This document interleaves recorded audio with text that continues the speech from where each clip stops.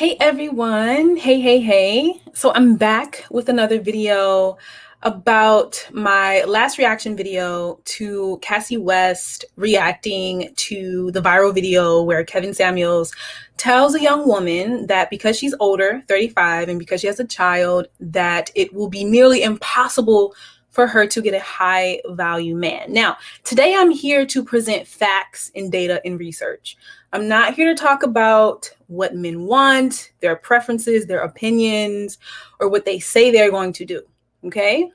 We are going to talk about what actually happens, what men actually do, who they actually marry, who high value men actually marry. Okay? All right, so let's get into it. Here is an article in a study from the Pew Research Center, which is a fact tank in Washington, D.C. Okay, like they don't produce opinions, they don't produce, projections, they record and document facts.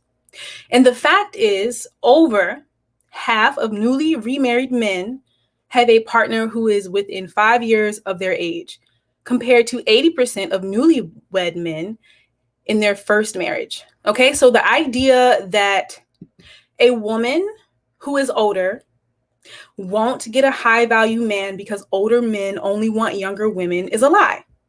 It's a lie. The research shows that that is a lie. Now, older men are more likely to marry younger women than older women, but still, over 50%, 57% of older men, of men in general, of all men, marry someone within 5 years of their age range. Okay? Now, so we've seen this. Now let's define the term high value. A high value man. So to a lot of people, a high value man is a rich man or a financially stable man. So I have another article that you should see here.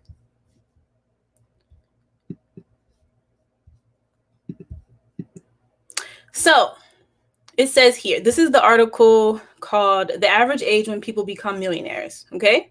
So we're going to go by millionaires. The average age, here we go. The average age when women become millionaires is slightly lower than the average age for men. Despite the persistent wage gap in the workforce, for women, the average age is 58 and a half years old, while for men, the age is 59 years old. So most high-value men are older men. Most high-value men are older men because most people, when they become high value, when they become millionaires, they are between the ages of 58 and 59. Okay? Keep this in mind. Most people, when they become high value, meaning when they hit $1 million, they are between the ages of 58 and 59. Now, let's start to think about when people usually begin to remarry, right? Because check out this. Check out this fact.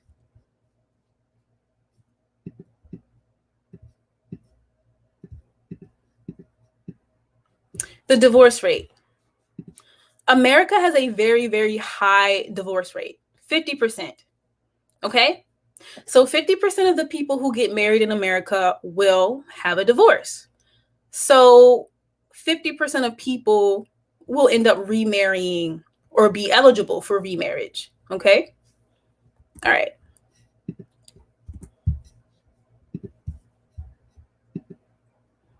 Now, this is the Pew Research Center. It is a nonpartisan fact tank that informs the public about the issues, attitudes, and trends shaping the world. Okay, so any data that comes from the Pew Research Center is reputable and really can't be debated with opinions and preferences. Okay, you can't compare facts and data with opinions and preferences of men. Okay, all right.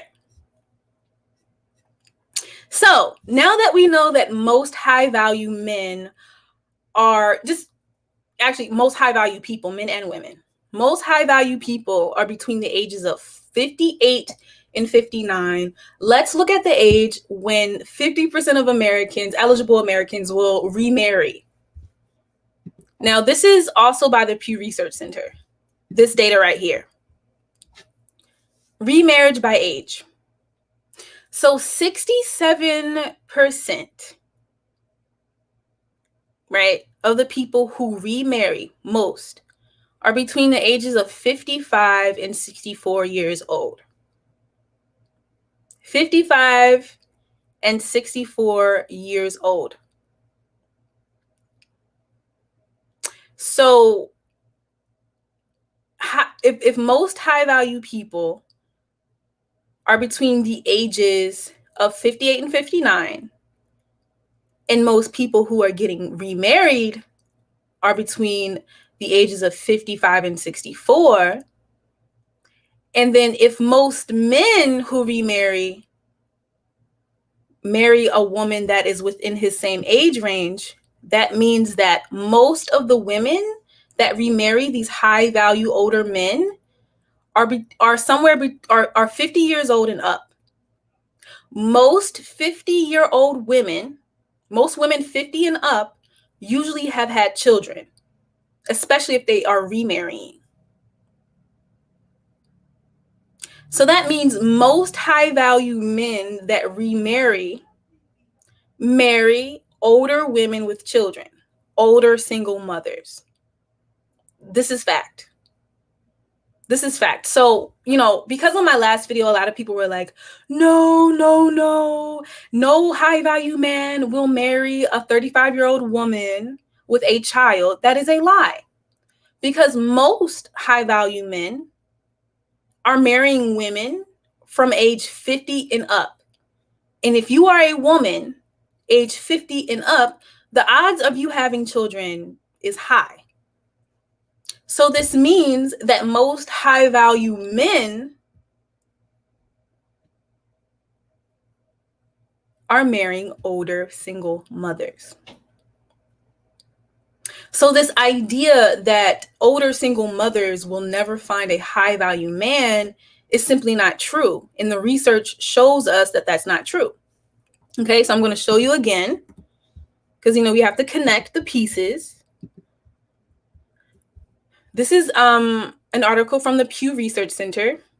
Okay, and it says here that over half, so 57% of newly remarried men have a partner who is within 5 years of their age, compared to 80% of newlywed men in their first marriage. Okay, so 57% of men marry women that are within their age range, 5 years within their age range. Okay, and then it even says here, the likelihood of having an older wife does not differ markedly for newlyweds in a first versus a subsequent marriage.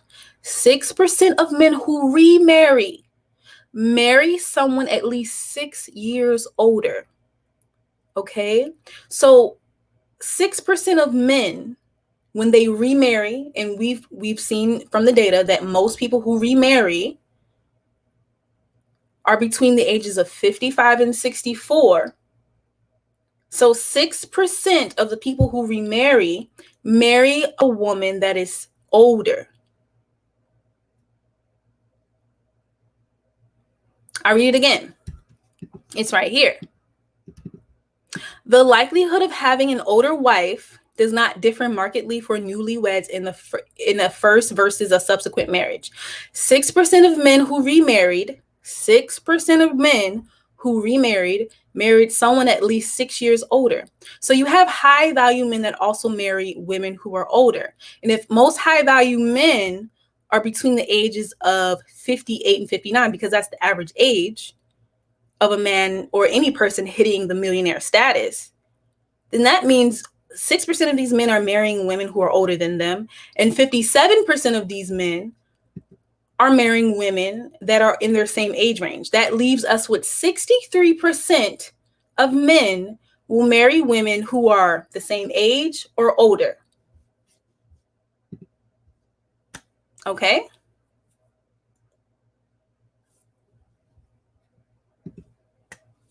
Oh, Radical, you want to hop on? You can hop on if you want. I'm just sharing facts, man. I'm just sharing facts because a lot of people are saying that, women who are older will not get a high value man. But most high value men are older. And most men, period, marry women within their same age range or older. So most high value men are not marrying younger women. 63% of men do not marry women who are younger than them. 63% of men marry women who are their same age or older. You have 57% of these men who marry women within their same age range, right here. 57% of men have a partner who is within 5 years of their age. Okay? And then you have 6% of men who remarry, married someone at least 6 years older. Okay? So this idea that high value men only want a younger woman is not true. It's just not true. And men can sit here and they can say, I would never date an older woman with a child, but the facts are the facts. The data is the data. Most high value men are dating and marrying women around their same age. Most men, period. And you have research from the Pew Research Center, which is a fact tank and not a think tank. It generates facts. Okay. All right. So I'm going to show this again. I'm going to show these facts and data. This is all I'm going to work with. Okay. Now, if we look at remarriage by age. Remarriage by age. This is also from the Pew Research Center.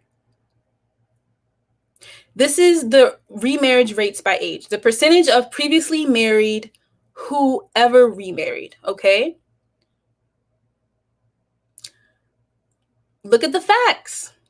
Guys, look at the facts. Most of the men who remarry are between the ages of 55 and 64. Okay? They are between the ages of 55, 55, and 64. Now, most high value men, meaning most men who finally hit that mark of having $1 million, most millionaires. Here's an article right here. The average age when people become millionaires. The average age when people become millionaires is 58 and a half years old to 59 years old. So most high value men are older men. Most high value men are older men. Most men marry women within their same age range or older. So if you tell a woman that she has no chance of getting a high value man because she's 35 years old and has a child, that is a lie. Most high value men are marrying women that are 50 and up and that have already have children. Because if most high value men are between the ages of 50, most high value people are between the ages of 58 and 59, and then most people marry someone within their age range or a little bit older, most men, then we can assume that the women that they are marrying are at least 50 years old and up. If a woman is 50 years old and older, if a woman is 50 years old and onward, that woman has a high likelihood of already having had children. So the fact is, most of these high value men that have $1 million are marrying women within their same age range. And a lot of these women already have children. So most high value men actually marry older women, older single mothers. So to tell that 35-year-old woman, because she's older, because she's 35, and because she has a child, she'll never get a high value man isn't true. The divorce rate in America is 50%. Half of all marriages that come into existence will end in a divorce. 50% of these marriages will end in a divorce. That leaves a large segment of the population that will remarry again. Okay? Here are facts. These are facts. These are facts. You can't debate facts with preferences. You can't debate facts with what men say they're going to do. Instead of looking at opinions, instead of looking at preferences, we need to look at what men are actually doing. Men can cry all they want. They will never marry a single mom. They will never marry a woman that's past 30. But men are doing it all the time. Men are marrying women that are past 30 all the time. If you want to look up this data, you can go to the Pew Research Center and get all of this data. So let's shut down the lies. Let's stop telling women that they'll never get married. Let's stop it. The data does not support that.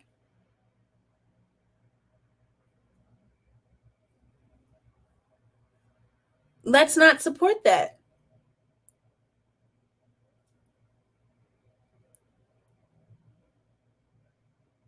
Okay? Let's not support that. Hey, Radical. Yo, what's going on? Hey, how you doing? I'm good. Just came from the gym right now. Did like 2 hours in there, and I'm like super tired right now. Oh, okay, cool. I mean, I had to do this video because you saw what happened on my last live. Okay, y'all, let me tell you what happened on my last live. Radical donated to me, and we had Dusty Trolls go into Radical's inbox because they were mad at him for donating to me. Yeah. Tell them, Radical. Tell Yeah, them. no, so I just I went into Universe's live, and I got there late too. And for what I was hearing, I was liking what she was saying. So I wanted to support her. So I sent her $5. I'm like, here you go. Boom. Thank you for the message. And I said something a little quirky and stupid in the message or whatever the case is. I guess I got people so triggered because of that. That they not only went to my page, but they ended up finding out my Instagram, handle and decided to DM me and stuff. So I was like, okay. And it was only 2 people, but still, those 2 people still, they were thinking just like most of the people most of the haters that were there, so. Definitely. So, I mean, it's just crazy. Like, when you say the truth, when you say that, no, like women over 35, like single mothers over 35 do have options. Like, they get upset. They get upset. I do. This is okay. So something I've never really mentioned or talked about, the whole Kevin Samuels thing. We're acting like this woman can't be upgraded. You know what I mean? We're acting like it's already a done deal. She is in the position that she's in, and it's over. You know what I mean? When that's not necessarily the case. A lot of women in that position, or even worse positions, could definitely be upgraded.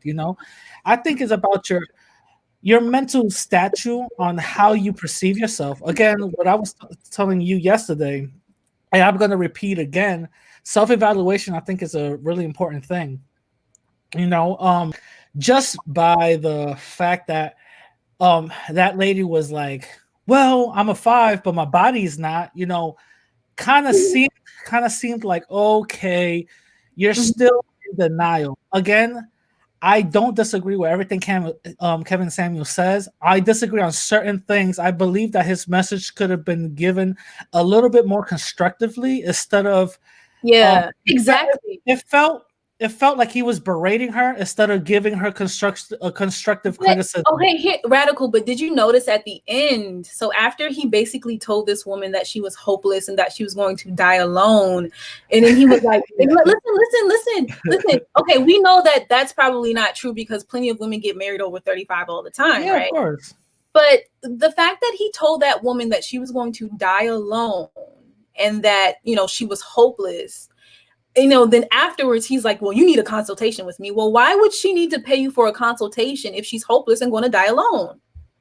Yeah. Why? Okay. So I seen that argument also. So okay, I'm gonna keep it real. Oh, shout out to One, two, four. 124 1 2. I don't know if that's your social. Please don't let it Thanks, be your social, man. thanks for the They're donation. giving you that euro money. Uh oh. She Giving me said, that she euro said, money. she said, judging by those stats, I have a very bright future ahead. Kevin is a hack and a wannabe alpha. Thank you all for the excellent content. You're very welcome. And I mean, like, Radical, were you here when I was reviewing the stats? No, I came in when I left that comment saying, "Oh, am I late?" So I don't know how far along. Where if you don't mind, not again, not trying to be disrespectful, but if you don't mind, can you just run down the stats, really, Yeah, really quickly, of course. Okay, let me show you. So let me show you the stats. All right. So here, so Oh, like, she got the receipts. yo, Oh, I got the receipt. Yo, Radical, you know how I do. yo, yo, You yo, know me. not gonna lie. I'm not gonna lie. Yo, people can say a lot about Universe. I'm not gonna lie. People can say a lot about Universe, but when she talks, she kind of backs it. I back that shit You up, know what I'm yo. I saying? back it up. Like, so people, this is what I hate, Radical. This is what I hate so much. I hate when people say things and they have nothing to back it up with, like Yeah, nothing. okay, They're yeah. just like, oh, I just see, oh, woo. They just like, oh, oh, woo, woo, woo, woo, woo, woo, and Yeah, nothing, yeah, no yeah. data, no facts, no research, no nothing. Yeah, yeah, yeah. Okay, so look, I'm gonna run down the facts for you. Okay. Okay. All right, and by the way, everyone should check out Radical Latino's channel. He's pretty factual too. He don't Yeah, play yeah, around. yeah. Oh, yeah, yeah, yeah. Please. Okay, so what I am rebuttaling today is the fact that a lot of men believe that no one will want an older single mother. Okay, but we Okay. have right here. This is data from the Pew Research Center. Okay. It says over half, 57% of newly remarried men have a partner who was within 5 years of their age, compared with 80% of newlywed men in their first marriage. So the vast majority of men end up marrying women that are in their same age range. Look at what it says in the bottom, though. The Right. likelihood of having an older wife does not differ for newlyweds in the first versus a substantial marriage of 6%. Exactly. Oh, So Radical, 63% of men who remarry will marry a woman who is six in years the same. older? So let me tell you. So if you add the 57% of men who marry women within their same age range, Yeah. and then you add the 6% of men who marry someone at least 6 years older, Yeah. that 63% of men either marry someone that's in their same age range or older. So 63% of men do not marry younger women. Yeah, it says it right here. Subsequent marriages, 6% of men who married someone at least 6 years older. Exactly. So this idea, this Um, idea that the majority of men marry younger women is not true. Now, okay, so this is men in general. Let me show you yeah, something else. Now, this whole talk about high value men, right? Because in yeah, the viral video, the man said that 35-year-old woman would never find a high value man because she's older and she has a child, right? yeah, yeah, yeah. Okay, let me show you how that's not true here. So it says, now when we think about high value men, we talk about men that got, financial stability, got some bread, right? Yeah, of course. So it says here, the average age when women become millionaires is slightly lower than the average age for men. Despite the persistent wage gap in the workforce, for women, the average age is 58 and a half years old, while for men, the age is 59. So most people, when they become millionaires, when they become the ultimate form of high value, they are between the ages of 58 and 59. Okay. Okay, Now let's look at the group of people who remarry the most. Okay. okay, The group of people who remarry the most. This is from the Pew Research Center. So it says here, remarriage by age, percentage of previously married who ever remarried. 67% of the people are who older. remarry are between the ages of 55 and 64. Mm, So, okay, so by definition, most of these high value men are older. yeah. So most Which makes sense because unfortunately men start getting their shit together. later on in their life, and men start actually acquiring assets later on in their life. Some people do it earlier, some people do it later. It really depends, but that does make a lot of sense. Yeah. I mean, and usually, I mean, like, it takes everyone time to build wealth. You know what I mean? Yeah.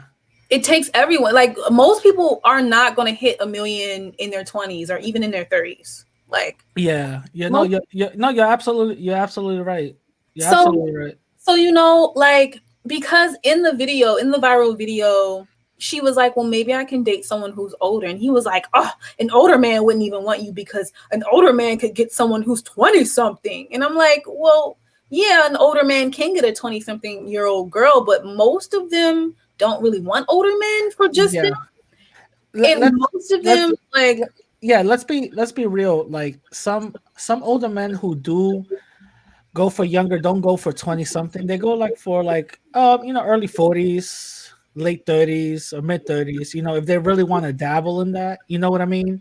mm-hmm, The older women who actually go for older men and actually they want to build something is very rare, but the women who do that are somewhat gold diggers. You know what I'm saying? yeah, They're looking out for something. So right. to be honest, I wouldn't brag about being a stepping stone to be used Mm-hmm, because oh, she's younger. Yeah, that's nothing to brag about. You know what I'm saying? It's like going overseas and bragging about something you just bought. Nah. But I do see somewhat his point, but also in the same time, that whole 25 thing is like, no, you know what I mean? Like that doesn't make sense. you know what? I mean, a lot of men are like, no, there's so many sugar babies. They date older men. Yeah, they do, but they're not dating the older men because they're genuinely interested. They're dating the older men to get that money, right? Like, they're not. Yeah, and I do want to also hit the point that I missed, that I did see this argument saying that if Kevin Samuels kind of went at her, but if she presents money, for his resources, he'll sing a different tune. You know what I mean?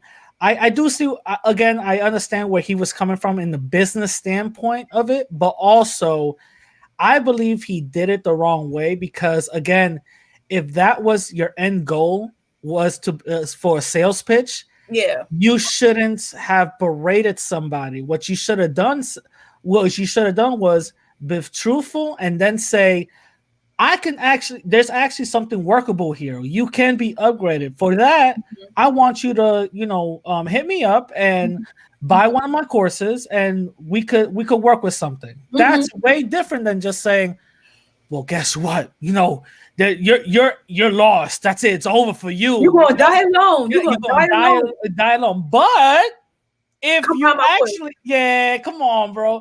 You it's I feel I'm gonna just keep it real. I feel that Kevin Samuels just felt some type of way, maybe because of how she approached it or whatever the case is, or I don't know what it was, but he felt some type of way about it. So that's the reason why he came off how he came off. Again, you could have reworded it a different way.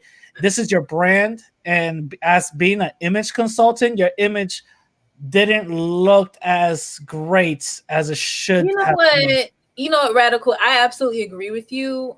I mean, it's just like I said before, like you said before, like, if the advice came off as more constructive, it wouldn't have shocked so many people, right? Like, because earlier in the interview, or from that clip where he like cussed her out, he was like, well, you don't know where these men are. Right then and there, he could have given some real advice. If he really wanted to help this woman, he could have given some Yeah. advice. He could have given some advice, said, hey, guess what? Well, wealthier men hang out at charities and galas. Yes. And you know what I mean? Yeah. You're absolutely right. That white woman that I think that you did yesterday, was it yesterday or the day before yesterday? Day before yesterday. Yeah. That white woman, she was giving some good advice. She said, Mhm. changing your zip code on Tinder, actually helps you get high value men around the area. That's great advice. Absolutely right. we live in the 21st century. We live in the era of technology. Technology is improving and evolving each and every day. It's one of the most evolving, parts of the economic form that's evolving literally less than 5 years. You know what I mean? Mhm. It's actually evolving every year to 2 years. So using that to your advantage is a big plus. We got Instagram, we got Snapchat, we got Twitter. You feel what I'm saying? So Mhm. it's not that hard to find men out here who are in that type of status. You just got to put yourself in those type of circles. You feel what I'm Definitely. saying? Definitely. And like this idea that they only want someone who's 25 and under, like a lot of these, so like from the stats, like from this right here, it says that most millionaires, most people, when they finally hit 1 million, they're 58 to 59. Like most 59-year-olds ain't really in no 25-year-old face. Like, and if they are, they have to worry about people looking at them crazy, like, ooh, maybe that's a escort. You know what I'm saying? Because it's Yeah. like if you 59 and she 23, people looking at y'all a little crazy. Yeah, like okay, I understand biologically why men would, seek Mm-hmm. someone younger biologically, yeah, because for men, we have a reproductive, clock or whatever the case is, and we want to reproduce with the youngest, most fertile female. Yes, Mm-hmm. but in all cases or certain cases, that's not the case. That's why certain men at a certain age, 50, they go 10, maybe 15 years younger than that. Right, They don't exactly. they don't go to 19 or 20 or 21. That 30, that's a 30. little wild, you know what I Yeah, mean? yeah. Talking about 25-year-old women he's beating off with a stick. I care to say, I'm gonna say it. I want to actually see these 25-year-olds, because if he's talking about beating them off with a stick, then Where they at? I don't think that they're the most attractive 25-year-olds out here. You know what I mean? Like, Because an attractive 25-year-old could literally have anyone. You understand? well, yeah, that's the thing. Hey, Purple Lover. Hi. Hi, ma'am. Yo, what's up? Hey, troublemaker radical. Yeah, what's going on? What's up? Always good to see you. I May see, I I see my, subscribe? I see my reputation precedes me. Uh-huh. Yes. So I somebody subscribe to else you, by the way. Oh, somebody thank you, I'm thank you, sorry. thank you. Hmm. Are you gonna come on my live later on tonight? what I'll be time is happy to join. oh All right, cool. Because I'm gonna be talking about our Americanized women too high maintenance. So if interesting. you guys want to bring in your point of views on the convo, let me know. I'd Definitely be come happy on to. in.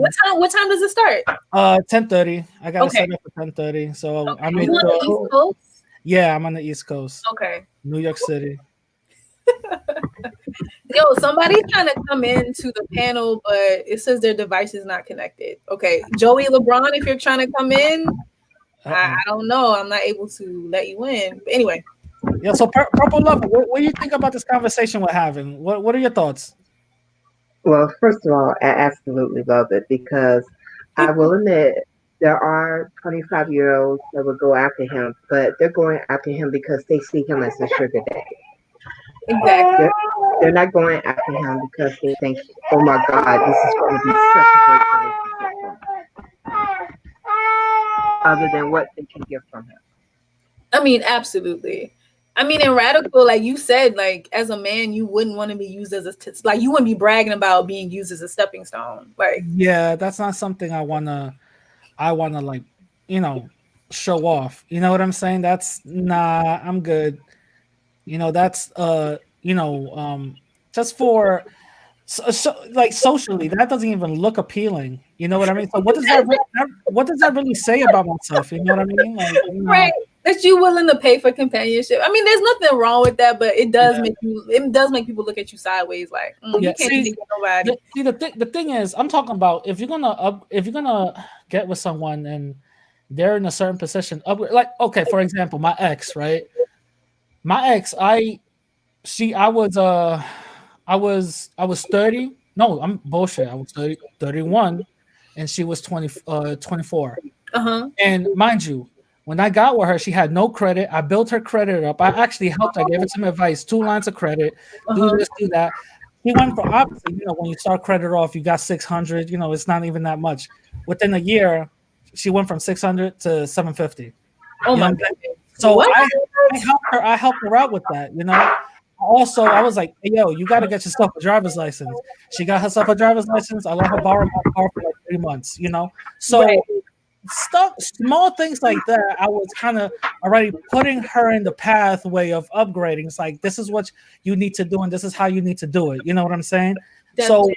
So small things like that. And mind you, I don't mind either putting some people on or helping them out or helping my significant other out to better themselves with or without me. You know what I mean? So when it comes to things like that, I feel like people should definitely, see that as an opportunity. Good job, Rat. Stupid. Princess. Hey, princess. They should see that as an opportunity to, like, okay, I'm in a certain position. Okay, this person is telling me I'm average at best. Am I workable? If that person says you are workable, okay, give me the steps to actually do that. Because let's be honest, financially, she's already in a good position, but she's not in a good position mentally. She's not in a good position socially. So if we want to talk about upgrade, okay, let's go away from your bad habits. Let's be honest, that woman does have bad habits by her choice of men, and the fact that she even saw herself as a 5 raises a lot of questions to, okay, let's really explore what is going on mentally with yourself. You know what I mean? Definitely. Yeah. I mean, but here's the thing. I do agree that she has her own personal issues to work with.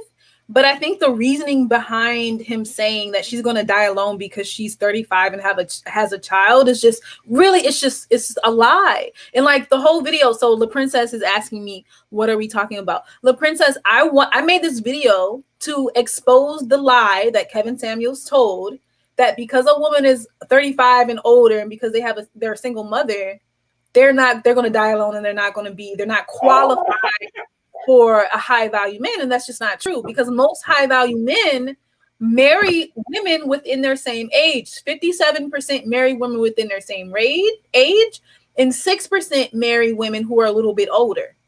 So that's just not true. Like, after you 30, life don't end. Like, it's like you got 48-year-olds getting married. Like, it's ridiculous. But I will tell you, I did agree with that part of it, and I'll tell you why. Until she gets her mind together, she's going to miss out, because she's going to pick out those men who would be willing to interact with her on that level. Because we have to consider the source. She approached him for a reason, because she sees those type of men as the type of men she should be pursuing. That in and of itself is a problem.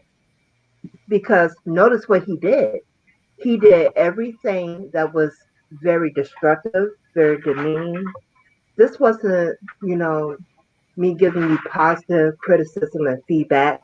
This was somebody who allowed her to stay on his program and bashed her, because first of all, he had an attitude about the fact that she was calling in off topic. So he was already pissed about that to begin with. And then you see her not be able to read the temperature of the room and not realize where her presence really wasn't wanted. I apologize for the background noise.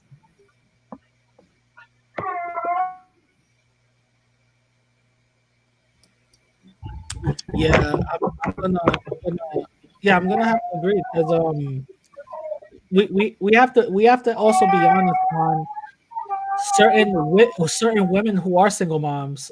Sometimes we have to keep it real. Sometimes some of these single moms are single for a reason. You know what I mean? No, that's true. We have to keep it real about that, and also we have to keep it real on the men that they choose to have babies with. Sometimes they ain't shit either. You know what I mean? So it's a perpetual cycle of just hurt with hurt with hurt with hurt with hurt, dysfunction. You know, when you're a person that comes out of a dysfunctional environment, it's, you know, it's going to happen that you're going to seek subconsciously, and you're going to get attracted to, you know, messed up people, you know, really dysfunctional people, and this is social science, you know, so it does happen. Right, but like you said before, Radical, you know, people were acting like that woman couldn't be upgraded, You're right? right. Yeah, you're right. She could fix it up. Like, yeah, she could everybody can listen. Every man and woman can be upgraded. It takes just two things. You have to be receptive to the upgrade. You can't just say, "Okay, I want to upgrade," and every little thing that comes along with the upgrade, you're like, "No, no, no, no." You know, you got to be receptive to it, and also be realistic. Okay, I want to change the way I think and see and seek men. How am I going to do that? This is how I'm going to do that. Boom, boom, boom, boom, boom. You know? Right. So we have a new guest, Irv Dablitz. Hello. Would you like to say something? You're on the panel. Yo. Is this mic working? Would you like to say something? Like, you might not realize he's muted. Okay. He's not muted. I'd like to ask a question. Okay, go ahead, bro. Go ahead.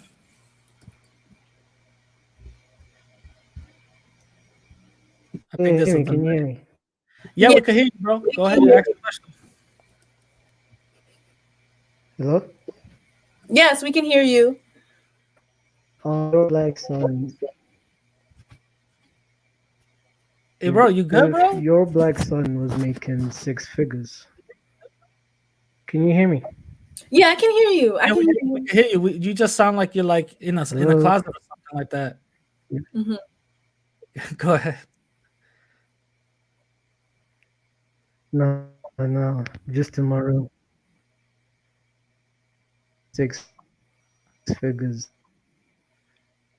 Like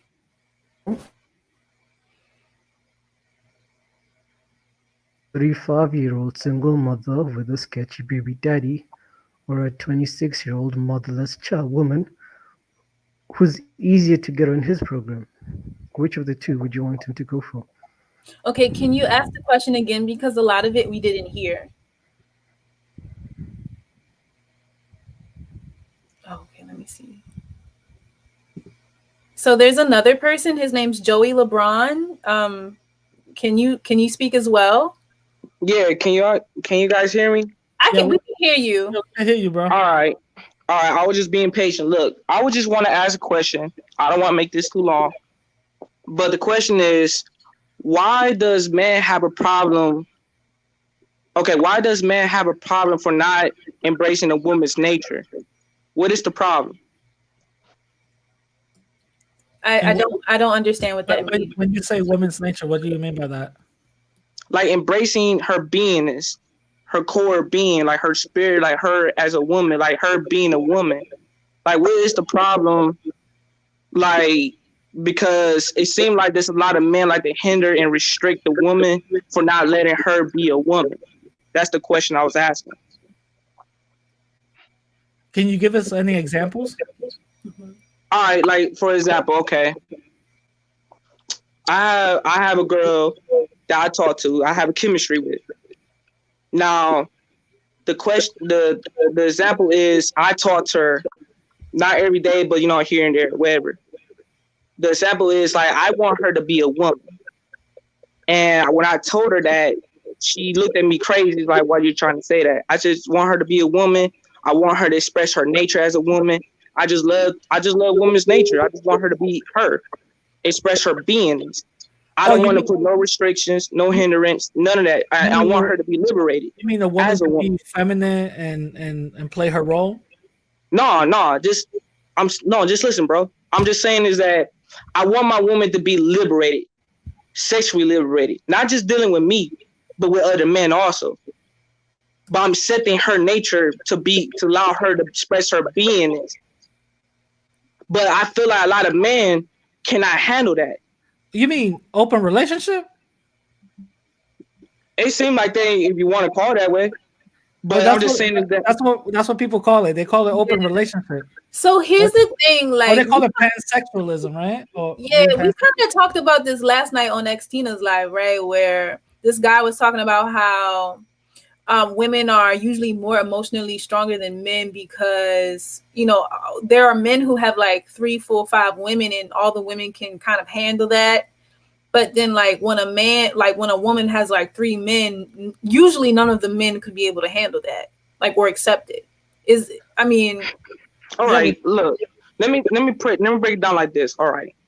My mom is a prostitute. Okay. My mom, I got family members who are prostitutes. Okay. And I witnessed a lot, seen a lot. Where are you from? Which city are you in? I'm from Cleveland, Ohio. Okay. I'm not. I was just raised here, but I'm from Puerto Rico. Oh, okay. Okay. Yeah. But look, all I'm saying is this. My mom is a prostitute. I got family members who are prostitutes. I was born into to see the lifestyle since I was born. I don't know my father. Recently, my father died since this October 23rd. The thing is, what I really want out the woman is to be a woman. And I want her to be sexually liberated. I want her to be liberated because I seen too much in my whole life. Yeah. You get what I'm saying? And I seen men restrict the woman and hindering her for not allowing her to express her sexual nature. So not allowing. So Joey, I really appreciate. I really appreciate your contribution to this conversation. Actually, you know, in a couple of lives ago, I presented a research paper called "Male Sexual Aggression Towards Women," and it talks about how it's like an evolutionary biology trait for men to attempt to control and constrain a woman's sexuality because it's a reproductive strategy. It's a way for a man to know that he has the highest chance of having offspring with that woman and not some other man. So I thought, you know, that was interesting to read.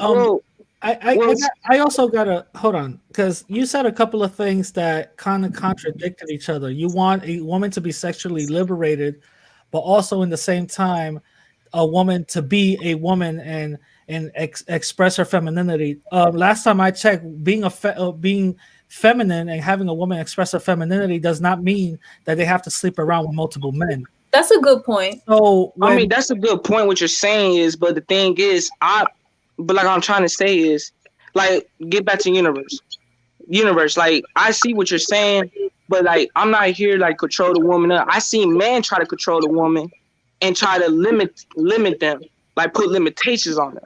But that's different from what you're saying. But even though, but I'm not controlling though. That's the thing. I'm saying I'm allowing a woman to be her. Like I want her to be herself. Joey, I understand that, but the thing is, when you're in a relationship, you're not supposed to control nobody. You're not supposed to. No, who says that though? Hold on, wait. I'm just saying you don't have to control nobody. And the thing is, being in a relationship does not mean that okay, it's all right. You could go sleep around. If you're into that, then that's cool. But the thing is, part of being a female and being, you know, feminine has nothing to do with sleeping around with multiple people and also expressing their femininity. It doesn't correlate. It doesn't go hand in hand. But I'm gonna have to disagree though, because I feel like a lot of females not being a woman out here. There's a lot of females are unsatisfied, you know, internally. But being a woman and sleeping around with multiple people does not correlate. It's not. Okay, I see what you're saying is, but the thing is, like I said, listen, I don't discriminate or disrespect or mistreat any woman. I would never disrespect calling them how like a lot of squares and simps like to call a woman a whore, thought, hoe, and slut. I don't disrespect that. Yeah. You know, I don't honor that. The thing is, I just want my woman to express who she is, what she's biologically she was designed to be. Yeah. And you know, that's something that I love to do. You're right. And I'm perfectly fine. I'm perfectly fine if my woman has sex with Michael B. Jordan, or her favorite celebrity. I'm just being honest with you. Yeah. No, I feel you, but again, a woman expressing her femininity or expressing her womanness, how you're describing it, has nothing to do with that. You could literally, I'm cracking to put my tickets out, man. she could literally express it many different ways. She could literally express it in other ways. You know, it has nothing to, because I feel like you're conflating a couple of things, you know, that happens, you know, that you've seen personally and experienced personally into what femininity is supposed to be. And I don't think it goes hand in hand. You know what I'm saying? But I see your point of view, bro. I respect that, Radical. I respect that. But the thing is, my point of view is, like I said, like my mom is a prostitute. And I don't have nothing against prostitution or the lifestyle except in the game. You get what I'm saying? Yeah. But listen, I'm just saying, just like I'm not here to hold shame. Listen, get it how you live. You know what I'm saying? Get it how you live. I've never been a component to put a woman down for what she's doing. Listen, get it how you live. You know, it is a lot of people out here do things that they're not so proud of, or they are proud of it, just to get ends meet. You know what I'm saying? Do what you gotta do. You know, back in the day, I used to run the streets and do little, you know, BS. I was a little dusty. I'm not gonna lie. I was living a little dusty lifestyle, you know, but I was, you know, just in order to get money. Everybody does what they need to do in order to get money. I'm not hoe shaming. The thing is, when people have certain experiences in their life and they try to have this ideology where they say femininity is okay to sleep around, that's a little wild. Okay, so you know what I really want to say, like, between this dialogue between Joey and Radical. So again, I'm going back to that article because I think that article was really, really interesting. And again, it was written by evolutionary biologists, right? In the article, it talks, so Radical is challenging Joey's idea of femininity, right? And Joey is challenging Radical's idea of femininity. Yeah. So I encourage you both to think of things structurally and institutionally, right? So, for example, before patriarchy and before men were able to easily control female bodies with policies, with laws, with marriage, women in femininity were seen as something dirty and impure. True. because a lot of times women could sleep with this man, sleep with her husband, sleep with that man, and there were no legal consequences. There were no like stonings because of adultery. There was none of that, right? So a lot of times women would get in the way of two male friends, and they would cause a lot of conflicts and envy between men. True. Okay. Now, when patriarchy came about, it was a way for men to more easily band together and control women so that women weren't able to sow the seeds of envy and conflict between men who are supposed to be brothers. Okay. So in that, before patriarchy, femininity was seen as what Joey is describing. And then after patriarchy, femininity is seen as something as pure and untouched, something that Radical is describing. So I just want you guys to know that none of your opinions are wrong. It's just the context matters. Yeah, I see where you're coming from. I see what you're saying. I'm sorry to interrupt. I mean, the thing is, I just love my woman to be a woman. Like, it's just, you know, expressing her beingness. Because I got a girl, you know what I'm saying? She recently had sex with 2 dudes. I haven't had sex with her a whole year. You know, because, you know, I have a lot of self-control about myself. The thing is, a lot of men don't have a lot of self-control about themselves because they're weak. They have a tender dick. Like, they weak for the yoni. And when I mean by the yoni, I'm talking about the woman's womb. Because that's how a woman controls a man, by a woman just using her womb to get what she wants. And I'm not saying I'm against it. I actually embrace it because I go based by nature. It's like hyenas. You got a lot of dudes in this society that act like hyenas, and they controlled by the female. And if you look at the hyena pack, who's the leader of the pack? The female. She's, you know what I'm saying? The female dominates the male. Yeah, and that's how reality is. I'm gonna have to ask you something. How come you haven't had sex with your girlfriend in a year?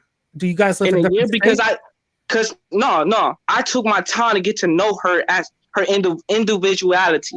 I took my time to get to know her because I want more than just sex. Like, I don't value sex. At 16 years old, after my 4th body, I realized sex was not enough for me.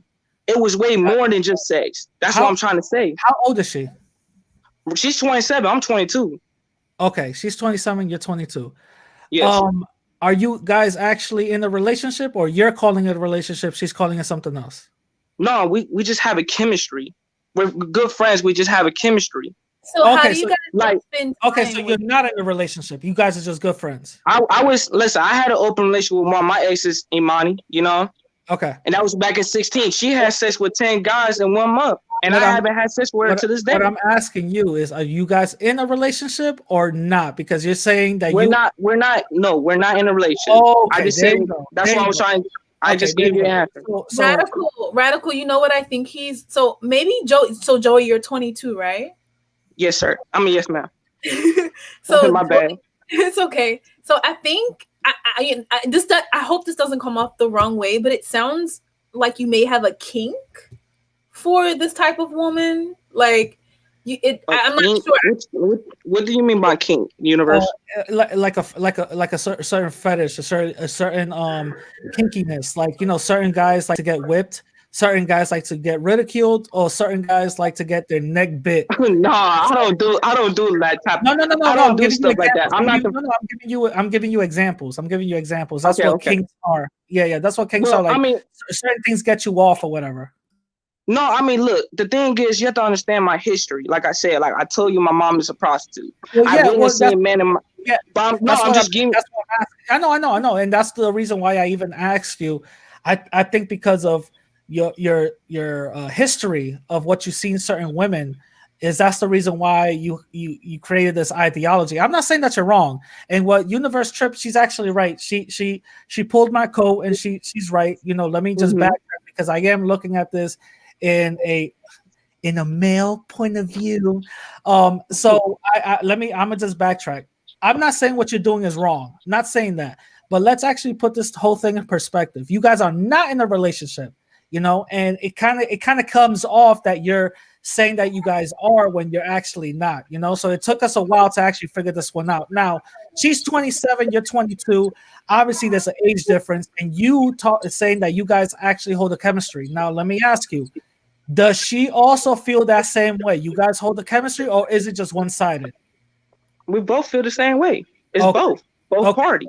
Okay, cool. Now let me ask you, what is holding you back for actually you know, having intercourse with her, but besides the chemistry? Well, like I said, you know, like you know, basically what's holding me back is like she haven't earned my sexual energy yet. You know what I'm saying? Got it. Okay. That's the thing. Like, you know, I don't give my sexual energy for free like that. Gotcha. Okay. That's what I'm saying. But like with dealing with her for a whole year, like she recently had sex with her ex. She had sex.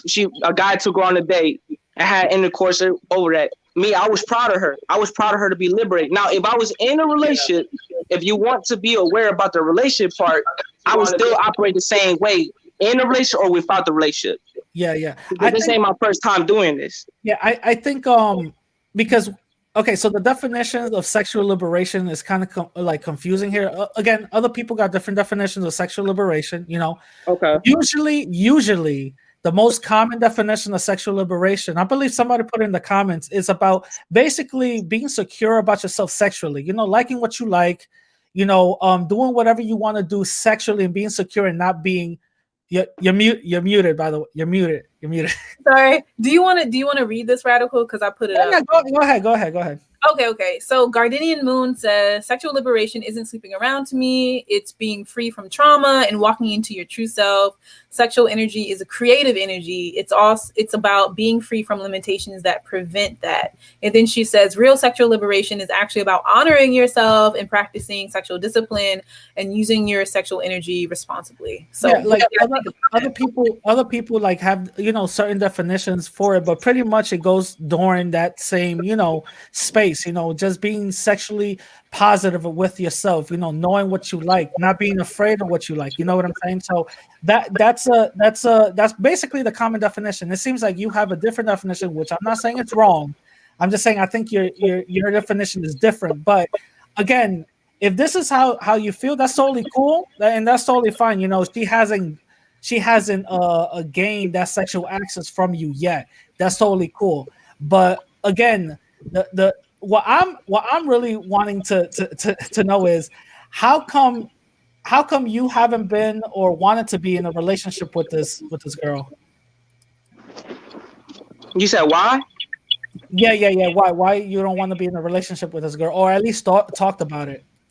I mean, we did talk about it. I just feel like we're not just compatible. That's why we start, because when we got to know each other more deeper and deeper, because I took my time with the girl, and there were certain things that I can't see myself being compatible with her. So me and her make a deal like, okay, let's be good friends and have a great chemistry, because me and her have chemistry. The difference is there's not a lot of men that she has who you want to call options that can handle her.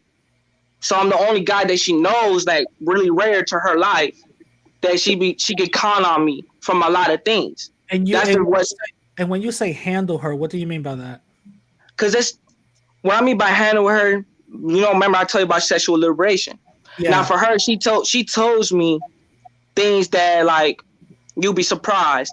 Like she want threesome, not just with me, but with other guys. Yeah. But a lot of the average Joe don't have that type of access to get out the woman. They don't got the for example, like they like to call it the dark side about the woman, her fantasies and stuff. Yeah. She shared her fantasies with me. Now I'm not saying I fulfilled it, but I told her like, look, baby girl, you can find somebody who can provide that for you, but I'm here to support you and take you there. Like for example, hold on, Radical. Like for example. Hold on, let me say this. Like, for example, if I do decide to have sex with her today, right? And I got done having sex with her, then after that, I'll tell her, like, do you got any man that you know that you could contact with, I could drop you off to? I could literally drop her off to Tyrone's house while Tyrone could dig her down, too. You know what I'm saying? The thing is, there's not a lot of men can do that. Yeah. Because they insecure within themselves. Gotcha. That's what I'm trying to say. Gotcha. The thing is, I'm not insecure like that. Gotcha. The thing is, I just want my woman to be, because there's a lot of females that I witnessed in my lifetime. I can't speak for y'all, but I can speak for myself.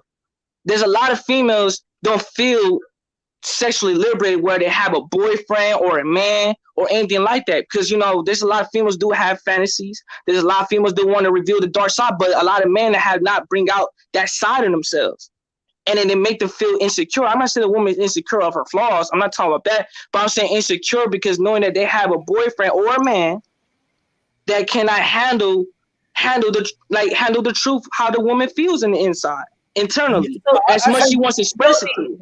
I have a question, Joey. Is the girl that you are talking about, is she also a sex worker?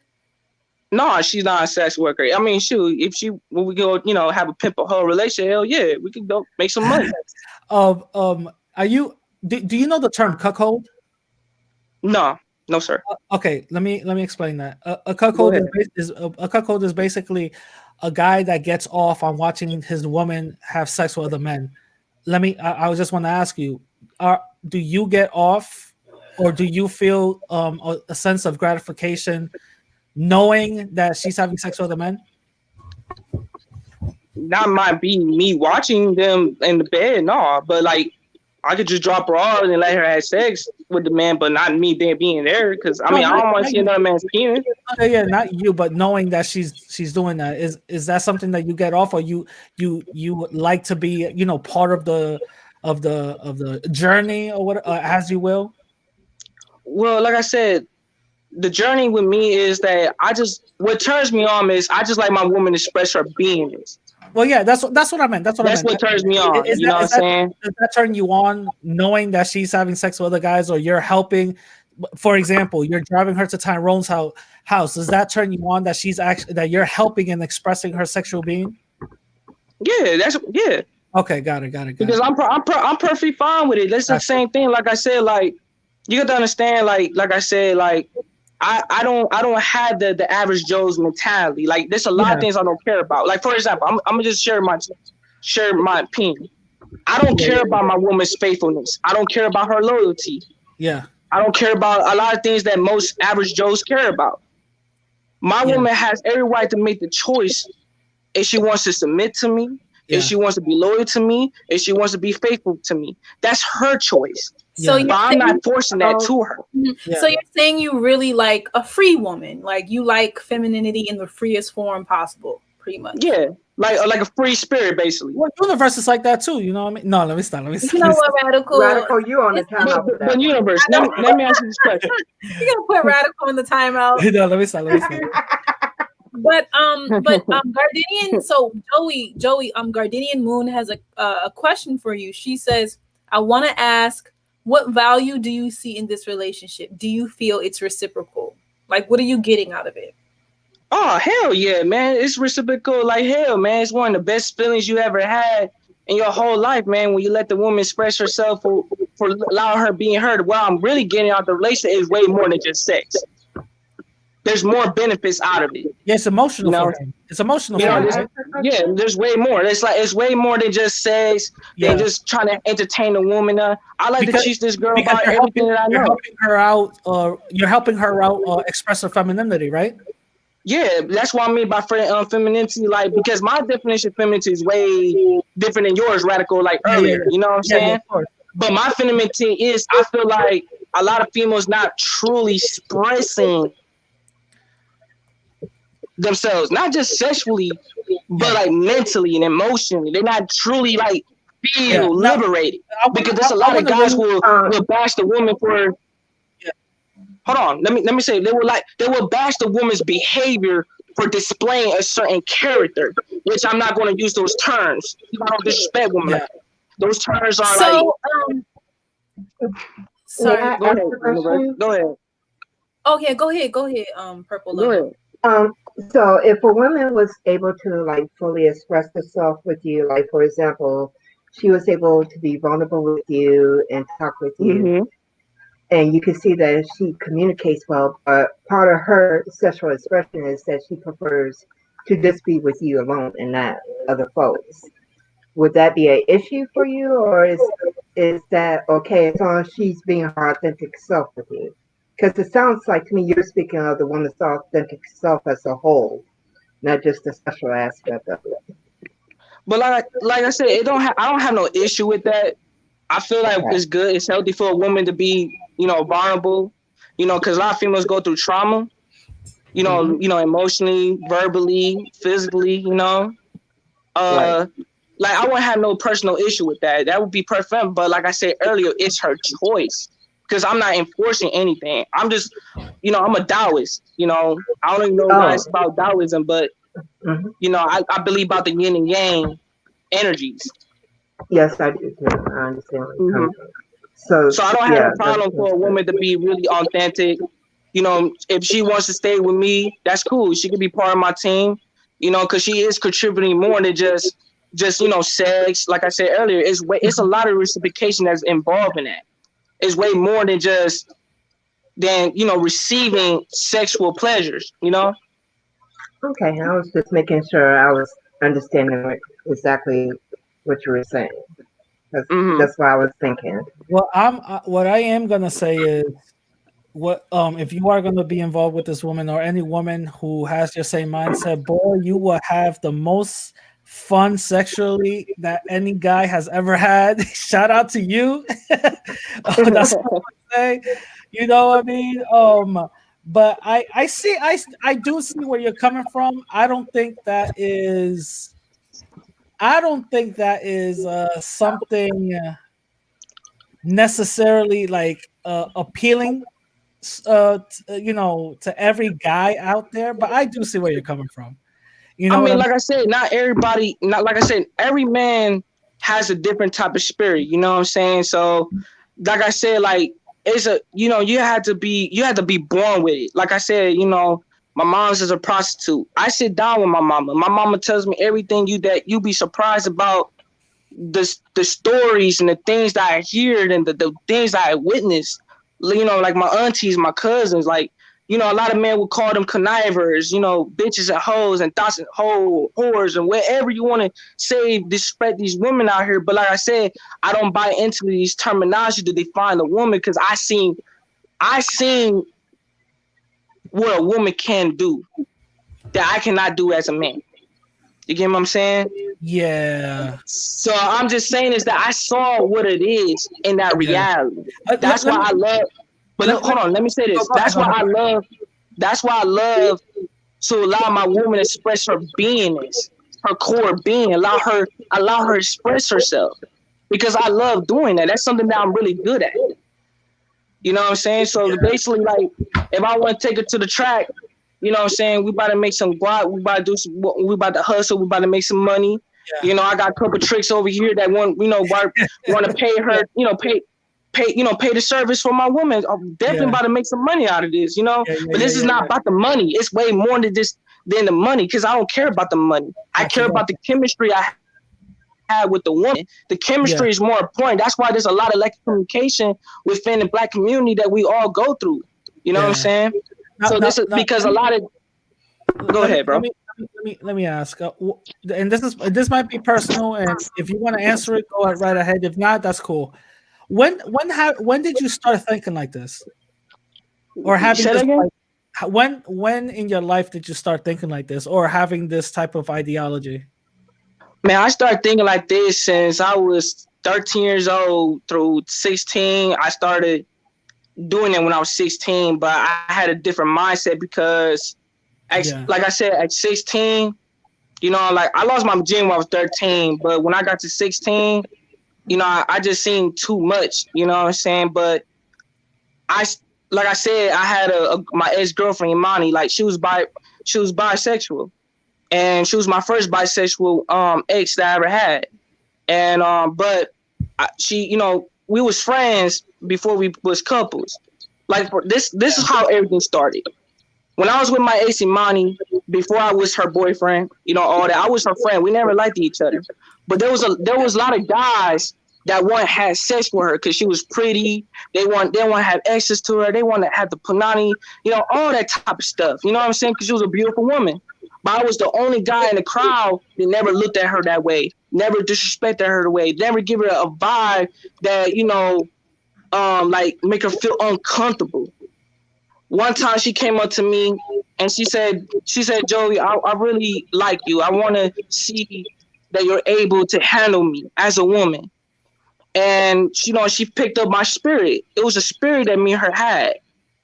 When I got in a relationship with her, it was my first open relationship with her. She told me the rules. I asked her, what is the rules in the open? She said, Joey, you got one rule, is communication with me and don't get caught up what she's doing.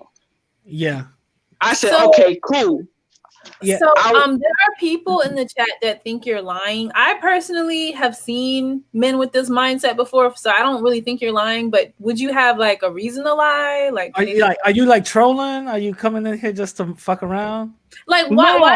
I don't know what y'all think like that. No, I just came here to ask the question because I know y'all talking about Kevin Samuels, and I feel like that, you know, I just feel like a lot of men not allowing a woman to be a woman, and I just feel the type of way because I'm tired of a lot of men disrespecting, denigrating, and degrading the female for so many reasons.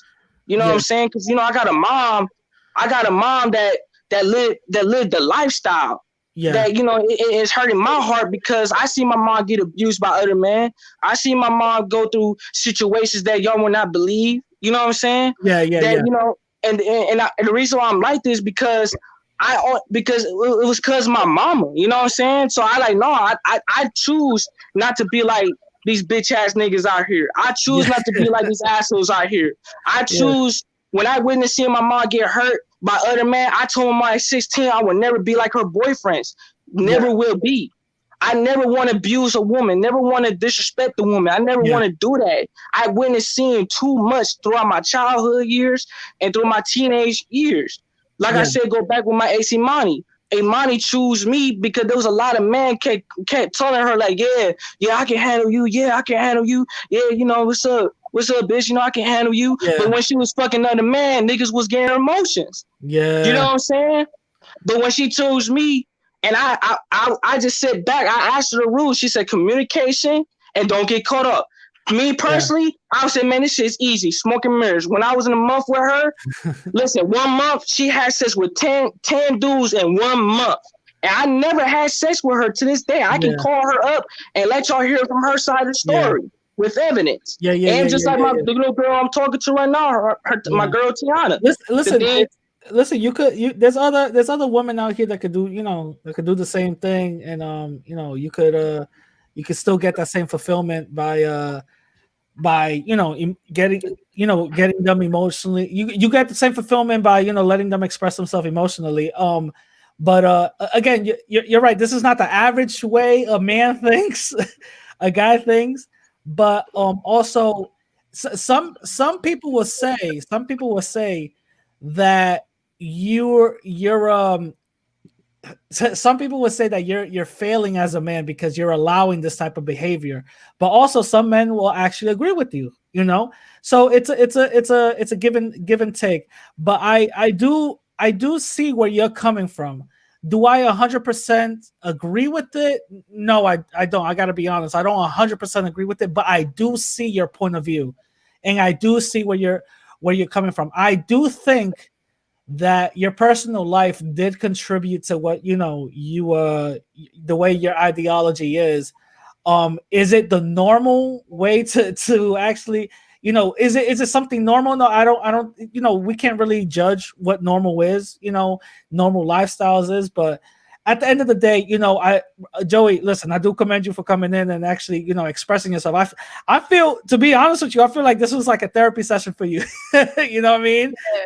To like, so, I mean, but I really want to ask you. So there's another question from Princess, but I personally want to ask, like, what about this live stream encourage you to share that perspective, on women? Because you said something about how a lot of the Kevin Samuels followers are trying to control women. Is that? No, I just disagree about what Kevin Samuel said to the girl. Say she's gonna die alone because, like I said, like my mom, she's older, she ain't had no man. So it kind of affected me in a way, like, that's fucked up what you just saying to me. But, I'm saying, I feel like this is a square world. Like, people in the square world, they have these limitations on females. Like, man, in the square world, like squares, dudes had limitations on a woman. Say, oh, you can't do this, you can't do that. You need to listen to God's word. You need to do this, you need to do that. You cannot be talking to another man, da da da. You know what I'm saying? Like, my auntie was married to her, her husband for 15 years, and he was strict on her so over years. And after he died, of course, she cried and vulnerable about it. But in my eyes, she feel liberated, like she feel free, like she don't have to listen to the dude's, instructions because he was following her everywhere she go because he was insecure. Right. He feel like another man can take her away from her. Right. I think that's a great point. And one thing I wanted to say is that a lot of on my last reaction video about the Cassie West reaction to Kevin Samuels, a lot of the men were like, Universe, you're not married. I'm like, if I wanted to be married, I would be married. Like, just kind of expanding on what Joey is saying, I myself have seen marriage as kind of like a restriction. And if you look at the history of marriage, marriage, treated women as property. Like when a man married a woman, that woman became that man's property. How it should be. No, it's a joke. No, I don't believe a woman should be a man's property. But in this whole, like, Kevin Samuels followers and his sphere, a lot of these men are like, oh, well, if she ain't married, then she ain't doing right. Like, she's not accomplishing. But it's like, yo, that's like, I see it as somewhat as slavery because of the history of marriage. The history of marriage deemed women as property. And I definitely agree. Mm-hmm. I do want to say one thing. I think, and this is just my opinion, I think the way you perceive traditional relationships, I think you've seen bad examples.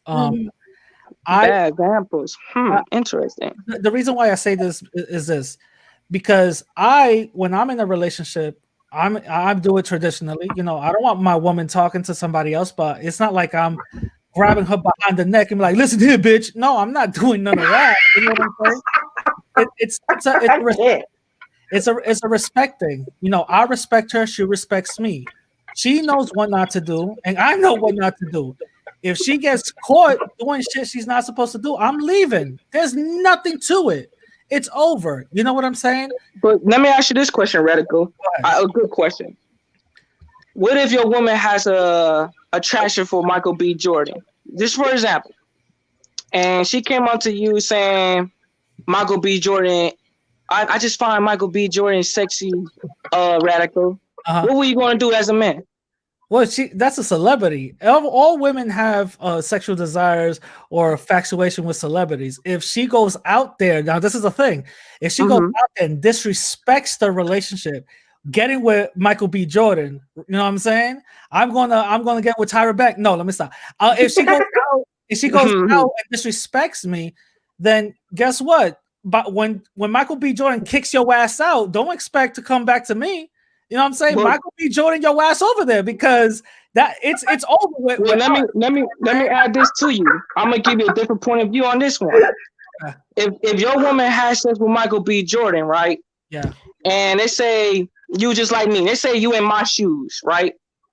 And they say you got my type of spirit. And she came and she had sex with Michael B. Jordan. And she came back and say, "Babe, Radical, man, I thought Michael B. Jordan dick me down right, but his dick was not good enough." You know what I'm saying? But you know, you over here looking like, okay, cool. I said, is you okay? Or you feel satisfied? She's like, no, I don't feel satisfied. I should never fuck him in the first place. I just thought he was sexy on the outside, but when I fucked him, you know, it wasn't good. The first thing we're gonna do is get some money in TMZ. That's one. Two. Get some on TMZ. Okay. Best believe we ain't gonna be together. But this is just me talking because. But your girl, but listen, your girl still respects you. She's still loyal to you.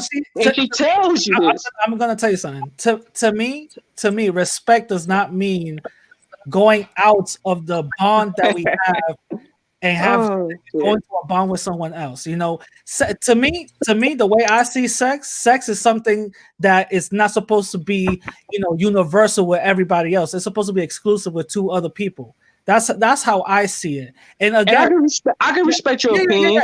And again, I definitely respect that. But I'm gonna hit you this line. Wait, hold on, wait. Before you do, and again, I'm not saying that I'm restricting somebody or I'm telling this woman that, well, you know, you can't go out without my permission and all this other craziness. You know what I'm saying? I need to know everywhere you at. Put your location on. I'm not doing none of that, you know, because at the end of the day, she knows what to do and what not to do. If she respects this relationship, then it's all gravy. If she does not respect this relationship and she just steps out, then I'm not going to be nowhere near her again. It's over.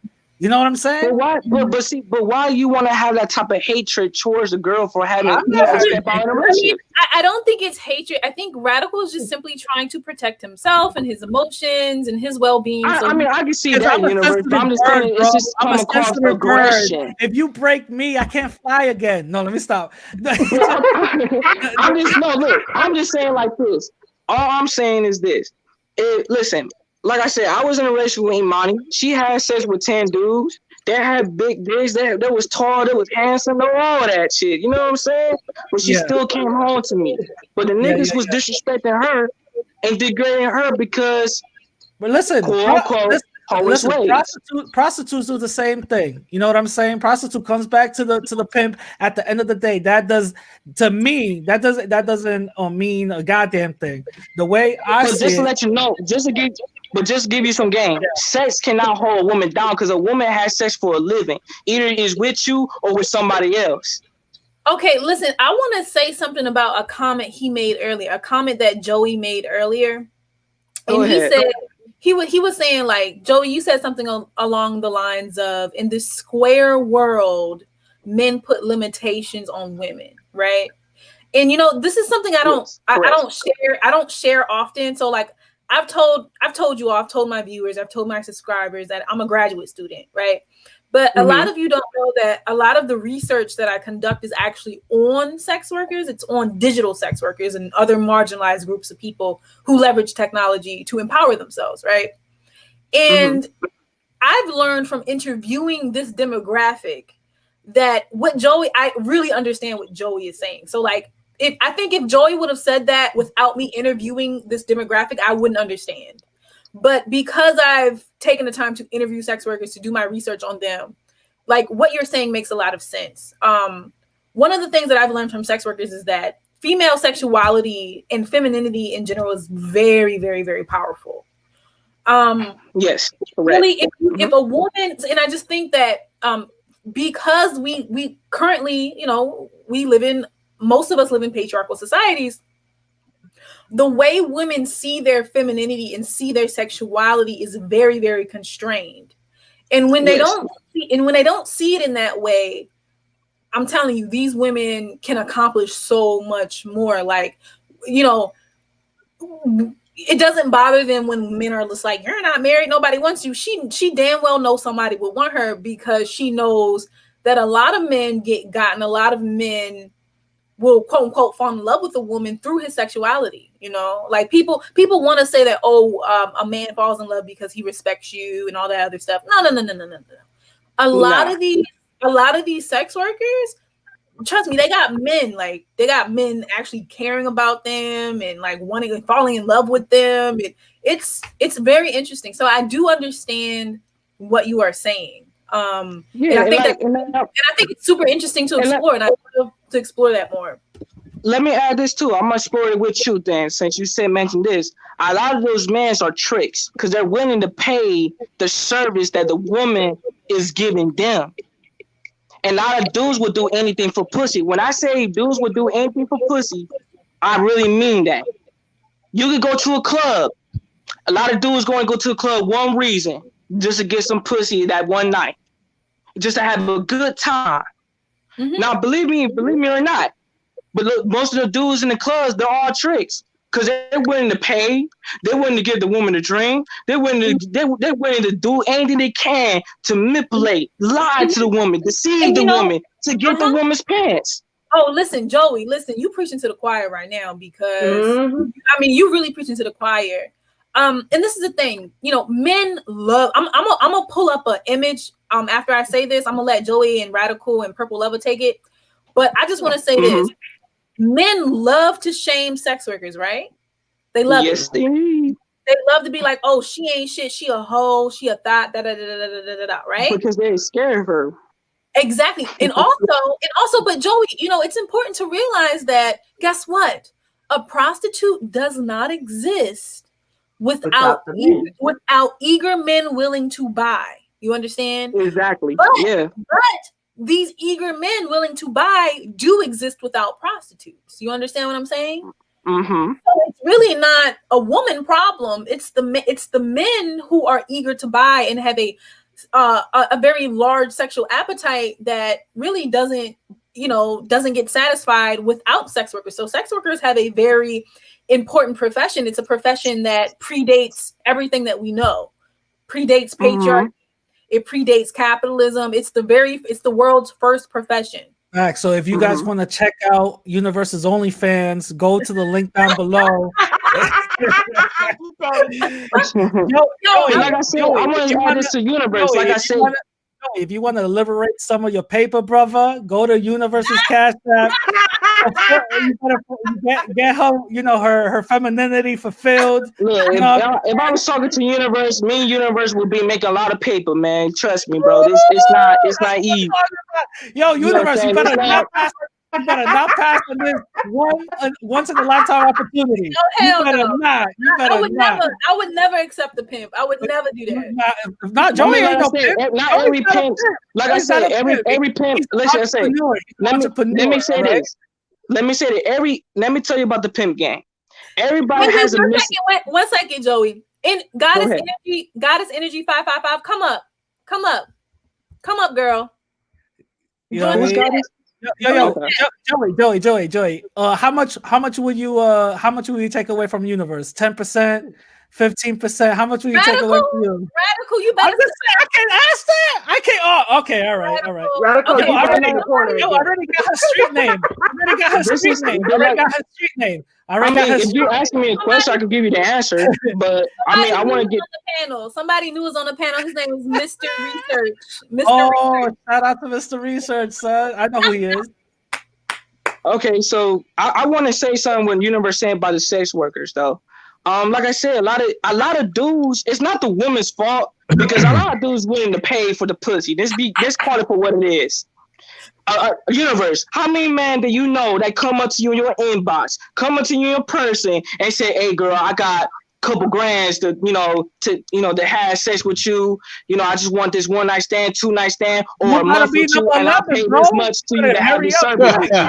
So here's the so Joey. So Joey, that is true. This is real life situation. Joey, let me tell you something. So yesterday, Radical was on the live with me yesterday on Xtina's channel.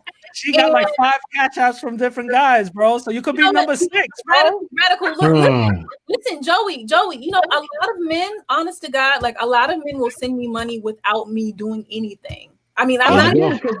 Exactly. If you got game. I'm not bragging, but I'm just saying, like, a lot of men, they don't approach me like they're not like, "Oh yeah, I'm gonna pay you for something in exchange." They're like, "Wow, like I'm really feeling you. Here's an offering." You understand? So yeah, and listen, I'm just letting you know something. There's a reason why she calls herself UniverseTrip, because her joint is out of the world. But no, Universe is right because, like I say, Universe is an attractive woman. There's a lot of dudes are willing to give her for a lot of money just because she don't have to have sex with it. All a trick nigga gotta do is come up to her and say, "Hey, girl, you're pretty. Let me give you $300, bam, or 1,000, or 90 grand." And that's the truth. They willing to pay her. They willing to give her the money just because she's attractive. I mean, it was not her fault. It was never was her fault. Imagine she was wearing some low cut shit. What? From donations. Radical, you back in the corner again. Y'all know what I'm gonna do? Y'all know what I'm gonna start doing? You know what I'm gonna start doing on YouTube? You know what I'm gonna start doing on YouTube? What's up? I'm gonna start doing bikini try-on hauls and lingerie try-on hauls. See if this stuff. I'm just joking. I'm just saying, Universe. I'm telling you this.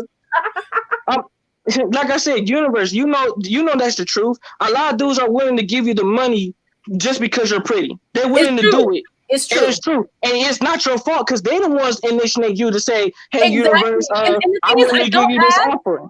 And the thing is, I don't approach. You don't have to. You don't have. A man is willing to give you whatever if he see a pretty woman. How many niggas that you know at the bar and they be with the group of homies, the little bitch made niggas that literally call them ass, and a girl walk in and niggas willing to switch up on you in a blink of a second. I lied. Especially because when Universe wears them clear heels. What? It's over. Hey, look, it doesn't matter. Universe to get somebody will be in Universe inbox and give her some money, or they can send her a dick pic. Because I witnessing guys behind closed doors FaceTiming my girls and like beating their dicks in the phone to my girls. I know what I saw. Let them do that. Why would you want to see that though? Like, no, I wasn't. Listen, no, I was behind. Listen, the story is I was in my girl's room. Joey must really like Universal. Remember, I was in an open relationship with my ex Imani. This guy named Sean. Is Joey putting in his bid for Universal? He's talking long and strong. I don't know, but her cash app is in the bottom. So no, I'm not coming out. He hasn't even let no carbon dioxide get out yet. He just pulling in more oxygen so he can say no words. Yo, Mr. Research, what do you think about the situation? Were you listening? Well, I can't speak. I gotta wait for Joey to take a breath. All right. Okay. Please give this man 1 digit of your number so he can let the rest of us speak. Jesus Christ. But Mr. Research, what do you think about what Joey is saying and his ideology? No, he's right. He's right though. It's what I tell dudes in the manosphere. Women are really not the problem. Dudes are creating these situations. Mm-hmm. And if you really want to correct many of these situations, and I say it to you, Radical, in private conversations, go change the law. But the most childish thing you do is yell at a chick, "Why won't you change?" Exactly. Yeah. Every dude. But Mr. Reese, every dude think every girl is a good girl, but they cannot handle when No, a they woman don't. express her nature. That's the No, they fucking don't, truth. sir. They don't. No, sir. They don't think that they're a good girl. They think women are easily hypnotized, which many of them are. This is that's Many of them are. bullshit, man. No. Serious. Many women are hypnotized because you got to understand. Like for me, I reverse the game on women. Most women want safety. Most women want to be able to turn to her girlfriend to say, "Oh, I ain't got to worry about that. Joey got me covered." That's what they want to say. Exactly. But most guys are not able to provide that level of safety. And then when you got her, when you got her mama or her girlfriend saying, "Don't get with an older guy who does have that safety," now she's in a conundrum. She's waiting for a person her age who can't provide it, and she's told that if she gets with an older guy, she's going to be ridiculed. So then she just gets frustrated.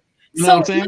So, that Mr. Research, you said that you switch. You said switch the roles or whatever. You said reverse. No, reverse the game. Remix the game. So how do you do that? You don't provide the safety? No. What I do is I tell you about the safety. I let you see the safety, and you let me know whether that's a place you want to rest. I don't do that type of work. I let you see. Hey, look, you ain't gonna be in no Mercedes Benz, but you'll be in a nice sports car convertible. You ain't gonna be. Wait. Let me finish. You ain't gonna be in this and that. I ain't gonna be at your beck and call. None of those things. But how I rock, you're gonna be able to roll with me, and you're gonna be like, "Girl, I'm cool." You're gonna be able to turn to your girlfriends and say, "I'm straight," which is what you really want. Okay, because when you said isn't that what you really want, to be able to turn to your girlfriends and say, "I'm straight"? Oh, yeah, definitely. No, you were right about that. But the part I was confused about is when you said you reverse the game, and so I'm thinking like, oh, he gonna like you're gonna create like. I don't believe manipulating, deceiving, or lying to the woman. Some of the men who want nobody said anything about lying or deceiving. Mr. Research. I was just saying that in general. Like I was just speaking my mind. Yeah, for some of the men who want to show universe. For some of the men who wants to show universe their safety, her cash app is in the bottom. You know what I'm saying? Leave universe alone, bro. Leave her alone. Wait. Let me say this other thing about what she said. What I mean by remix the game is what a woman wants from Joey is different than what she wants from Radical. What a man is supposed to do is identify what that want is, then hold it, guarantee it, but hold it and remix it so that she works for it. You are just not the dude giving it. Yeah. Because women appreciate you more mentally when they work for something. They do not appreciate it when you give it. So this is the difference between boys who are older, 32, 39, and men who are mature in the mind, 16, 29, 40. Yeah. When you're mature in the mind, you don't have to prove nothing to women. I don't have to prove I'm cute. I can care less whether you think I'm attractive. I'm going to be me. Because at some point in time, God has told everybody, beauty fails. And you're going to look back at the guys that got away and been like, that dude I did not want is still stable and still shining. While me, I done caught a couple of years. Now I'm looking for somebody like that dude with 2 babies in tow. So that's the difference. Is that today's 2020 USA woman is different from the European woman. The European woman is going through way worse scenarios. The Indian woman, way worse scenarios. The USA woman is not going through half of the unfortunate difficulties that these people outside of America are going through. Are you talking about difficulties like honor killings and all that stuff, or what? Like I'm talking about here in the USA, it's safer for a woman to verbalize her thoughts. Mm-hmm. Outside of America, you will get seriously hurt in many countries for popping off. Mm-hmm. People will come find you. I did not know that. Yeah. I'm international. Like there's this thing called honor killings. Certain families think that it's okay to actually kill the women in their family because either But a couple of but I don't disagree because I feel like those people could be possibly be insecure, like in the way because it's like in the game, in the lifestyle.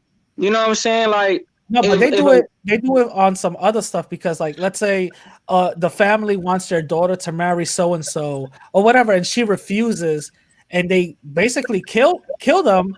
That's considered an honor killing, mind you. In certain parts of these places, they actually banned honor killings, and now this is a crazy thing because they banned honor killings. Guess what ended up happening? Suicides start to go up. But the honor killings are still happening, but it's under the guise of suicide. Like, oh my God, she shot herself twice in the back of the head. Right. Let's take honor killings off the table. How about just basic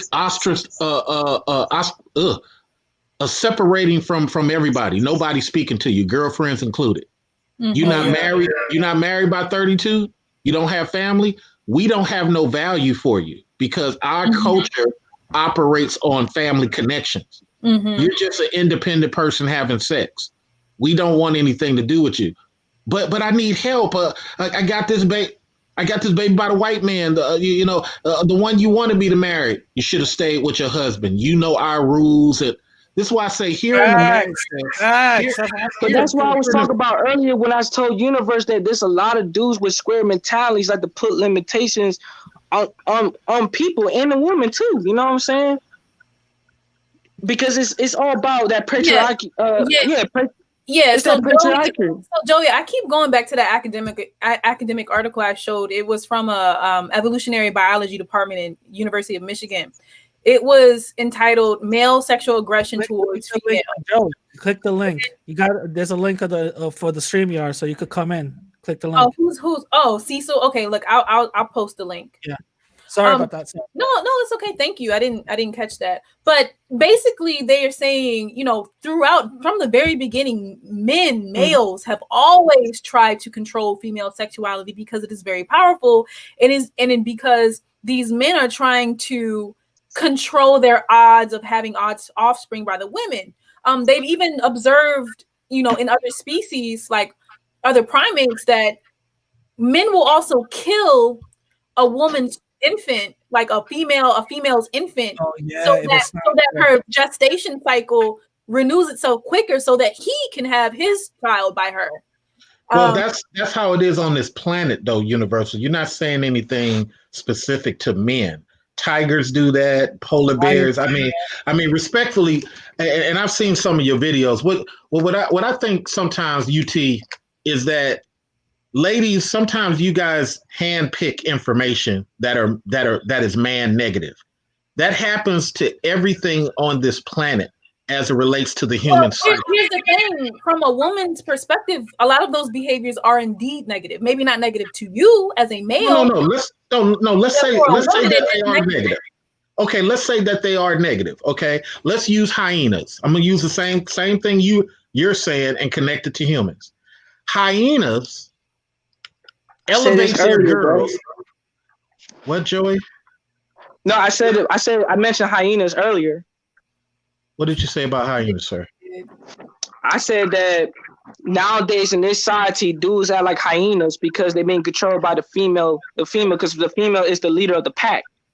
And the male hyenas is dominated by the female. That's why a lot of dudes are weak out here. So go ahead, bro. So me and Joey are going to say the same thing UT just said, but we're going to say it in reverse. Women will applaud this hyena mentality, but won't applaud the reverse.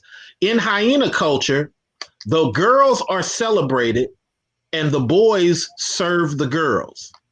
And when the boys hold no more value, they are replaced or killed or forgotten or ostracized so that the new boy who serves can do what he needs to do. That's your basic ghetto, no matter what race. Happens all the time in our ghettos. The girls are elevated. The boys are on the decline. The boys go out in the wild and just become savages. But can you give us some specific examples? My lady, I just did.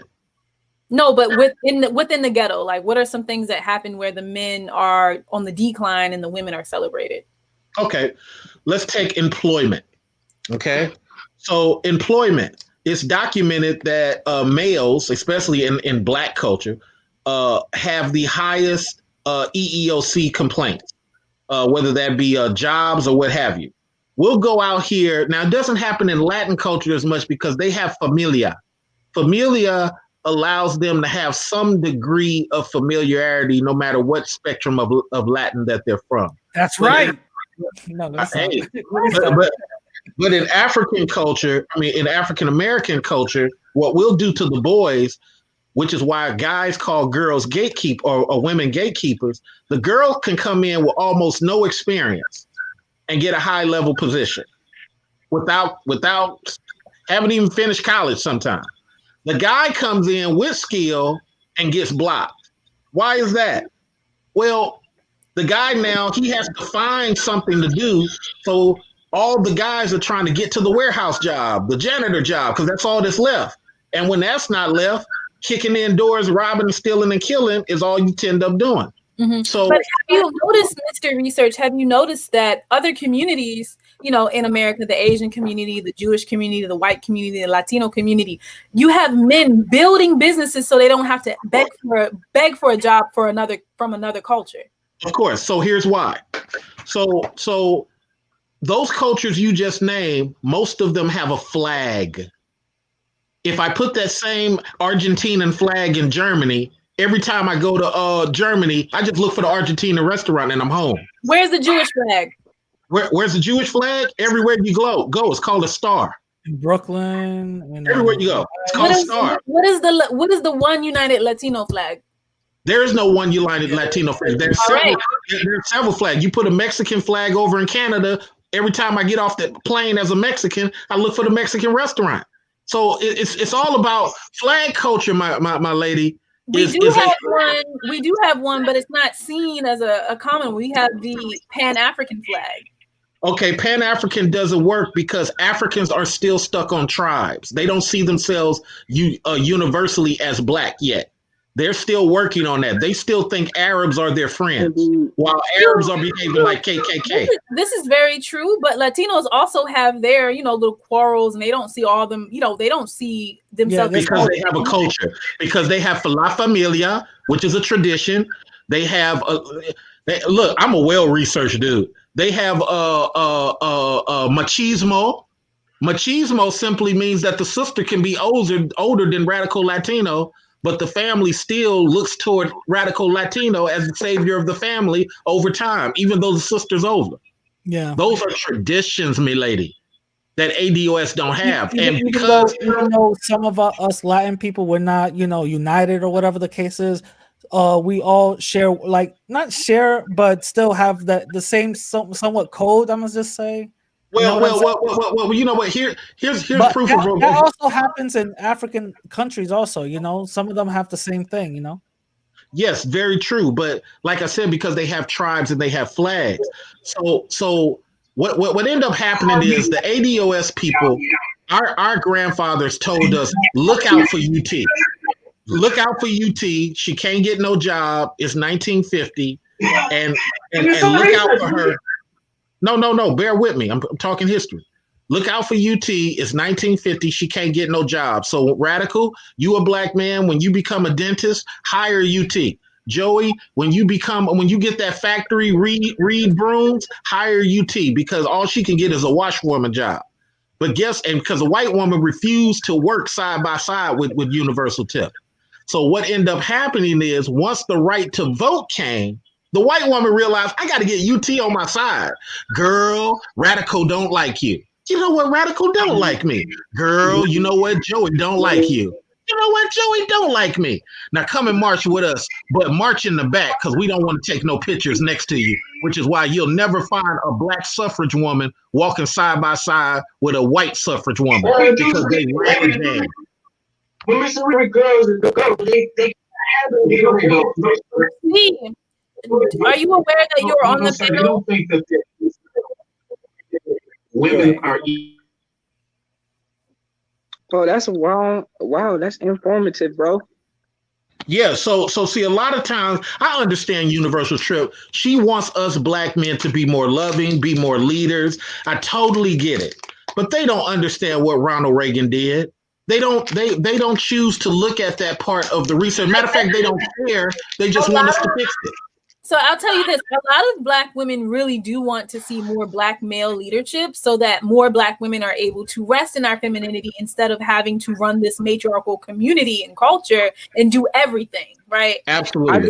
I definitely agree with Universe because, you know, I'm Afro-Latino. You know, me and my family's from Louisiana and, you Good know, job. Guayama, Arroyo, you know, and I grew up in all predominantly Black cultures, you know what I'm saying? So, me personally, you know, I never dated a Hispanic woman day in my life, you know, because, you know, I live in Cleveland, Ohio.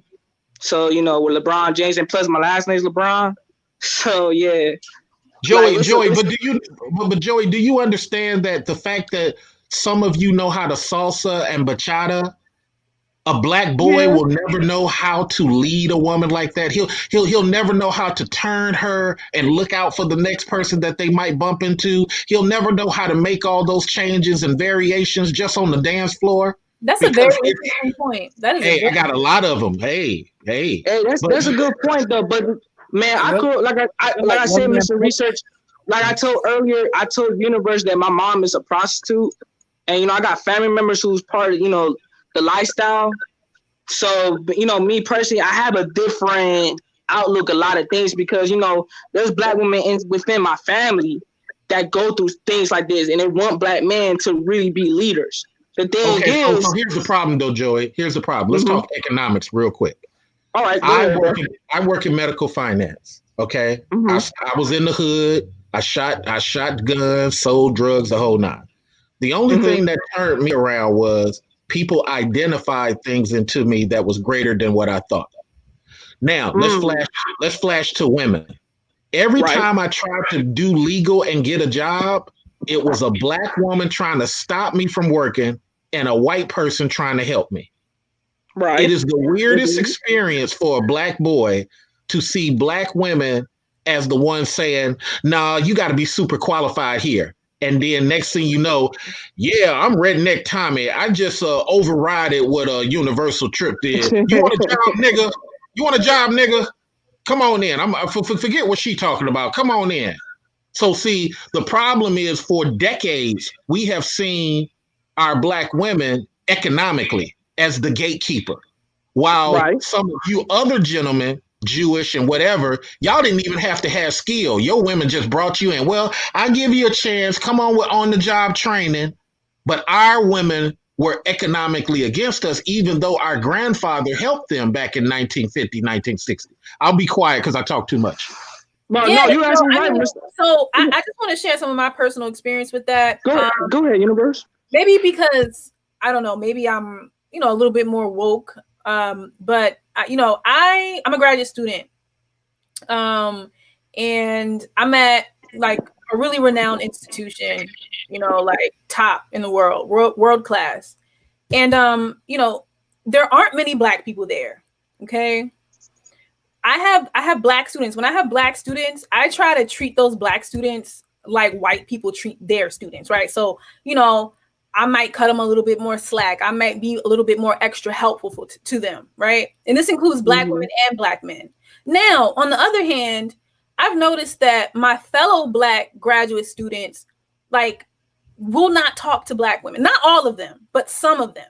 Some of them are just like, they'll do anything to avoid Black women, right? And I'm just like, that's really sad. And that's really interesting. Like I've seen... Okay. Because you got mom. Listen, to be honest with you, like I said, I'm Black myself, and I'm a mixed child. I'm mixed with half Native American and half Spaniard in me. The thing is, what I witnessed a lot is that I seen Black moms, Black women manipulated their sons, and then you find out nowadays they ain't shit ass niggas right nowadays. Wondering why Black men is the way today. So just to remix Joey's thing, UT. How is it that these boys grow up in the most educated woman's home, the most degreed woman's home, the most college graduated woman's home, the woman who's supposed to be by the Bible nurturing, and come out a hateful person? That's what Joey's asking. Is that what Joey, is that what you're asking? I mean, yeah, in a way, because, you know, like I said, there's a lot going on within the household. Why the way the black boys are the way they are today. So would you say that your mother was hateful towards you? Oh, man, what? No, don't make it about him. The topic, he's talking about the topic of black boys. If we just focus on him, then we derail what the topic is. No, here's the thing, but I mean, so you're arguing that a lot of black mothers are hateful towards their sons. No, I won't say that. I will never say that. Something is happening. Something is happening within the household. And the percentage is pretty high. Okay, behave a certain way like that to avoid black women. So there's something happened in her past. Okay, so you're saying something, a mother is doing something to the black son to make. Yeah, if they come from a single mama parent house like I did, hell yeah. She's a single mother. So if she's a single mother, we should be asking, where is the father? Okay. Like I said, my father. Oh well, never mind. But my father. Listen, I'm gonna use me for example for a brief moment. Give me a sec. My father impregnated my mama before I was born, and my father deceived my mama.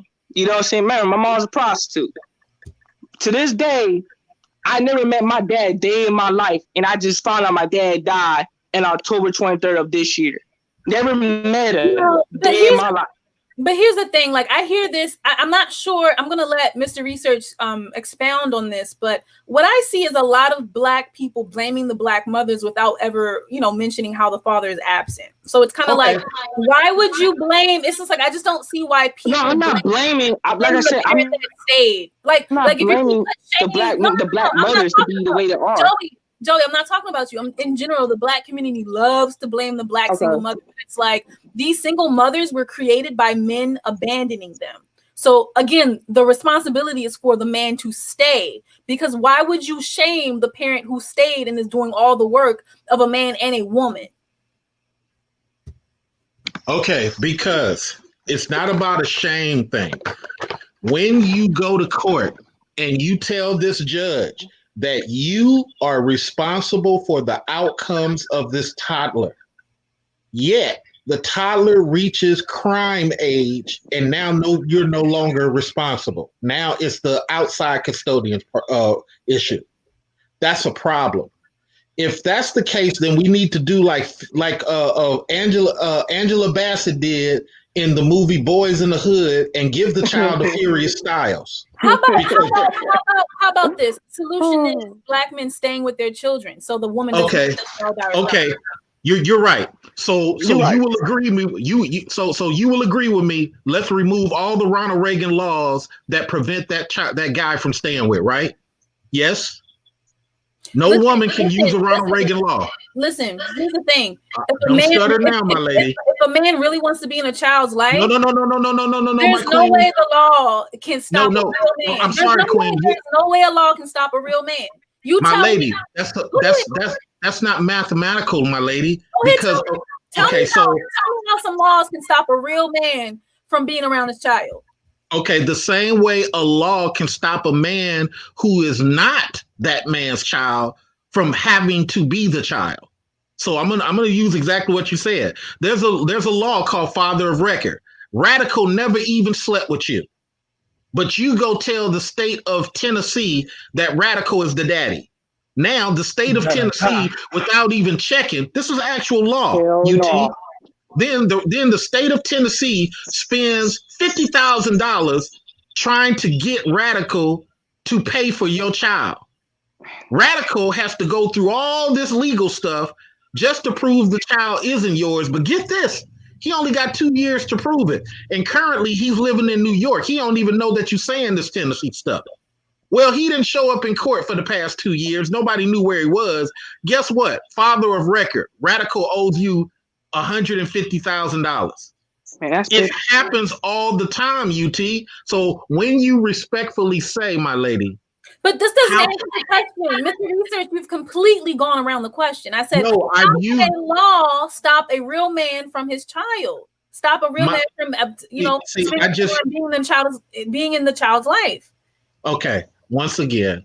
Okay, so let me since you don't want to use that, let me use another one. I'll make it super simple. You can use it, Mr. Research. I'll make it super simple. I'm up for the challenge. But just answer the question. You can use that example, but just talk about how that relates to the actual question. I did. Some people in the chat room got it, but you didn't get it. So let me use a more simplified one. Once you get custody, UT, you can go to Vermont without Radical's permission.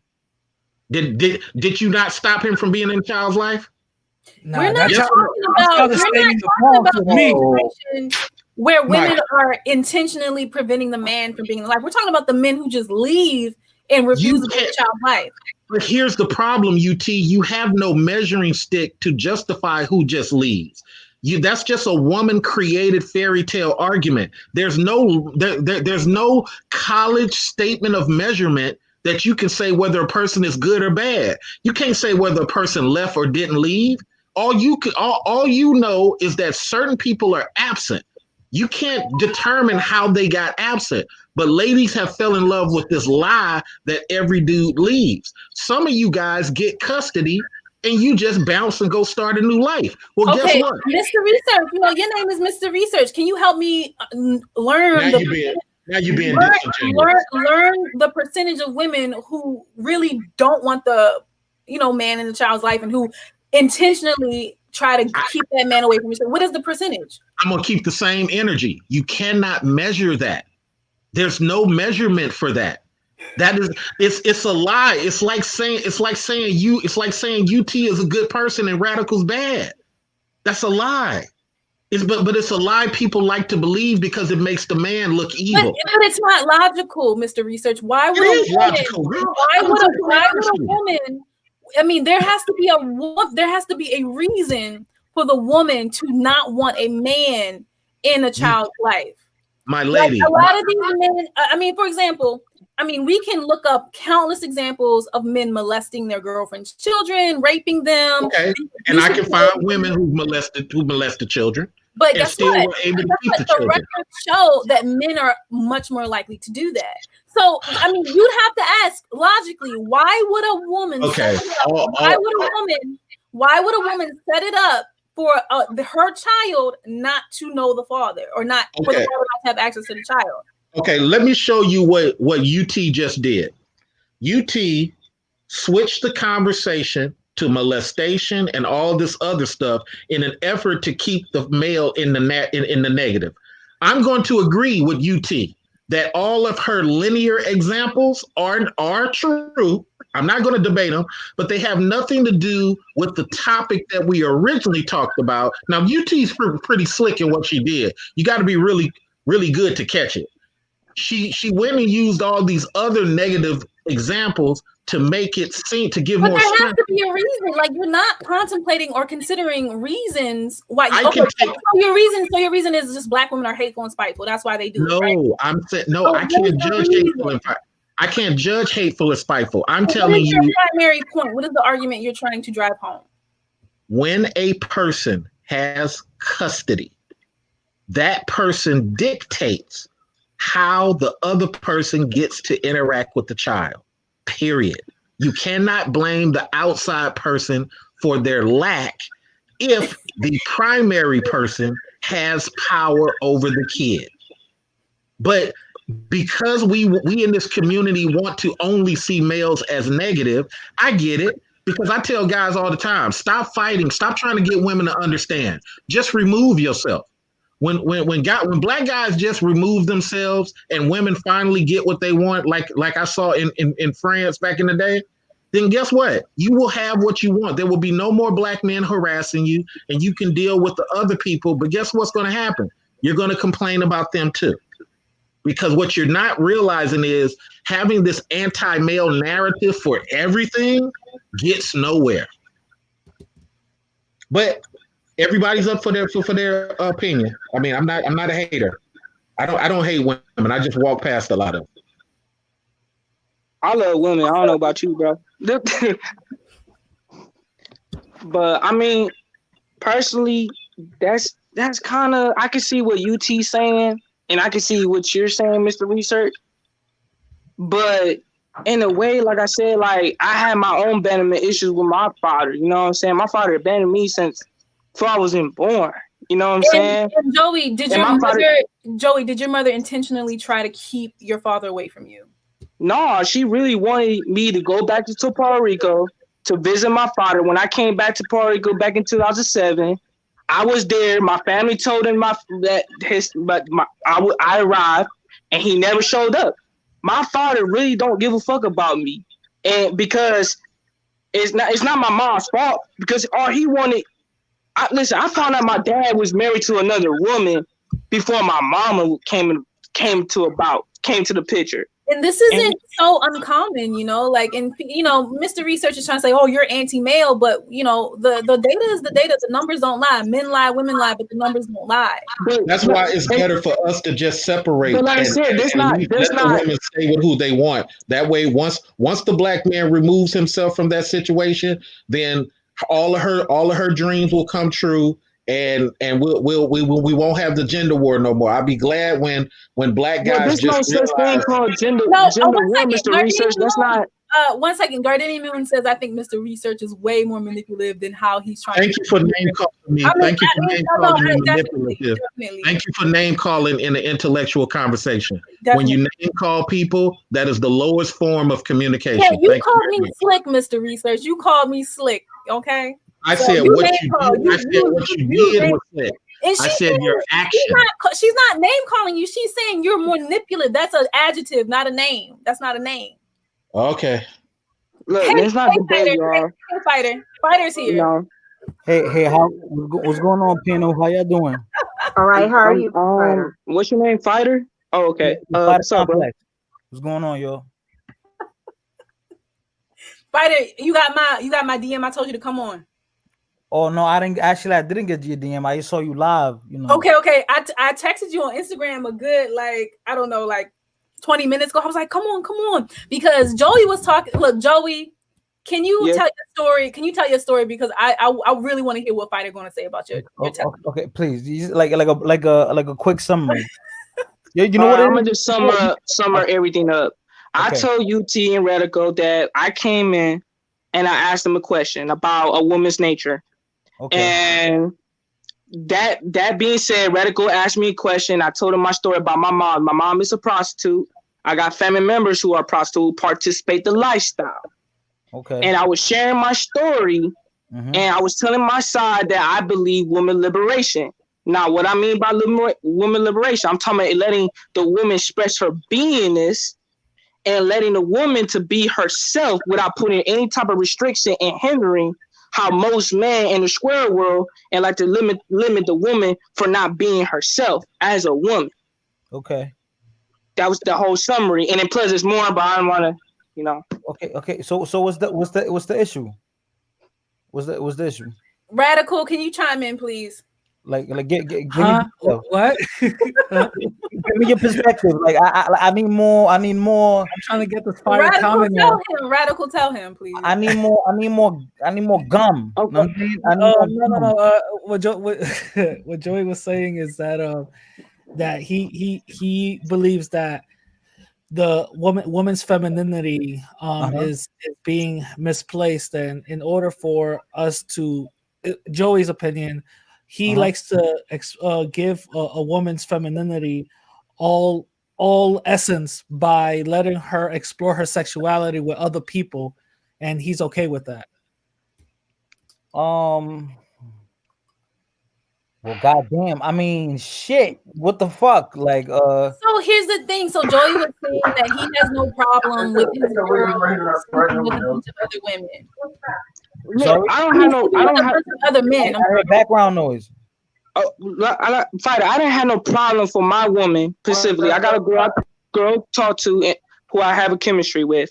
She already has sex with 2 dudes dealing with me. I never had sex with her yet. I've been talking to her for a whole year. The reason I haven't had sex with her this whole year because I was taking my time with her and I knew she didn't deserve my sexual energy yet. Not yet though. But I was taking my time to get to know her individuality and allow her to express her beingness that the way I want it, because she is my reflection of my character, how I feel about women. Because like I said, my mom is a prostitute. I witnessed a lot, seeing what my mom dealing with other men, just like my family members within my family who go through certain things within the lifestyle. But the thing is, I'm not mistreating, disrespecting, denigrating females that was most women go through on a daily basis. Like I said, UT mentioned about the sex industry, that the sex workers and stuff, that most men are willing to pay the surface just because they the ones who are horny. Not the woman's fault. It's not the woman's fault. It's usually the man just come up to a pretty woman like UT and they willing to give her the money just because she's pretty. But it's more deeper than that. My relationship with the woman that I had a relationship is that I've been doing this since I was 16 years old. You know what I'm saying? So all right, hold on. So I could get more context, right? All right, go ahead. So the woman you're with, how old are you, bro? I'm 22. You're 22. Okay, you're 22 years old. So the young lady you're with, is she indulging in that lifestyle too? Yeah. And you telling me you okay with that? Yeah, definitely. So are you telling me you down with pimping and pandering? Now I don't know about pandering, but pimping, yes. Pandering is different. All right, so you pimp, bro. Let me tell you something, bro. You going down a bad and a horrible path, bro. I'm telling you right now. Listen. You know why? You know what they do? The dudes like you, and I'm assuming you have a complexion like mine or darker. I'm assuming. No, I'm light skinned. I'm Afro Latino. I'm from Puerto Rico, from Louisiana. Bro. You still like when they look at you, they looking at you like you a nigga. You know what I'm saying? I know that, but I'm just. Where you live at, bro? Like by you saying this to me. Where you living at, bro? Where I live at? Yeah, I live in Cleveland, Ohio. Oh, Cleveland. Okay, I know Cleveland. They got the Cleveland Zoo. They got the Cleveland Cavaliers. Yeah, Indiana. The gas station. You go to the gas station. The gas station be lit out there. Was that shit y'all eat out there? The corned beef hash. Bro, I don't go to do a lot of events over here in Cleveland, bro. I'm from the east side over here, living the east side. Bro, I've been to Cleveland, bro, and then the downtown a little nice, whatever. They got little. It's okay. Yeah, it's okay. Yeah, I've been to Cleveland, bro. I know it's the hood. That's the hood. Land of the heartless. Yeah. So no, the land, as they call them, the land. I've been there, bro. The land, the land of the heartless. That's the original name of it. Okay. So let me tell you this, bro. You've been inside. You been inside yet? Like, you know what I mean, in the G War. What do you mean by inside? Inside, like locked up. No, I haven't been locked up yet. Oh, yo, when you go in there, that's a different world. Because I understand. Listen, I got cousin went to the inside, bro. Then you don't have to tell me, bro. So you know, like when you, my thing was like when I went in there, I was fresh, 19 years old, right? I just turned 19. Yo, when you go in there, they grown men in there, and you a little kid. They're gonna you a little nigga to them because they 30, 35, 40.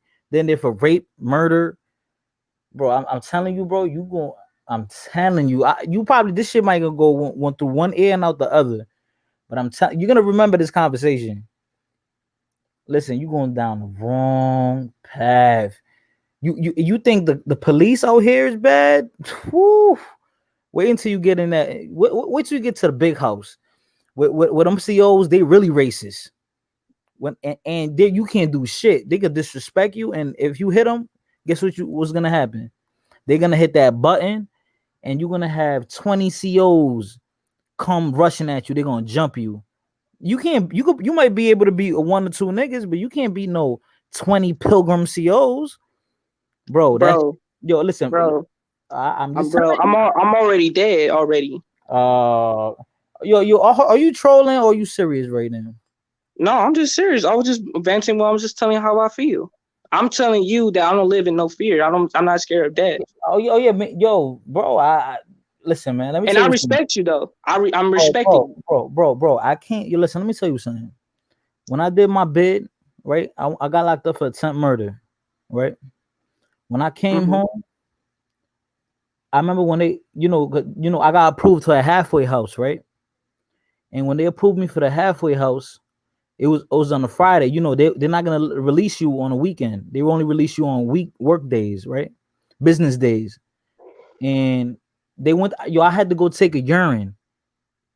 And the limit to take urinate is 2 hours. If you don't pass that urine test, like if you have marijuana in your system, saying they won't let you go home. It took me like an hour and a half to piss because I couldn't release piss. I wasn't hydrated. Well, I mean, bro, I don't smoke or drink. I don't do drugs. Let me tell you this. Bro. I'm gonna finish this real quick. And then once I knew I was going home, all my niggas that I know they got a year, 2, 3, 4, 5 years left, I gave them all my commissary, all my food. And then when I was gonna go back to society, it's gonna sound weird to you, but I didn't want to go home. You want to know why? Because I didn't know. I felt like I couldn't adapt to society. I wasn't ready yet. I wasn't ready to go home. So when I felt comfortable in prison, and bruh, and when I got home, every female looked attracted to me. I didn't even know how to cross the street. I'm telling you right now, bro, you're not living the right life right now. You ever heard of Iceberg Slim? You know who Iceberg Slim? He's not a full fledged pimp. He was just a narrative to the story about Pippin the hoe. All right, so you know about him now. Yeah. All right, so Iceberg Slim, he was down with the lifestyle though. No, he wasn't a pimp. I have a mentor. You know Gorgeous Dre? Yeah, I heard That's about my him. mentor. Andre Taylor is my mentor. Don't incriminate yourself, bro. Don't say too much. So I'm telling you right now, it ain't a good look. It ain't a good look. I mean, at the end of the day, you a man. You're 22 years old, but it's not a good look. There's nothing I could do for you. You're going. I don't know why we getting this conversation, bro. Like I said, like I appreciate the opinion, bro. Not to disrespect you, nothing like that. But I mean, you can say it's a dark path, but like I said, like I see different things than you, bro. When I came home, and I'm gonna tell you this: when I came home, and I started appreciating life more. I'm like, damn. But you living in a dark, you're going down a dark path. That's all I'm telling you. I mean, hey, that's your destiny. I mean, I can't worry about your life. I gotta worry about mine. All I could tell you is you're going down a bad path right now. So it didn't start off with Joey talking about that type of lifestyle. It just came off like Joey was just talking about how he prefers a woman to be sexually liberated. So he wasn't talking about prostituting at first. So, but now that has come out, it's a little different. But yeah, it was just a different conversation. I don't know. All I'm gonna say is I've been locked up, and that shit is a nightmare. That shit is not. It's more mental than anything. It's mental. Yo, so listen. Hey, I'm telling you, if you gonna find out who the real tough guy when you in there, because this crazy. Who's fit for prison? The crazy niggas. That's who's fit for prison. Because if you regular, you're not fit for that. I'm telling you right now. But I respect it, bro. But I just feel like that, I don't know what to tell you, bro. Like I said, like, I'm a Taoist. You know what I'm saying? I don't want you to think like I'm doing something bad. Even though you can call it a dark path, but I'm gonna just say it like this: darkness within darkness is the gateway to all understanding, and that's a spiritual knowledge that I want to give you. I get that. I understand that, but life is what you make it. That's what I'm saying. Let's get back to UT. Yeah. So UT wants us to talk about something. So Fighter, first thing, Gardenia Moon wants to know how long you were in. Who? Gardenia Moon. Do you see the comment, Fighter, right here? Okay. Yeah. Me, I did 3 years. Okay, cool. Thank you for answering that question. And Joey, I mean, I Yes. asked you earlier today. I was like, because when you said that your mother was a prostitute, I was like, the women that you date and stuff. I said, are they also sex workers? And you told me no. You said sex what? Oh, okay. No, So you say don't. that Okay, again. cool. Sex workers. I Sex ain't heard. workers No, is say just that like again. I ain't heard you. So I asked you No, when if I think the about women that sex you work, I'm just thinking about people. No, what you say it again? Yeah, I What? was asking you, like, the women that you said that you dated, right? You said you dated women who you didn't have sex with, but they would have sex with other men, right? Yes, ma'am. Yes, I did correct. And then I said, are those women sex workers? Meaning, like, are they like prostitutes? Are they, like, I don't know, porn stars, cam girls, escorts? Like, that's like sex work is like the broader name for that type of profession. Yeah, because the girls had the potential to be a hoe, which you could call a pimp a hoe, relationship and stuff. Yes. I was Okay. dealing with girls who had the potential to participate in that lifestyle. Yes. But they weren't necessarily a part of that lifestyle, right? No, not yet. Because they were the girls that was in the lifestyle was my ex and mine that I mentioned to you earlier. Yeah. Okay. Mm-hmm. Yeah, I listen, man. All I'm gonna say, Joey, all I'm gonna say is please don't gorilla pimp nobody. You know what I'm saying? Bro, I'm not a gorilla pimp. There's a difference between. I know that. I'm just saying, don't, because I know that will come. I don't listen, bro. Listen, bro. I'm not abusing no woman, bro. I can call these girls and let them talk to themselves with evidence. Yeah. I could get in contact with my AC mom. They could tell how I operate, how I talk, how I treat them. Because I respect all women in the world and the globe as a whole. You know what I'm saying? Yeah. I'm not out here abusing a woman. Like I said, I told UT about my mom. I witnessed seeing a man abuse my mama. You know what I'm saying? And I ran away from that. You know what I'm saying? I run away from that. Yeah, I just wanted to say that because if somebody, but the reason why I'm saying this because I don't want to scare nobody. Yeah, I don't want to put that fear in y'all. I don't want y'all thinking that I'm a bad person. You know what I'm saying? You know what I'm saying? I know pimps got a bad reputation in the game, but like I said, like I just want y'all to understand I'm here to come as a whole, as a person, because I'm a pro-black brother. I love everybody. You know what I'm saying? I got a big heart. I went through. Everybody go through pain and suffering. Of course. You know what I'm saying? But I'm just saying is that personally, I just want to share with y'all my thoughts and my knowledge and wisdom with y'all, so y'all can have a better outlook of certain things. You know what I'm saying? Because like I said earlier, my intentions was about Kevin Samuels, what he said to the girl about she was going to die alone. You know what I'm saying? And I felt offended. I felt offended because I feel like, I have a mom who going to die alone also. I got aunties that going to die alone. And, that's hurting me as a young son, as a young nephew, to witness seeing women in my life that's really going to die alone. I disagree with what he said because I don't think she could die alone. She could be upgraded. You know what I'm saying? Yeah, that's what I'm saying. I definitely agree with you. I'm just not saying I don't want to say that to a woman, not to a black woman. You know what I'm saying? Come on now, like I want us to come together as a people, as a nation. I'm from the Caribbean. You know what I'm saying? So I wanted us to come together as a whole, as a nation, not just be apart. Fight each other. You know what I'm saying? I'm tired of that. Yeah. All I want is that for us to come together and honor each other and respect each other. Joey, can I ask you a question? Wait. Let me ask you something. As you probably heard, me and Universe, we got a kid and stuff. She's not letting me see him. How can I let that happen? In your professional opinion, how do I make it act right? Oh my god! Bro, listen. I'm gonna tell you like this: if you asking a real question, one, you got to walk in your dominion. Yeah. You know what dominion is? Do you know what it means? No. Break it down. Okay, dominion means it's your power source. Let me say that first. Your dominion is what God give you the position as a man to walk on this earth. You have under dominion, you got the word sway, rule, dominance, influence, but you got to walk in dominion. You cannot be a manipulator, you can't be a deceiver, you can't be a liar. You got to be truly original and authentic within yourself.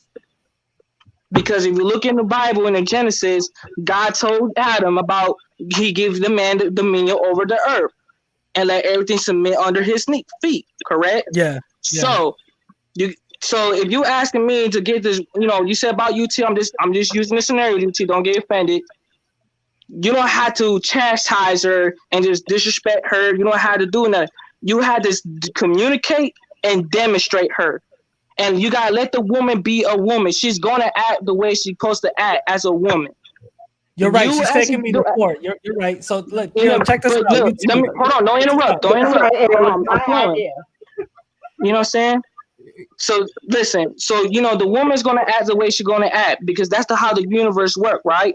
But you don't have to chastise her. You don't have to tell her, "Oh, bitch, Bob." You don't have to do none of that stuff. I know what I'm talking about. All you gotta do is communicate with her and demonstrate her with your actions. That's all you gotta do. You gotta mean what you say. You know what? You're right. Listen, when am I going to get visitation rights? Because I wanna figure this out. Stop playing. Stop playing games. Okay, look, I want to address. Wait 1 second, guys. I want to address these two comments. So, 124123 says, "Can we touch on the whole dying alone rhetoric?" And then Gardenian Moon said, "We need to did this whole dying alone rhetoric that keeps being imposed onto women. Nothing personal to you, Joey. I know what you mean. I know you mean well." And like I started off the video, like we've been on for like 2 hours now, but I started off showing facts that, when Kevin Samuels told this 35-year-old woman with a child that she could not get a high value man and she will die alone, I showed you guys from the Pew Research Center that is a lie. Most high value men, most men, period, marry women within their same age range or a little older, like most. Mm-hmm. And I know a lot of people are like, no high value man will want no woman over 25. Listen, most of these men who remarry for the second time marry women within 5 years of their age range, like 57% marry within five years of their age range, and then 6% marry women a little bit older. So you have 63% of men who are remarrying for the second time, not marrying young women. They're not. And I also showed the data that most high value men are older. So most men hit the millionaire mark between 58 and 59 years old. Most people. So if we're talking about high value men, and if we're talking about most men marrying within their age range or older, then if a 58-year-old man or a 59-year-old man is marrying someone within his age range or a little bit older, that means he's marrying a woman who is 50 and older. Most women who are 50 and older, they're divorced, they have children. So this idea that a single mother who's only 35 can't get a high value man is a lie, because this data shows that most high value men, most men with $1 million, marry women in their age range. Yeah, because I'm the one he was talking about. Man, listen, I'm a single mother. UT, can I ask you a question, UT? Yeah. What does high value mean to you? High value, like what's your definition to that? To me, okay, so I wasn't when I was using the word high value, I wasn't using my own personal definition. I was just using the metric a lot of men like to use, which is six figures.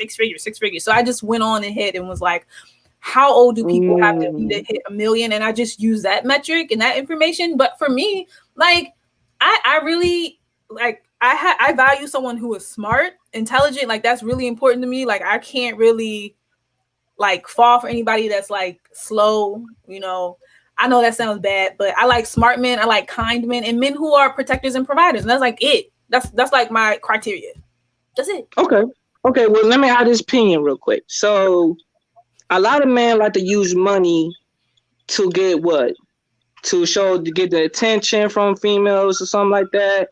How many unsuccessful relationships that you saw these past years, over these centuries, that had these men had $1 dollars, $1 billion, but they have an unsuccessful relationship with the woman they deal with. You got the woman cheat on the husband, or the husband cheat on each other. You know what I'm saying? I don't think like money is valuable, because it's come to the territory. It comes with the territory. But I feel like manhood is more valuable than money. Damn, yo, I felt listen, he's saying some real shit. He's sharp. Can I make the comment that I was gonna make? Yo, listen, bro.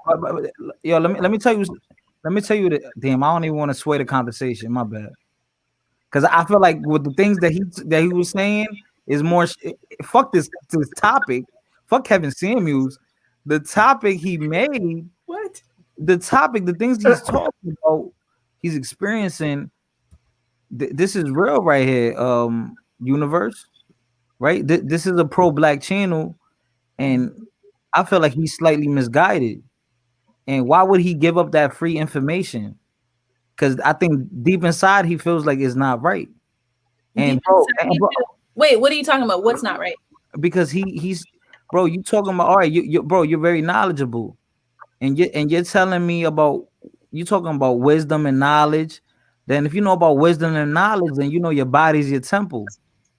And then even sometimes I feel guilty when I'm being promiscuous and just fucking any random women. Like I feel like shit afterwards. I'm like, damn, I fell victim to my vices, right? So if you know that falling down to being victim to superficial things like sex and exchange of energy, then how are you gonna tell me that it's okay for a woman to be giving up her body? It's not right, bro. You know it. You deep down, you know it. No, because like I said, I have a different outlook to that, bro. Like with go back to the Kevin Samuels. I mean, Kevin Samuels is a square. Obviously, he have a square mentality. He have a spirit of a simp. You know what I'm saying? So I don't view him like this quote unquote high value just because he dressed classy. Because I meet a lot of men who dress classy and all that, but they are sharp. You know what I'm saying? But in reality, they lack dominion because there's a lot of men that violate their dominion so much that they give the woman the power, just like God says in the Bible, never give thy strength to the woman. Right. Just like you telling me that you was being promiscuous about, you know, you sharing your energy towards multiple women. It just let me know that you lack self-control about yourself, about your sexual nature, your sexual energy. So Joey, let me tell you this. Let me tell you this. So why do you think you're okay with dealing with those women? Why do you think it's okay to deal with those women and it's okay for them to give their body? But it's not okay for you. But it's not okay for you though. No, it is okay with me. I just told you. I love, like I said, like I said, my mom is a prostitute. You know what I'm saying? You know, like I don't hate my mama. I don't have the bitterness towards her, nothing like that, bro. But my mom did keep me out the house at 12 years old, you know, over dick. You know, don't get me wrong. I should have hated my mama for all the things she had done to me. But to this day, I have a better understanding of my mama. You know what I'm saying? You know, I love my mama, so it's the same way how Jesus loved Mary Magdalene, who was you want to call her whore, prostitute, whatever. But I view my mama as, you know, just like every other woman, the same. Like, okay, this is a woman. Okay, she got trauma issues. She been through hurt. You know what I'm saying? Kids was taken away from her. You know, like, but hold on. Let me tell you to give you my reason. I'm giving you my answer. The answer is to your question is that, like I said, I ran away from seeing, you know, how men was mistreating, disrespecting, denigrating the woman. I run away from that, you know, because I didn't like what I saw when I was a kid. You know what I'm saying? So I said, let me be different from a lot of men out here, because something inside my spirit at 16, I knew sex was not enough for me. It never satisfied me. You know what I'm saying? So I want to come to a woman's life and be a gift of God to her life and just embrace her and love her for her and express her, allow her individuality to be herself. And I don't want her to be ashamed for not being a woman. You know what I'm saying? Because there's a lot of guys out here who like to make the woman feel less as a woman. And I don't like that. So I want my woman to feel secure, you know, because females are maternal instincts. You know, they have a motherly nature about themselves. The females can bring a lot to the table. It's just that a lot of men don't bring out the best out the woman. You know what I'm saying? And that's all I had to say. So you want to be. Listen, and I'm not throwing shade. So you trying to be a positive pimp. That's what you're saying. Yeah. You're trying to be a positive pimp, bro. That's what. Listen, I think you're not understanding the concept, bro. If you're giving your body to random people, that is internally diminishing your value as a person.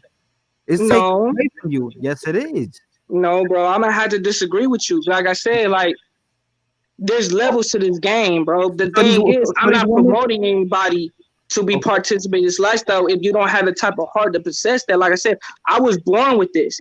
I ran away from it. All I want in my life is to be a square, but I can't help it, bro. You know what I'm saying? I had the spirit of it. But the thing is that I'm not I was not out here wanting, I don't have no bitterness towards no woman. You know, I could call my exes. My ex could tell you I dearly love them. I care about them. You know, and I told them the truth about what's going on in these streets out here. Believe it or not.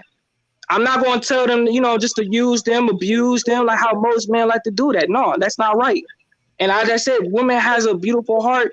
It's just that a lot of men, like I said, a lot of men never brought out the best out of them. They just brought out the worst out of them. Why do you think these females got attitudes? Why do you think females get tired over time when men just only want sex and they question themselves? I even see my mama, for example, I'm going to use this and I'm going to end the conversation. Okay. I saw my mama dated a guy. And he used her for booty call. He only called her for booty call hours. Never took my mama to public. Never took her out, nothing. One time I came from work. I used to work at Amazon.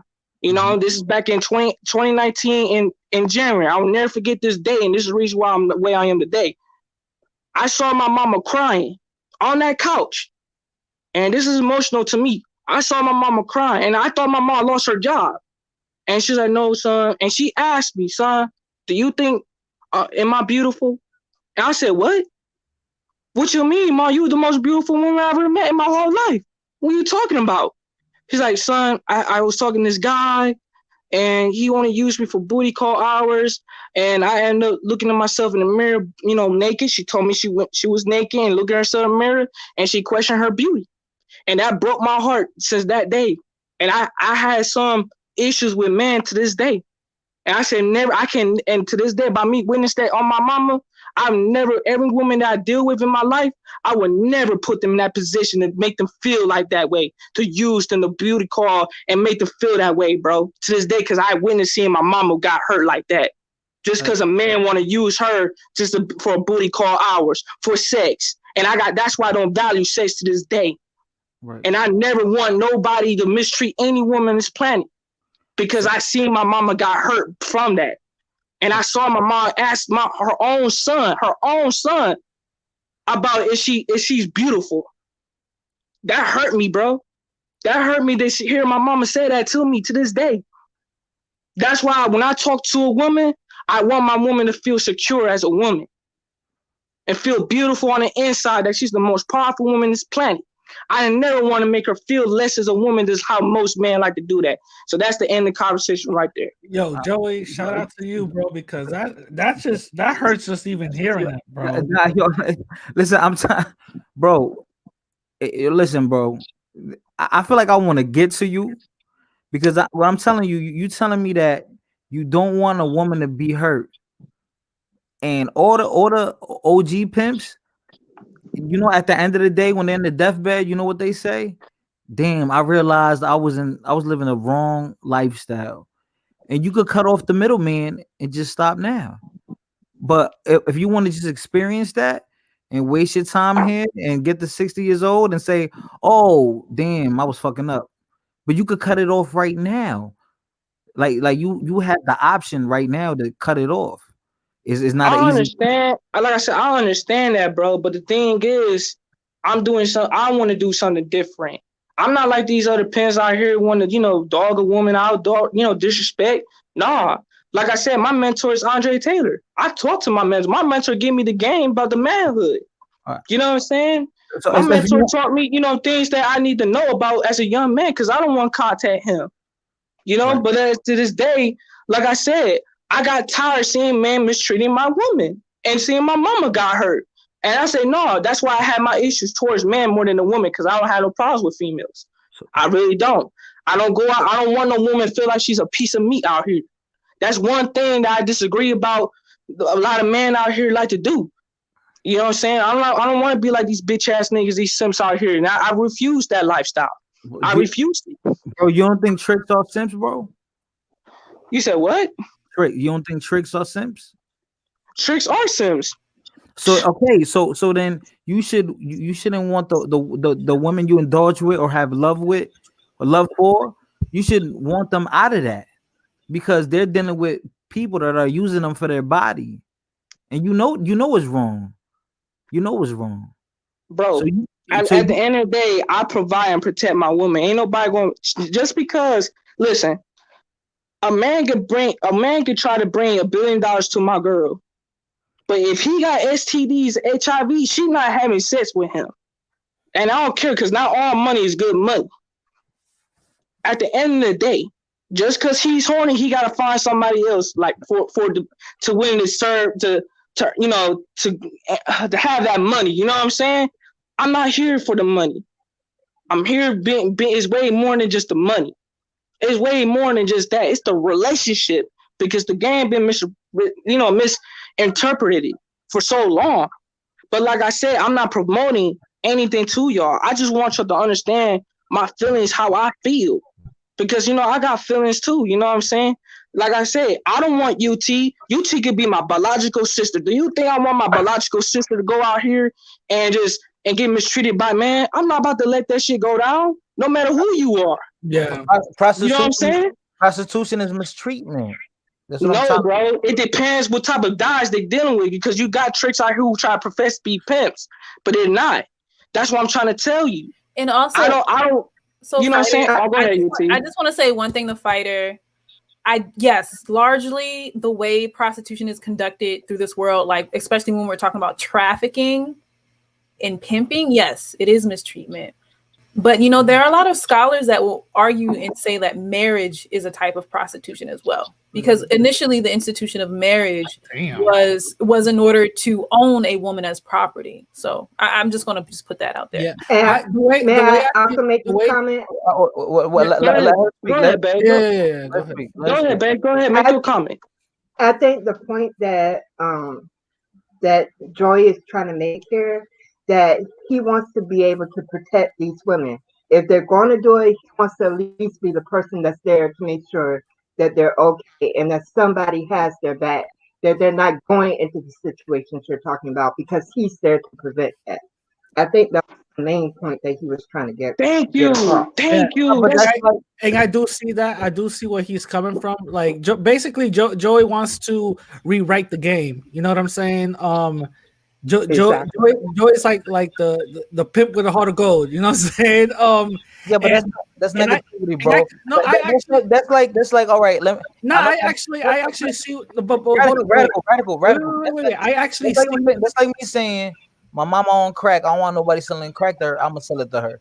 That's the same thing. So, fighter, it's not the same thing. That's drugs, bro. No, but I see what Joey is saying because he's necessarily saying if these women want to do that, he's not gonna stop it, but he's gonna guide them the right way to do so. Okay, got you. So here's the thing, fighter. So fighter, you're saying like prostitution is right out like negative, right? That's your stance. Yeah, I mean, at the end of the day, man, he's 22 years old. I just did the best I can to try to see but hey, he's a grown man. Honestly, I really do appreciate your advice. Like I appreciate kind of like the guidance you gave to Joey. But I mean, y'all know I'm like a nerd grad student. So it's like these thoughts about prostitution though, right? Like I just want people to understand that a prostitute does not exist without eager men willing to buy. You understand? Thank you. So it's like, I'm not saying that fighter is doing this, but generally society puts the blame and puts the shame and puts the stigma on the women when they wouldn't even exist. They wouldn't even be in that lifestyle or that type of work. We're going to call it work, whatever. It's not always work, but it's like slavery a lot of times. But we're, without the men facilitating that. So if we're going to say it's a problem, we have to say that the man's insatiable sexual appetite is the primary problem, is the root of this problem. Because the man is the one who come up to the woman and want to pay for sex. That's why they cannot control their dick. They need to control their dick. Exactly. That's the truth. Like it's very few women just like choose that because they want to do it, like either they're and plus you can't get mad at the woman. You can't get not mad at these women who want to participate the lifestyle, because you do got Siberian girls who are live a wealthy ass lifestyle, but they still want to participate the lifestyle. You got girls from the ghetto, from the block. They was born into the lifestyle. But these females out here that men like to bash, a lot of these girls do have a good heart. I seen in my own eyes. But the same thing is, a lot of men bring out the worst out of them. That's the whole thing. Yeah, my thing is, I'm not mad. I mean, people get it how you live. I'm just saying, from my perspective, and I don't feel like I'm wrong for it. I just don't feel like that's the best lifestyle. That leads to more drugs, death, and abuse, and prison.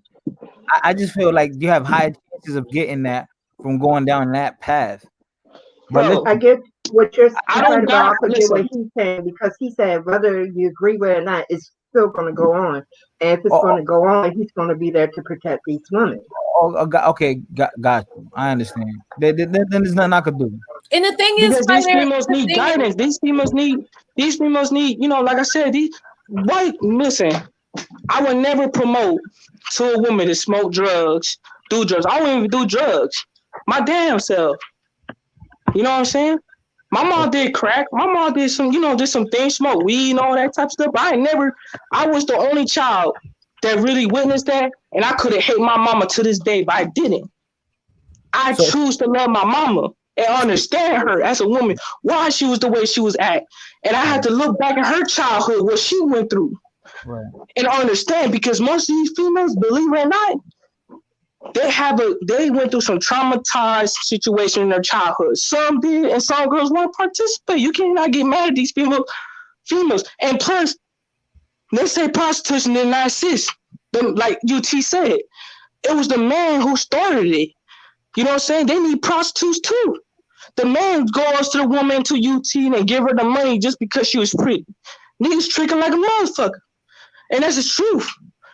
Niggas fantasize over these females out here, but these females feel insecure when they feel uncomfortable with certain type of caliber man. Bro, and that's the truth. Bro, you got like an Instagram or something, bro? So yeah, you can go through my Instagram. Bro, put it in the private chat because you know, there might be other people listening to this that might be law enforcement or whatever. Put it in the private chat. You know, don't incriminate yourself, brother. Thank you, Radical. Thank you, bro. I appreciate it. Yeah. I'll Radical. What's your Radical? I'll give you my Instagram and you give it to UT, whoever, you know. All right, put it in the private chat though. Put it in the private chat. You know, the private chat. If you look in the interface, you see comments, and then you see above that this private chat. Chat below. I'm sorry, it's below it. It's below it. And we can, I'll put something in there. Hi. Okay. Yeah, and we can see it. The last thing I want, brother, is for you to incriminate yourself, and then the next thing we hear about you in the first 48. You know what I'm saying? You know what I'm saying? Yeah. You know, and then I understand. I appreciate that.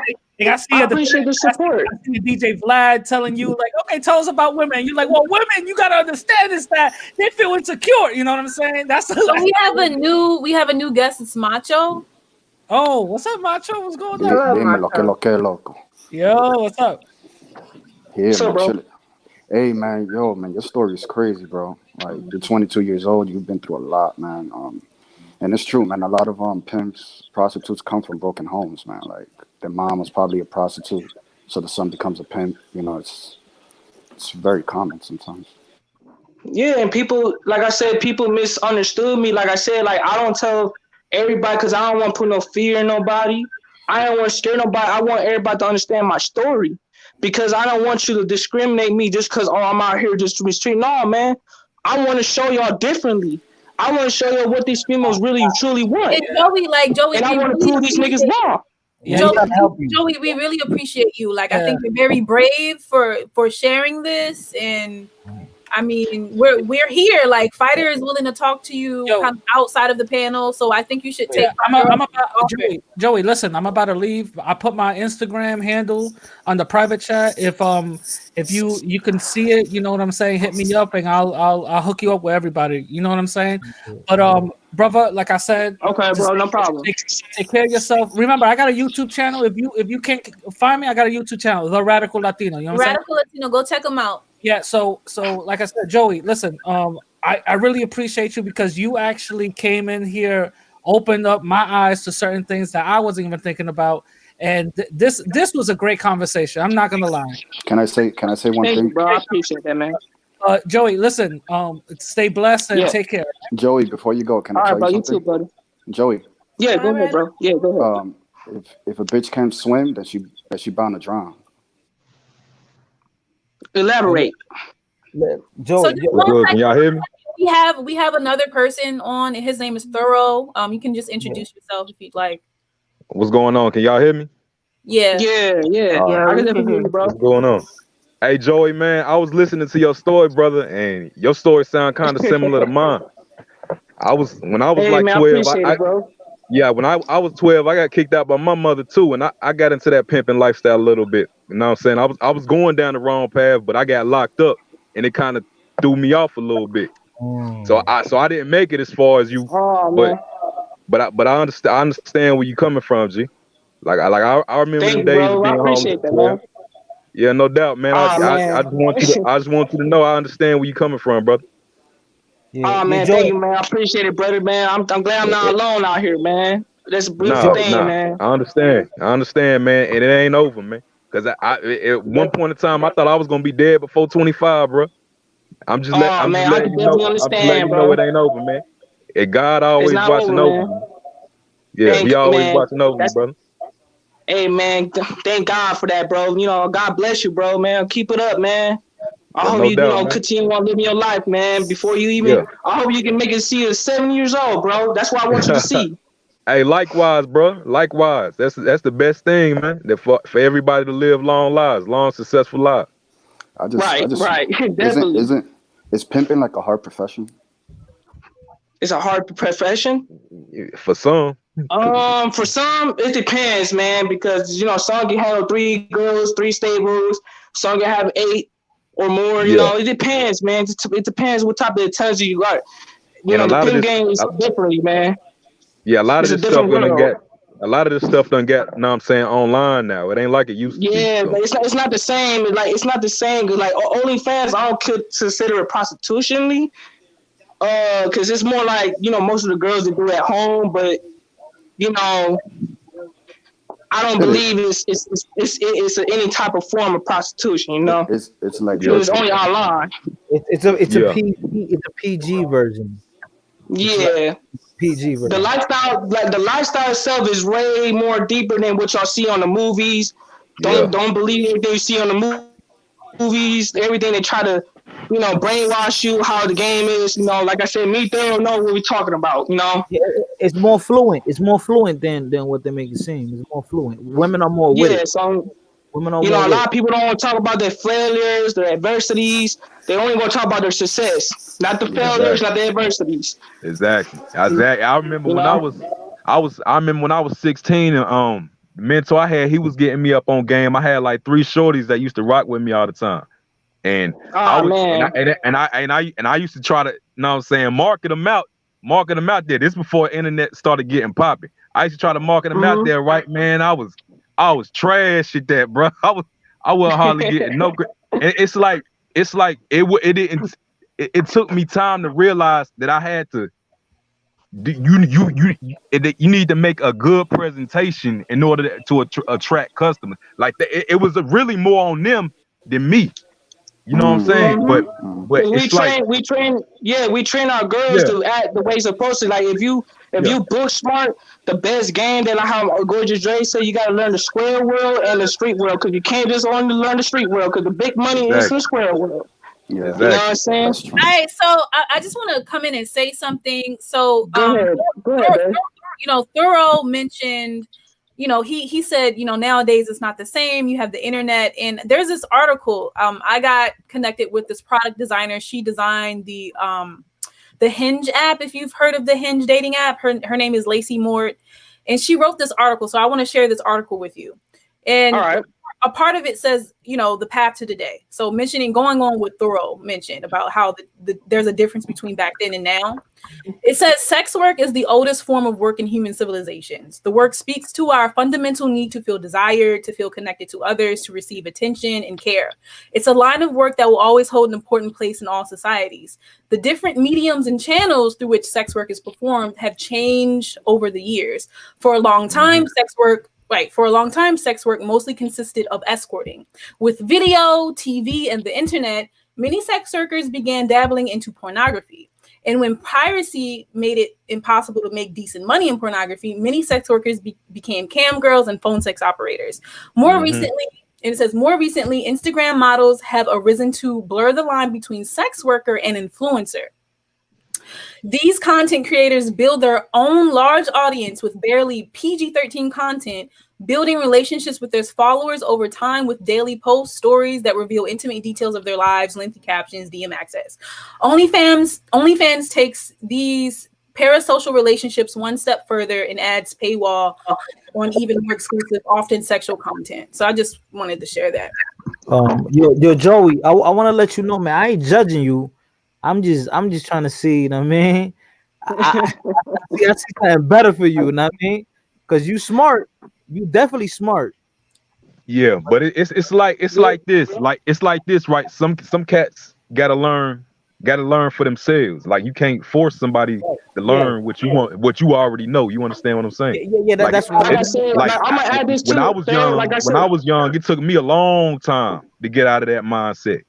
But man, it is what it is. Some cat, the game got to teach some cat. Like I said, I didn't have no man, y'all. I didn't have no man to teach me how to deal with women. I ain't had no guidance like that. I had to learn this game from the concrete. I understand you, Joe. I understand everything. I understand everything you saying, brother. No, I ain't against nothing you saying. I understand everything you saying.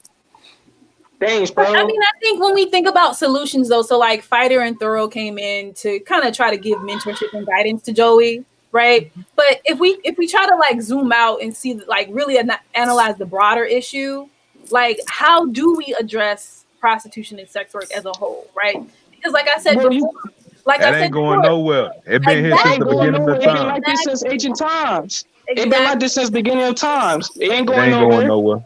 I just think it ain't going nowhere. So like Thorough, so my question is like to Thorough and Fighter, like, you came in and you wanted to like, talk to Joey, let him know that maybe he has better options, right? Thorough, you said they ain't going nowhere. So what do people do though? Like what is kind of like, what can we do like as a community? All they can do is rise their vibrations. You know what I'm saying? That's all they can do. And whoever's gonna avoid it is gonna avoid it. But the game is gonna be there. I mean, I can't lie and say it's gonna leave. Where are you from? Midwest. Where are you from, Thorough? You talking about me? I'm from the South. Yeah, you sound from the South. Which state? Yeah. I'm NC.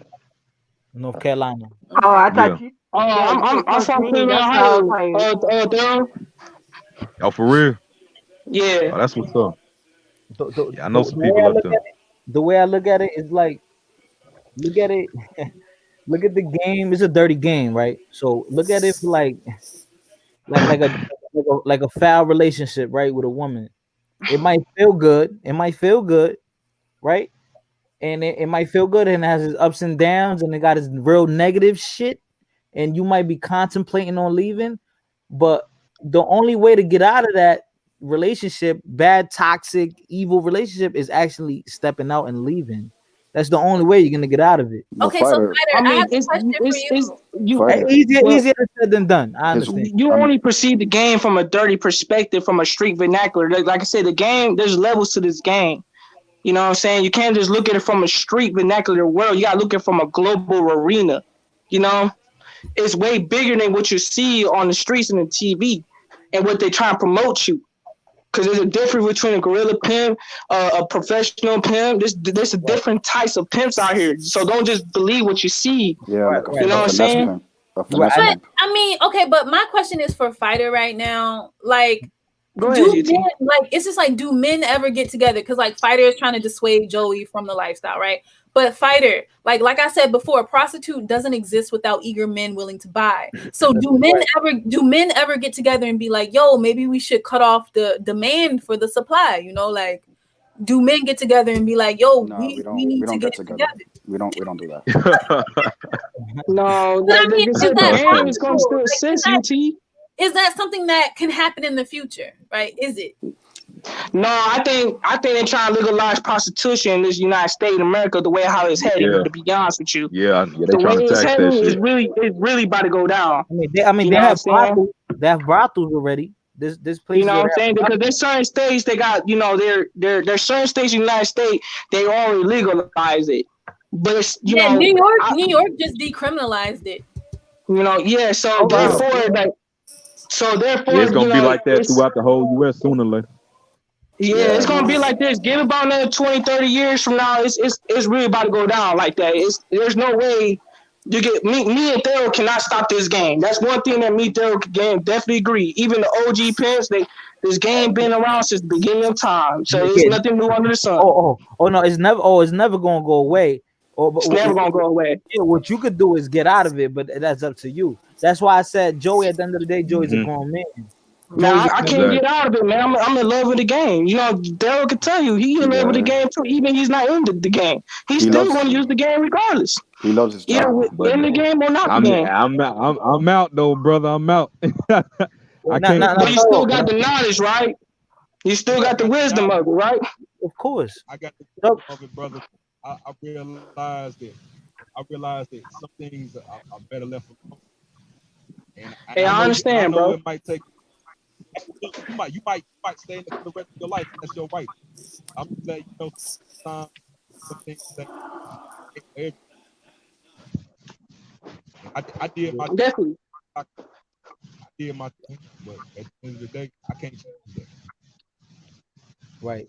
Hey man, yo, Joey, I wish the best for you. You heard? Yeah, thank you, bro. I appreciate Fire. You know, I'm not saying you know I'm knocking down. Just that we're gonna agree to disagree. Right. You know, that's all I wanted. And UT, go ahead, UT. I still know cats in the game. Sorry. Oh, I'm just saying, like, I'm good. Oh, and I just want to say that Thorough, it's really hard to hear you right now. Maybe you can like adjust your audio. Oh, can y'all hear me now? Yeah, we can hear you. Yeah, we can hear you. Yeah. Well, like I was saying, I said I'm still cool with cats in the game, so it's not like I'm saying niggas is evil. I'm just saying like I got out of it when I was a little younger than I am right now. But what I'm saying is everybody learn at their own pace. So I know you could stay in it for the rest of your life, and you still be a cool nigga to me. You know what I'm saying? But what I'm saying is it just wasn't for me no more. That's all I'm saying. Mm-hmm. What do you think about What do you think about polygamy? Since you guys are both pimps. Oh, I'm down with polygamy though. I'm down with polygamy. I mean, polygamy is not something you can just have sex. If you're going in like a child, you just want to have sex with multiple women. You have ill intentions. You're doing this all wrong. Yeah, polygamy. Every cat ain't built for that. You know, not every. You know, polygamy is for people who can handle. You know, it could be it's a positive thing because it's about building tribes, building families. You know what I'm saying? It's not about having sex with multiple women like how these so-called players out here say, yeah, I got me a bitch right here on the side. Yeah. Nah, that's not player shit. Nah. Exactly. You know what I'm saying? I agree with that. Yeah, but so right. It's more it's more a family. It's a family thing. Exactly. Cohesively, right? And the women are down with it. And it really is really business. That's all that really is. That's how I look at it. It's really business, but nation building. Every man can't handle that. Fighter. No, every man cannot handle that. That's something that you got to have a different caliber about yourself, man. You know, just like with me, Thero. Me, Thero is able to handle it because we both have the spirit in us to handle that. Every man can live that. I just want you guys to consider one thing. Fighter said it's just business, but I mean, I just read the article that said it predates anything that we know. It's the first profession. It predates capitalism. It predates business. You know what I mean? It's nation building. It's nation building. And someone earlier today, I don't know if this person is still here, and I guess I'm going to look for the comment. But some guy put up that when they studied primates like monkeys, when they introduced the concept of money to the monkeys, they started prostituting. They started using the money to buy sex from the female monkey. So the monkey was throwing the monkey. I mean, Are you saying look, I get nature. with you. I love nature, y'all. Nature is the truth of God's creation. Everything you need to know about life is nature. That's it. It's that simple. It's You just got like dudes like hyenas. it's just like females. It's like all females attract to the alpha male for a reason. Yep. You know what I'm saying? And that man, that pimp or that man is the alpha male that the woman attracts to. It's like that's why cats can have like 4 or 5 wives. It's no different. 4 or 5 girlfriends, 4 or 5 wives. They all attract to the alpha. That's what it is. Mm-hmm. So it's like speaking of human nature, like Joey came on the live and started talking about the female nature, right? So Joey, if you want to like make those comments again, I want to hear what Thorough would have to say about that. Well, like I said, Thorough, like I'm about woman liberation, if you know what I mean by that. You know what I'm saying? Yeah. I believe that you should let your woman express her beingness and let her be herself instead of putting restrictions and hindrances on her nature. You get what I'm saying? How like most men in the square world, they like to put limitations on women, and you got these females out here who's not being themselves, and you can see it all the time in the streets. Even you go to a business, to a job, you can tell most women are unsatisfied internally. As much they want to express themselves, as much they want to express their sexual nature, you know what I'm saying? As much they want to express who they really are. A lot of women suppress sexually out here. That's why they act like that. Yeah, that's what I'm saying. That's a fit act, Joey. Because I'll be telling women, I'll ask women that like, what are your fantasies? You express yourself. What do you want to do? Tell me your secrets, deep dark. Because I want to know the truth. I'm not gonna look at you less than a woman. Just be honest with me, and I respect what you want to do in life, the path you want to take. Just be honest. Don't hide it. And I've had women. But can you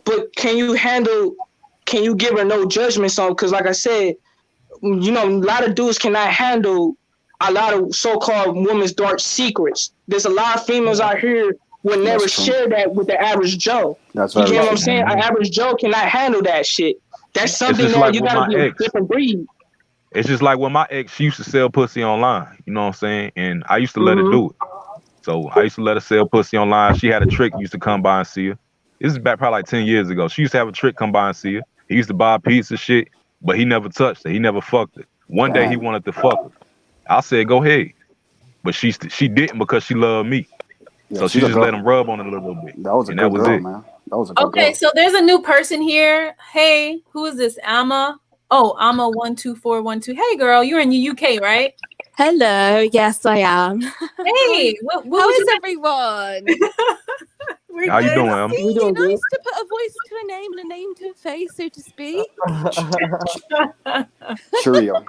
It's so cool. Sure. Like we have like a New York accent, a Southern accent. I love your accent. Latino accent, a UK accent. I love your accent, Universe. It sounds just like Jennifer Lopez. I said it before. Jennifer Lopez. I do not have no New York accent. I don't. That's your new nickname, you heard? Yeah, she dances salsa. J-Lo. No. Man, I don't rock with J-Lo, y'all. You need to accept it, Universe. You do. Yo, let me say this. Like, listen. Everything ain't for everybody, right? So if I'm the thing, like, yo, if a woman in the front, yo, up front, just tell me what it is. Like, I accept you for who you are. I've had women tell me. I don't want to sound too raunchy or whatever, but I've had women tell me that they want threesome, like with another man, with 2 men, like, and I didn't look at her like less of a woman. I just accepting her truth. And that you got mad excited. Is accepting the truth. I'm like, okay, like that's what she's into. That's what she. Okay, that's cool. She want to be dominated by 2 different men. All right, that's whatever.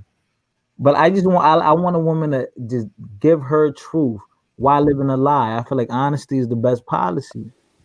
Yeah, but women never lie naturally. Yeah, because they want to they have to protect something. It's the survival. For the survival. That's the only reason it's why. It's part of life, man. It's nature, man. Like I said, I don't bash females for being manipulative. You know what I'm saying? They It is just what who they are. don't get played. Don't get played, right, Joe? I love it though. I enjoy it though. I got love for that. I learned lessons. Listen, I You know what I'm learned saying? lessons. I learned the game from women. I learned from getting played when I was younger.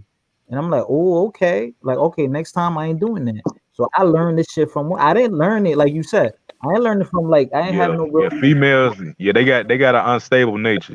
You just gotta learn that's just what they are. Yeah, They they right, facts. they feminine. They feminine. That's how right. feminine they Yeah. act. They protecting Mm-hmm. their stomach. They protect it's survival. They But like I move all said, man, females are maternal beings. Yeah. They have a beautiful. Like I said, when you bring out the best out the woman, man, I'm telling you the truth, y'all. They'll know what I'm talking about. When you bring out the best out the woman, man, she gonna love you for the rest of your life, man. Yeah, Even if that's she true. walk out your life, Mhm. bro, she gonna love you That's for the true. rest because she respects you. Yeah. Yeah, Same way You I know was what talking about my ex. She it's been 12 years. She always come back to me. Every time she break up I'm with saying? somebody, Always, she always come back to me. That Always. sounds It like a never always. soul fails. tie. yeah, It never that, fails. that's what that is. That's What what did that you is. say, Alma? What I didn't hear you. That sounds like a soul So tie. a soul Oh tie. yeah. Yeah, that's what that is. It is because like I said, 12 years? me Daryl tapping into the woman's soul. A lot of these dudes haven't tapped into a woman's soul. So, when you tap Facts. into a Facts. woman's soul, tap into her senses, like, taste, smell, things women are maternal beings. You know what I'm saying? They have a different way because, females got that egg, they got that yoni, the womb, you know what I'm saying? But when you take the time to get to know her for her, instead of trying to use her or manipulate her or deceive her to get what you want, man, Yeah. down the line, that's going to kill you down the line because she will get you killed. Either way Yeah. it goes, depending what kind of relationship you have with the woman. You know what I'm saying? It's a beautiful thing when you're honest and straightforward and you show her that you're about that life. You know what I'm saying? And she will respect you even more because, like I said, I have females that really did love their boyfriends, but they never respect them, and Facts. they came on to Facts. me. You know what I'm saying? So I know for a fact that you got females out here with like I said, I just love women nature. Like I said, but told Thera, like I just love the woman's nature. I just Yeah. love it. It's addicting. Yeah. Me too. Well, nigga, I'm Dominican. Why you think I'm promiscuous? Nigga, I love women. I love women. They all bring something. They all different. They all bring something different to the table. But we always got to remember that that's why we say love is a chess game. And when you telling me that you would what's his name? What's his name? He Thera, left. He left. Thorough left, right? Yeah, Thorough left. Thorough was saying how he had, aka soul tie with a woman for 12 years. That's love right there. That's love. But people are not gonna think that's love. But Yeah. that Love. is, Love comes in many different yeah, forms. that's love. That's real love. You know? like I said, I have an ex girlfriend, and I haven't had sex with her to this day. She had sex with other guys when I was in an open relationship with her. And to this day, I slept with her, I cuddled with her, but we never had sex because we used to sleep over her daddy house, and I respected her father to this day.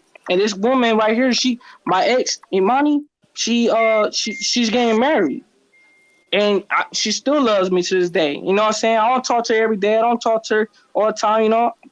Like I said, like the love is still there. She with another man, Do you cool. think? Do you think like her future husband's a idiot for marrying her?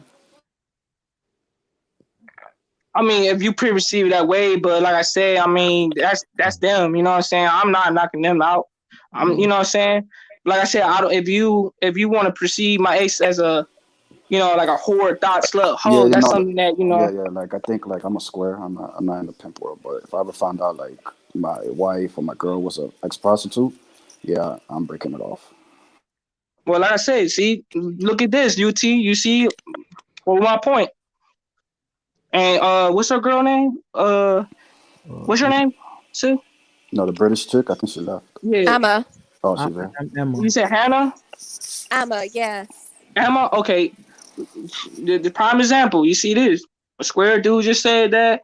If he find out you was an ass prostitute, he ain't gonna set you for you. He gonna be gone. He can't handle it. That's the truth. Well, I was Mhm. an ex-sex worker. That's why I called in. Mm. Well, So- that's good. I'm happy, babe. That's a beautiful thing. And, Come on, now I gotta praise you for that. And I'm a single mother. I'm gonna need to talk to you. So actually, a lot of my graduate research is on digital sex workers. Did you do any of that in the digital realm? Oh, of course it was digital. Come on. She sounds, could you send me a DM on Instagram? she sounds mad classy. How can I find you? Yeah, On my Insta? let me give you my handle. I really would need to talk to you. Like I'm actually going to I'm going to a research institute in Germany to for a research internship. Oh my I'd god. happily help you out with your research in Europe and in Germany. Thank you. That's my what's up? That's my handle. Yo, UT, you're a catch. You know, you got your connection right just, there. You're a good catch. So what are you gonna share on live your Insta, or do I have to get it via private message? No, you can just so I have my handle right here. I put it on the screen for you. It's universe.trip. You can just send me a message and like hopefully we can set up an interview. Okay. All right then. Fair enough. Okay, I'll do that then. Okay, that thank sounds you. exciting. You know, it's very exciting, and I mean, like, okay, so I'm a graduate student in computing and information science, and like it's like I'm the only person right now in the industry that's conducting research on digital sex workers. So I'm really excited, and this is why I kind of got the internship. But I'm always looking for like participants. Oh, for fuck's sake, this stupid reception. Excuse my French. Oh, for goodness sake. Is it working now? No, let me see. Are you trying to... I can hear you now. It's fine. And I wanted to speak to Joey personally. Hi. Hey, Emma, how you doing? Miss Beautiful? How you doing?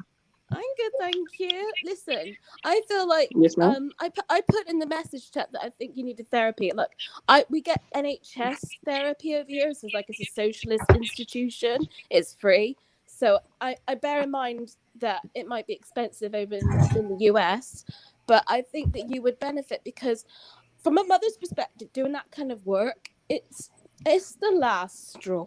And we wouldn't want, as a mother, it for you to question your relationship with future women like the way that you do. And my phone down. I gotta go charge. Okay, we'll be here.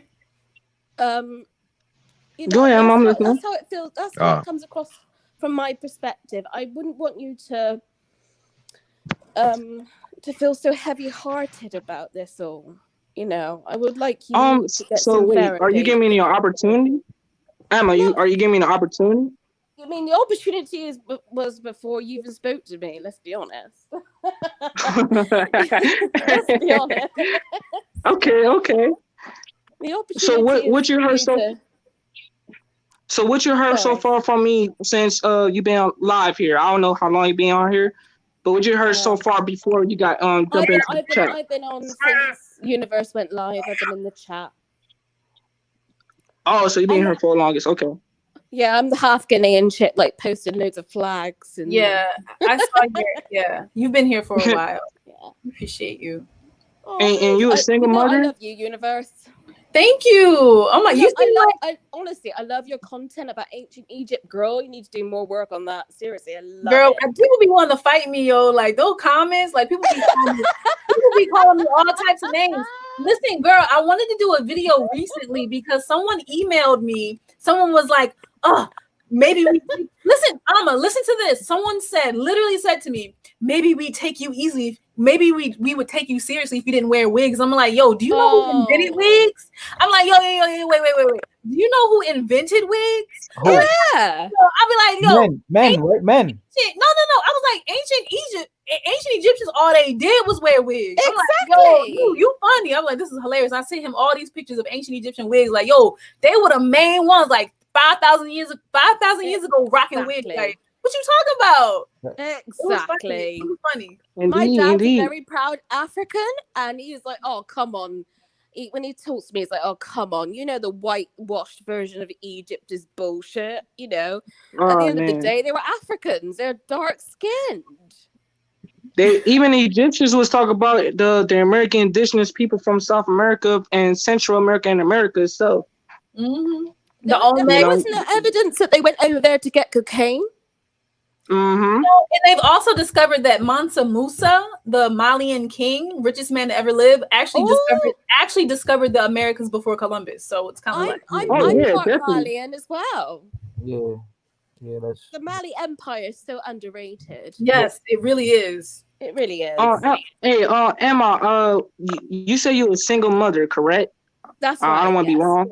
Okay. How many kids, if you don't mind asking? Hang on. Sorry, my phone's being silly. For goodness sake, can you hear me now? Yes, I can hear you. I just want to know how many kids do you have? It's very broken. Hang on. It will go back to normal in a second. Bear with me. Because I really wanted to engage with you. That's why I called, for goodness sake. Okay. Do you have any questions you want to ask me about anything? No, I just like from a mother perspective, I felt kind of compelled to call because I used to be a sex worker, and it was like for a couple of months, but still it's part of my past nonetheless. So I felt like I'm not judging you. There's nothing wrong with that. I know you wouldn't do that. I mean, I don't even judge myself. It is what it is. It was a means to an end. I thought I was open-minded. Yo, I'm really open-minded. Yo, for real. Nah, because I don't judge. Yo, listen, I don't judge people because I haven't been through what they've been through, and they haven't been through what I've been through. I mean, I had a deadbeat baby daddy, so to speak, and he was like a Sicilian man. He was like, well, not from Sicily. He had Sicilian descent, and he was I was in a vulnerable place, and I wouldn't have gone out with him had I felt better about myself. And now I feel better about myself. I'm like, the sky's the limit. So I've had therapy, and I feel like it completely just changes your perspective. And that's why I thought Joey might benefit from psychotherapy. Mm-hmm. Oh, so wait, you want me to be your psychotherapy? No, I don't. I was about to say, like, what? I can't do that. No, I would tell people to get drunk and. Nah, I mean, that's a bad way of doing it because there's people still gonna feel that void within themselves, especially a woman. And you know what I'm saying? Healing is very important. I'm quite a strong person. I'm quite resilient. That's the word. Okay, quite resilient. Okay. Yeah. So, like, how do you feel? Let me ask you this question then. How do you feel about men overall? Because, like I said, I don't know you heard what I said about my mom being a prostitute. You said you was working as a sex worker as a mom, correct? Mm-hmm. How do you feel about men mistreat and denigrate the woman most times? I don't feel like they're at the heart of sex work. Is that in the context? Is that what you're referring to in sex work? Yeah. How they relate to me sexually? At the heart, I feel like men are hiding their real selves. Interesting. Okay. So do you feel like men has any type of bitterness, Oh, the stupid perception. Excuse it. Sorry. Oh, okay. So if I'm moaning about that, I apologize. It's not you, it's the perception. Oh, it's okay. It's okay. Okay, so do you feel like men has some bitterness towards the woman when they participate? No, I feel like I don't necessarily. I mean, I'm not going to underestimate misogyny in Western society. It is what it is. Especially, I feel like the Black community in America, from a European standpoint, is very broken. Yeah, definitely. And I saw your comment earlier. I saw your comment, which was really interesting. I wish they cannibalize each other. Yes, and they should be. There's a scene. I'll tell you this. You'll remember it when you see it. There's a scene in the Hunger Games, Mockingjay Part 1, when Katniss Everdeen, she says everyone is fighting among themselves to turn their weapons to President Snow, who's an evil dictator who causes all the havoc in the Hunger Games. If you haven't seen the Hunger Games, Mockingjay Part 1, you'll see what I mean. Yeah. You know when she says turn your efforts to white supremacy, that's the cause of it. Okay, I think Black people are ultimately responsible for how they treat other people. But at the end of the day, you've got to turn your weapons to white supremacy. I don't think Black men should that's why these videos by Kevin Yeah. Samuels is Yeah. really disheartening. It's like, why are Yes. you turning on black women? You Right. should be turning on white men and white women. But you know, I mean, we have a saying, like I would hear this growing up so much, and it makes so much sense now that I'm older.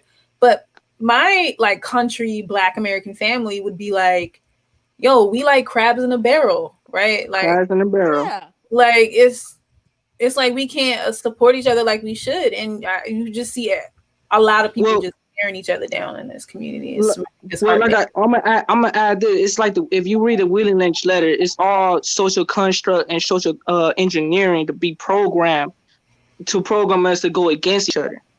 That's how everything started. Divide you know and what I'm saying? conquer.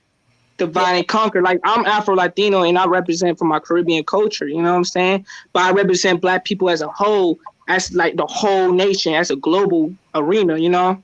But the thing I will is, say this as a biracial woman, I will Mhm. not be taking the stance that I'm a Black woman. That's somebody else's space. Like same for a white person. I can still have my own identity, my own representation, and I can still challenge white supremacy. And I don't think I don't think biracial people should be taking over Black people's image, if you get what I'm saying, especially in media representation. Well, I mean, but like I said, Black is not. It's not a skin color. It's an essence, because everything came from darkness and blackness. Everything came from darkness. I don't believe. I mean, in the Europe, I'll give you a perspective. We don't have. Okay, the one drop rule isn't so prevalent over here as it is policed in the US, and that's just from my observation. I think the UK in particular is quite progressive. We believe in striving to give mixed race people their own category.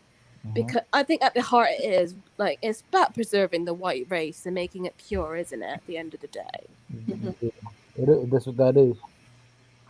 That's actually what it is. Yeah, and it benefits. Who does it benefit? Racists. Right. So let's not Yeah, go on I with can't that. rock with it with constant racism. Racism, man, you have no idea. Yeah, I don't let that. Part of me doesn't want to have an idea in real life in America because it's heartbreaking, especially after the protests and of this year. It's quite sad. Yeah, definitely it is. But Amma, do you have an Instagram account? Yeah, but it's my real It's my real name on there. Oh, okay. Oh, okay. Pull up on the private. Can you email me? I'm sure I can get in touch with you. I'll find a way. Okay, I have an email. Is it in your? Yeah, I can put it. It's on the channel, but I'll put it up because Is that you want to know about sex work? Yeah, I need to interview you about that. Yeah, of course, absolutely. It was only for That'll like a be nice. 6-month period because I was desperate, but I still need some money. Oh yeah, definitely. That's my email address. You can email me anytime, and you can like. Who's all this? Hey, UT, can I ask you a question? I'm looking at the chat, the private chat. Radical. This is Radical. Instagram, right? Yeah. Okay. Who's Fenur dying? Who's? No, that's Thorough. He was trying to say that his phone's dying. That's why he left. Okay. This Thorough. Yeah, that's Thorough. His phone's dying. And that's your Instagram. Okay. I see what you're saying. All right. Yeah. So did anyone in the chat see the Kevin Samuels video? Yes, Joey, that's right? Yeah, it's who, me? Joy, right? You right? I'm gonna follow you after I get off here. You know. All right, no doubt, bro. Bye, Joey. Come back. You know what I'm saying? Bye. No, I'm not about to leave. Yeah, I wasn't about to leave yet. I was just saying is that like after I get off here, I'll be adding y'all. Yeah. Oh, okay. That's what I was asking. That's what I was saying. Oh, okay. Great. Universe, this probably was your best live ever. You heard? I know, right? For real? No, that's. I mean, true. look, listen. If y'all want to know the truth, like about how I got in UT, I saw her about Kevin Samuels, and you know, I've been watching. You know, I heard about the Kevin Samuels with the girl, and that kind of heartbreaking to me. And I made a comment on. I saw her randomly on my YouTube. I like, let me check this girl out. She, I don't know her. And that's how I, came in the picture. I asked her a question earlier, like how to feel about women nature. Of course, y'all heard the whole thing, But I definitely like to have a one-on-one interview with you, UT, about everything, on your live one day. Okay, yeah, come back. Add me on Instagram and we can all plan a live. Like me, you, Fighter, Radical. We can all I'll send everybody a group chat or something. Damn, I'm sorry, Universe. I got newfound respect for you. Why? Yeah, for real. Nah. Why? What did I do? I do. Nah, I ain't You've done a gonna lot. You've done a lot. Good things. Yeah. Fighter, where did newfound respect come from? Nah, it's all right. It's okay. It doesn't matter. It does matter, actually. Nah, this live right here, I don't know. You the conduit for this. You know what I mean? You're the medium for better things, darling. Right. And like I've been attracting men like Joey for a minute. They're not very vocal. They're not as loud as the men that are like, all of you black men, all y'all black women gonna die alone. They're not vocal, but when they come out, they really, really come out. So I just want to say is that I appreciate the fact that you didn't judge me for the stuff that I do, what I'm saying? Because most people, misunderstood me. Like I said, I'm alone in this world, Joey, I conduct research on sex workers. You think I'm gonna judge you? I'm not saying that. I'm not saying that to you, babe. I just wanted you to know, on your channel, I hope that people didn't, because I didn't read all the chats and stuff like that. I hope people didn't look at me differently. You know what I'm saying? I just try to get people to understand me from a deeper perspective. Yeah, we all appreciate you coming on and being this honest and open. I mean, I've gotten a lot from it. Mm-hmm. I've learned a lot. Yeah, well, like I said, you're always gonna learn from me anytime, anyway. There's a lot of knowledge that I can learn from you and anybody on here, Fighter, anybody. You know what I'm saying? It's about unity, because I'm about unity and love over here. That's who I am as a person. Definitely. Do you know what? If Princess Diana was alive, she would listen to you. Who? Which Princess Diana are you talking about? If Princess Diana was alive, she would listen to you. I mean, like I said, I appreciate that comment, man. That's man. True, because we knew, us Brits, we kind of knew what she was about. She was fairly very people orientated. So yeah, she would have totally listened to you. Oh, thank you, man. I appreciate that, man. Like I said, I never thought that I would leave a positive impact on UT channel, because this is my first time being on live. Same here. Yeah. You spoke your truth, bro. You spoke your truth. That's it. Right. And I mean, Goddess Energy 555 says, at first I was judging, not gonna lie. Then I'm like, wow, I understand you better now. And I think that's the power of, Joey's honesty and openness, is that you're able to get people from out of that judging space and into a space of more understanding. I think that's very powerful. So you had a huge impact, Joey. You were the star of the show today. You exactly made the live. You made it, Joey. You made it. Man, I appreciate it. I'm humble by I don't. It's not my credit. I give it to God's credit. For this, because God, I'm just a messenger. That's who I am. I'm just spreading messages. All I want to see is my people as a whole, as black people as a whole, or as people as purely, what I'm saying? I just want to see everybody come together, and stop with the bullshit that's going on, especially the Kevin Samuels situation. Like I told you, UT, I don't think Kevin Samuel, to me, in my opinion, he carrying himself like high value just because he looked good on the outside. Because I do question his pictures that I be seeing, what I'm saying? I be wondering, is he homo, everybody. What I'm saying? Joy, I didn't want you to say it. I didn't want you to say it just for the sake of the argument. I mean, I'll tell you what, who he does remind me of. He reminds me of Gus from Breaking Bad. I don't watch Breaking Bad. I heard about Breaking Bad, but I don't know who Gus is. So you gotta. Gus is the Afro Latino. Gus is the Afro Latino guy. He was in the movie Fresh. Yes. He was in Fresh. He was in Breaking Bad, and he is the most. I guess in American vernacular, I would say he's a Walmart version of Gus from Breaking Bad. I know what you mean. Oh, Not as tough. Not as tough looking, right? Gus, Yeah, dang. tough looking. Yeah. Yeah, dang. Appreciate that, y'all. You know what I'm saying? Oh man. I mean, you know what I'm saying? Emma, I'm definitely gonna add you Instagram, UT, definitely, you know what I'm saying? We could definitely sit down and talk on another live and anything, man. Cause this, I feel like, to me personally, I could leave a positive impact on people's life to look at things differently. You know what I'm saying? That's my goal. Definitely, me too. I mean, like, that's the work that I do with marginalized demographics, and I'd hope Amma comes on to the lives again soon. Only if you want me, darling. I would love for you to come on the live soon. Maybe we can start having conversations more about my research. You know, listen, when you come over to Europe, you might have to have a little stop by. I will. I have a friend in Spain. We're gonna hang out, and a friend in Amsterdam. So I'm planning on. The offer is there. I mean, I've got space for you to stay here. I mean, not a hotel, obviously, but you're welcome to come to my house. Mi casa, su casa. I'd love to meet up with you. I'd love to meet up with you. Oh shit! Okay. You know what, Emma, fighter.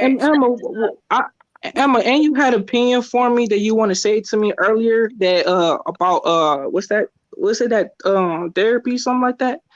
Yeah, like psychotherapy. I think you would benefit from it, just to kind of like sound off and just talk to somebody and in a non-judgmental atmosphere. I mean, obviously you've got to get a feel of your therapist and see if you like them. But over here, the reason why I'm saying it, like, over here in the UK, we have the NHS, and we have, like, because we pay taxes into this socialist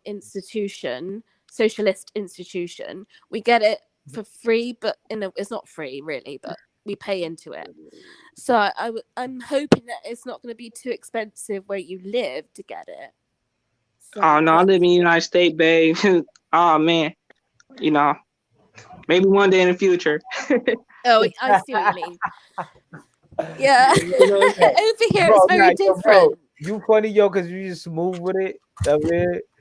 Man, I'm just being myself, man. Like I had a moment when I had it done, and I literally woke up one day not the same person. So it's worth a try. Bro, I think you've had a lot more responsibility too early in your life than you needed to. Who me? Yes. Are you saying this for real? Yeah. Are you saying this? You lying to me, man. You know you can't lie to me like that. I don't lie. Yeah. You had a lot more responsibility at a very premature age.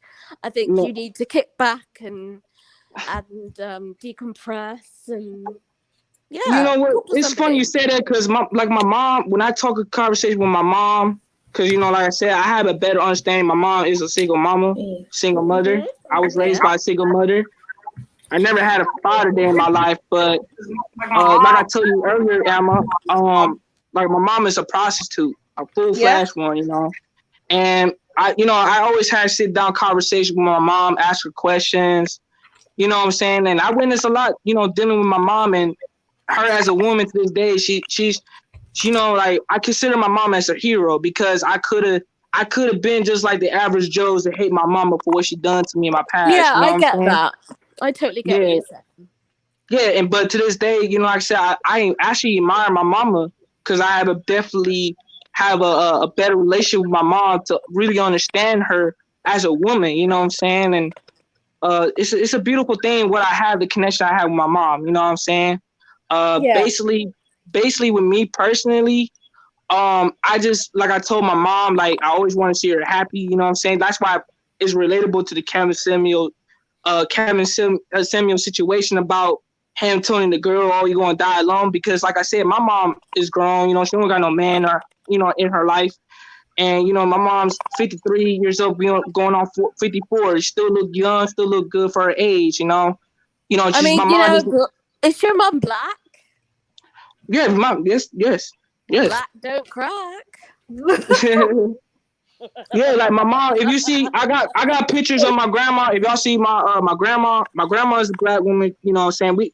And if you see my mom my mom looks like a white woman when y'all see her, but when you see grandma, my grandma's black woman, man, listen, She's a you always mixed see her on woman. Instagram. Yeah, I'm a mixed Just child. like I'm me half native. then, because I'm biracial. I'm a mixed child, man, for both sides of the family. You know, the thing is, what I really want to say is, I got a lot of cousins that really care for me. That's in the lifestyle, who sit down with them. Because like I said, my cousin Muñeca, she's a black woman. She's Afro Latina from Puerto Rico, from Louisiana, and I had people back in the days used to call her monkey back then. I had to stand up for my cousin for that, and I had certain Latino, of course it hurted me because I don't like my cousins, I don't like any black woman be degraded by any other races of people out here. You know what I'm saying? One thing as a Latino, if you're a black woman, if you listen to this chat, y'all UT and everybody, I would never try to influence y'all to date like any the white man or white Latinos, because there's some things I just disagree in certain aspects and certain things about racism, colorism involved in a lot of things. One thing I like to protect my women from a lot of things. Right. Joey, and I agree with you because I'm Afro Latino, and I'm Dominican. So, I got cousins that's Dominican. What part are you from in Dominican? What part? My family. Well, I was born in New York, but my family, they're from where in New York? Uptown. Like Dykeman. You heard of Dykeman, Washington Heights? Yeah, I know you think. I got cousins living in the Bronx, so yeah. Okay, that's not far. It's not that far. Yeah, and then in DR, my family from San Pedro Macorís. Oh, okay. So I lived on in DR too. So I speak Spanish and everything.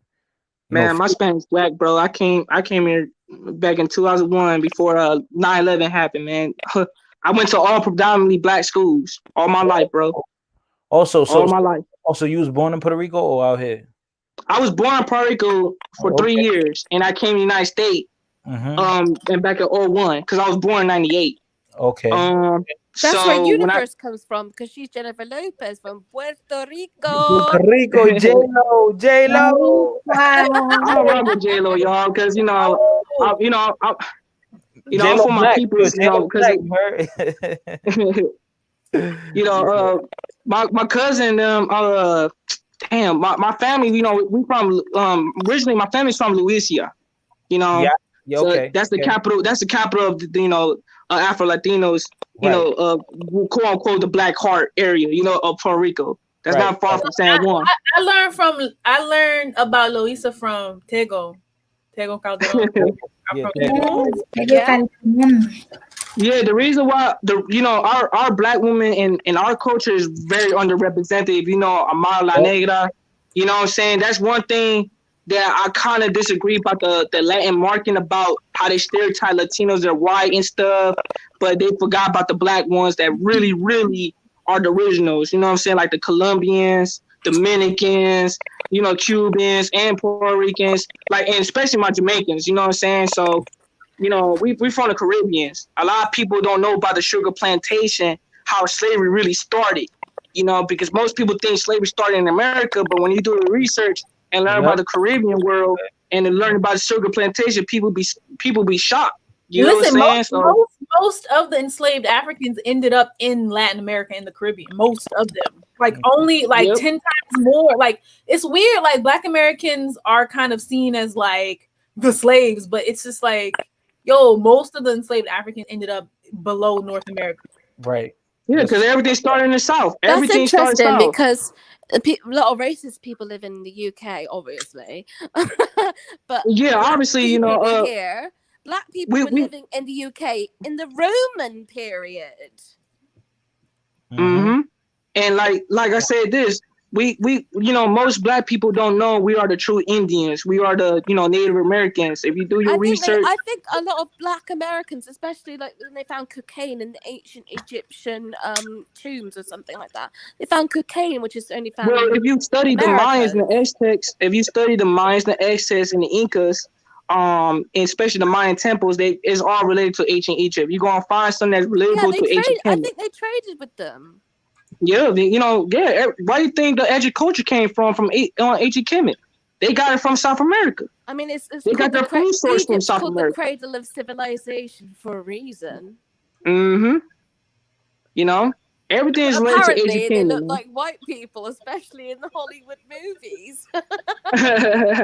Definitely, you know what I'm saying. That's why I represent the Afro Latinos in my culture. You know what I'm saying. I represent the blacks in my culture. You know, and I'm talking about as a whole, as a nation. You know what I'm saying. It's like that's why I'm about unity and love. You know, over here, because you know, if y'all see my cousin. You know, my family members, everything, like my grandma. Like, I can't wait y'all see on my Instagram. You know, y'all see it. Yeah, bro, I felt there was times that I felt kind of stupid, me being Afro Latino, right? And I remember I saw this girl, she's a beautiful girl. I'm thinking she's African American, right? And come to find out she was Honduran. And I felt stupid. I'm like, damn, I'm an Afro Latino. I should know better. You know, and she was a Honduran. I mean, I mean, so all of us are part of the African diaspora, especially in the Western Hemisphere. Exactly. It's like anything. Like, I mean, you can't really tell. Yeah, you can't You tell. shouldn't like be surprised when people say they're from the African diaspora and then they look like something. They Right. could look like anything apart from, like, you know, That's true. an That's Anglo-Saxon. Look, even on Puerto Rican myself, you know what I'm saying? I had struggles with my self-identity because of simple fact, I'm light-skinned. And then when I heard something about light-skinned privileges, because I went to all listen, you know how ignorant I was, y'all? I was so ignorant that I thought racism did not exist when I went to all black schools all my life. You know what I'm saying? I grew up in the hood, in the projects, all my life. And I just sit here Is like... that the projects in the East Coast? I'm just asking. Yeah, in the East Coast. Yes, I'm from the East Coast. I'm from Cleveland, Ohio. I don't even know LeBron James because my last name is LeBron. But in Spanish, you're in LeBron. Ohio? Because my relatives are in Ohio. LeBron is very Puerto Rican last name. It's a very Puerto Rican last name. Yeah, you know, yes. My full name is Joseph Anthony Rodriguez LeBron. But in Spanish, it's Joseph Anthony Rodriguez LeBron. Maybe you don't want to put your whole name out. Maybe you don't want to do that. Yeah.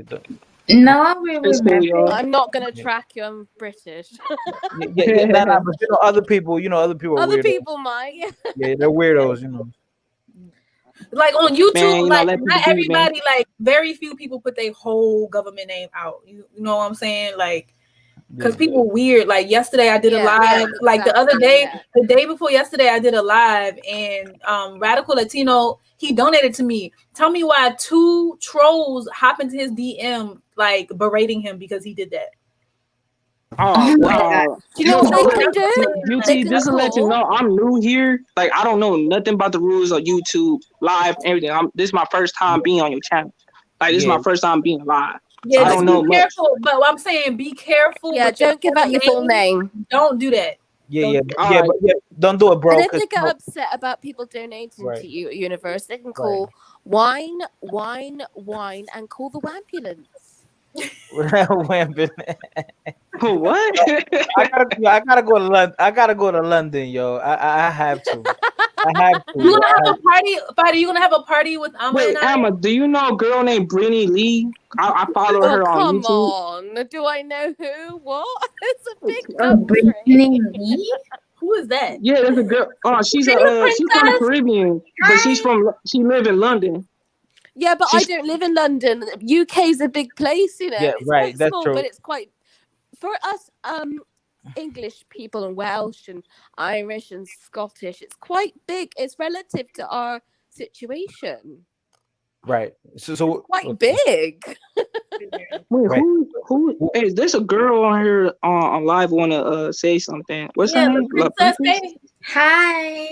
Hey, how you doing? I'm doing good.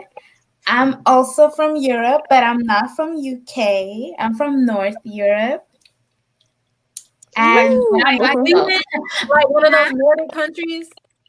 Where exactly I'm from? Yeah, like a Nordic country, like Denmark. Yeah. Okay. I live in Norway. Okay. Oh, okay. Norway. Hello. Yeah.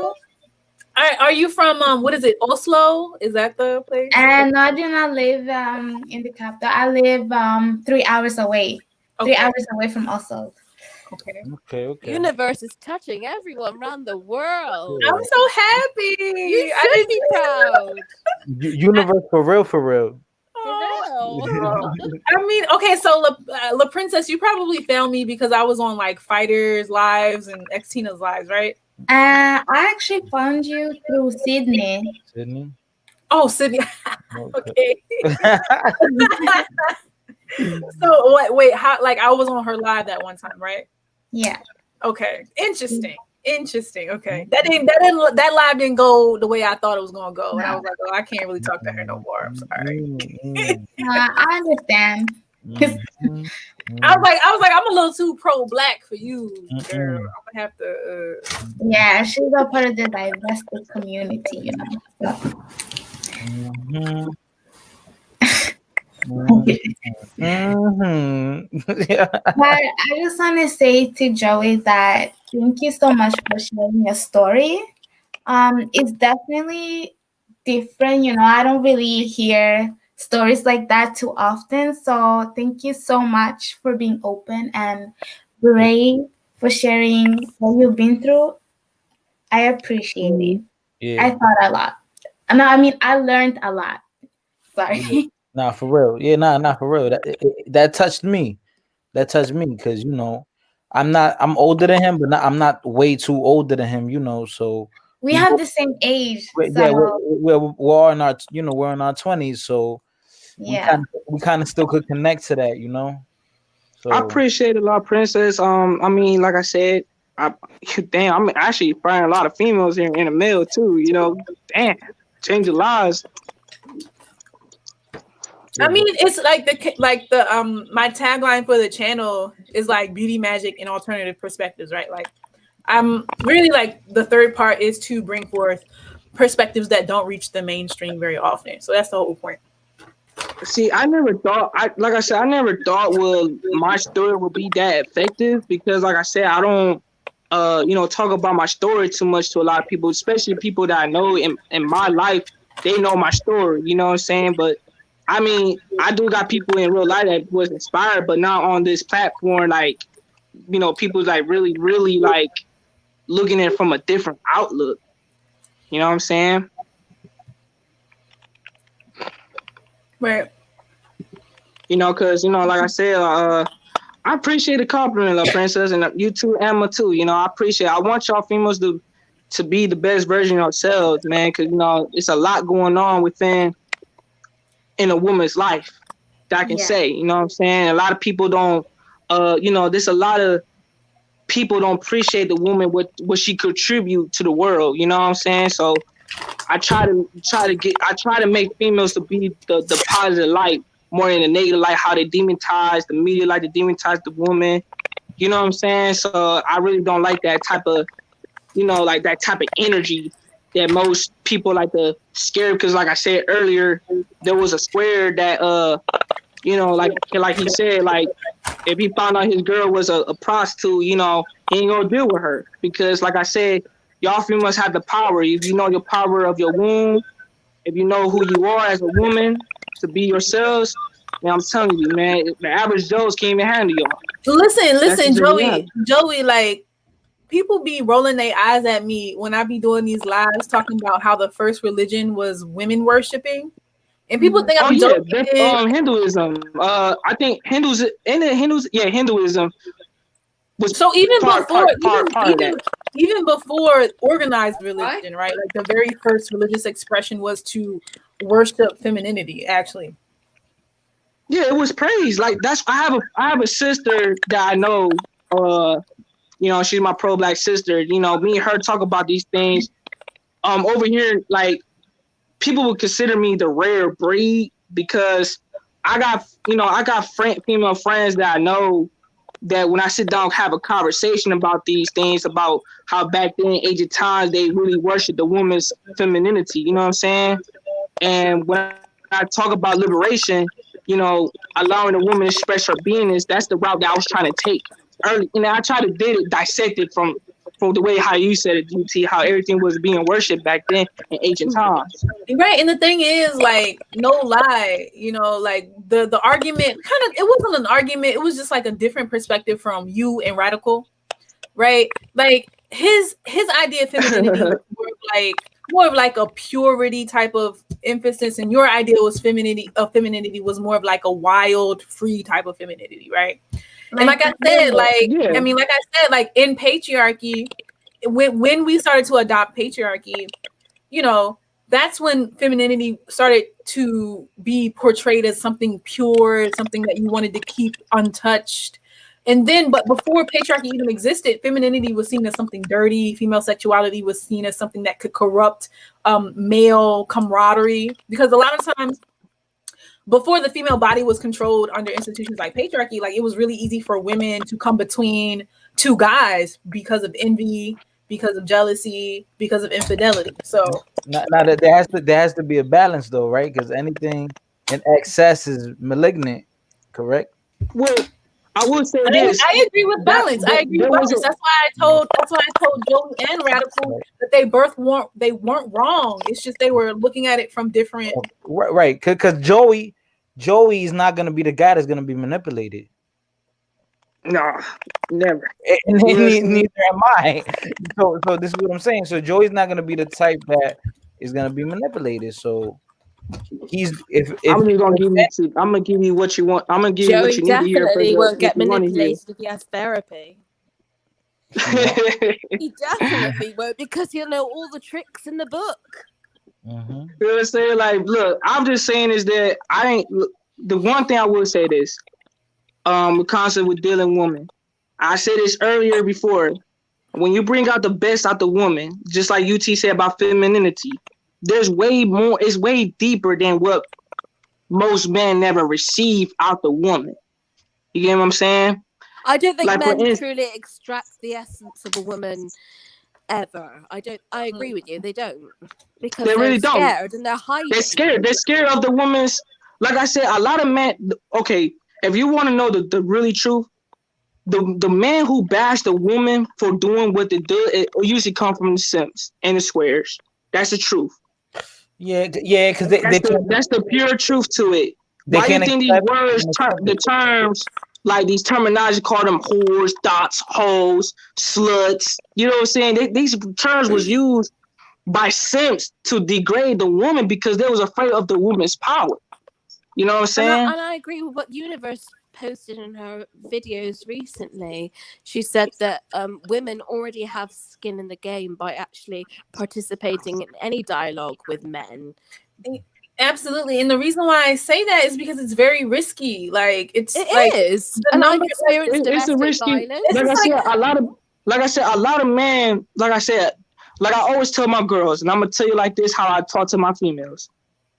You got men out here who will kill you if you manipulate them, deceive them. Even though you play their hearts, a lot of men are not cut like that. The way how I would handle certain things more than the average guy, because they take a great heart to handle an actual strong woman. Just like in the Bible, it says the hardest woman can bring a piece of bread to the man, right? I want to know what's that mean to y'all?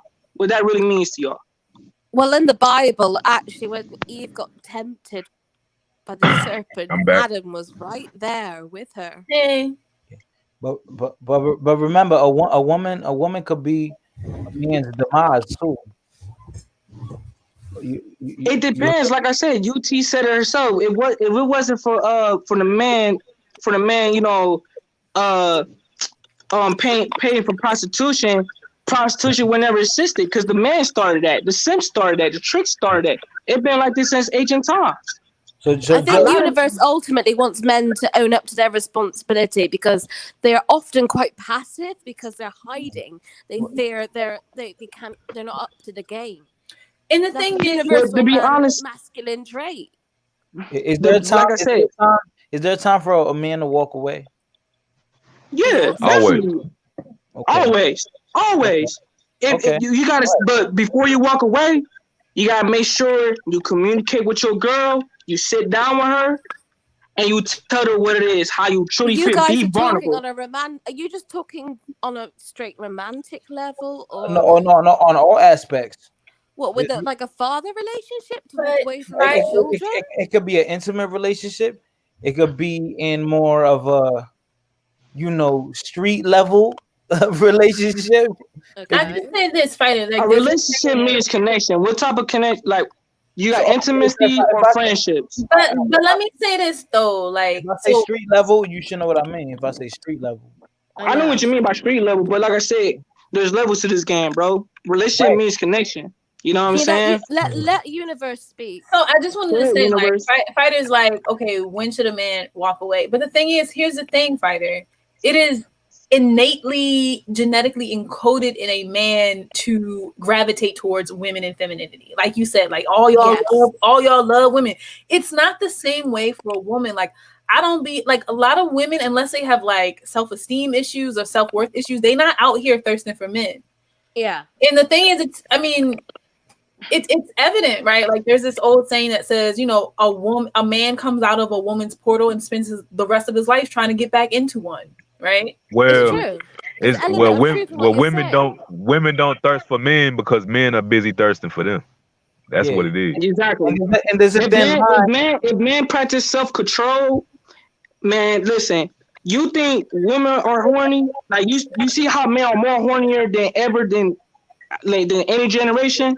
If they say it was backwards, if all men was all self-control, they got dick discipline, a lot of females will be chasing the man more than the man chasing the woman, and that's the whole part of truth. Joey, let me ask you a question. If men know how to control themselves. Joey, let me ask you a question. What's up, bro? Joey and Thorough, let me ask y'all a question. Do y'all feel personally, all right? Do y'all feel, and I'm open to criticism, do y'all feel that I have ever directly exchanged, currency for physical from a woman, sexual interactions with a woman? Do you think I've ever, partaken in that? Oh, I don't know your personal life, brother. I don't know what you done. Personal life like that, bro. Like, from my talking points, because because Joey, you was able to recognize the square earlier, just off of a comment he made. Yeah. Correct? Oh, you asking me to guess? Oh, I would assume you might have. Yeah. Oh, okay. Yeah, definitely. Like directly, like exchange like money for sex, like directly. Yeah, I would assume you might have. Bro. I would consider you a trick. Never, bro. You only exchanging for sex. Never, bro. I never done that. Never done that, bro. But I'm just saying, if you did, that you be considered categorized as a trick. As a trick, yeah. So I look down on that. I look down on that because I feel like I could get that without even. I could get that off my charm. Look, I'm gonna break it down like this. If you want to know, listen. I'm gonna give you some cold truth, some cold game theory. Know what I'm talking about? You could be tricking right now with your dick, even without you paying sex. Why? Because you all.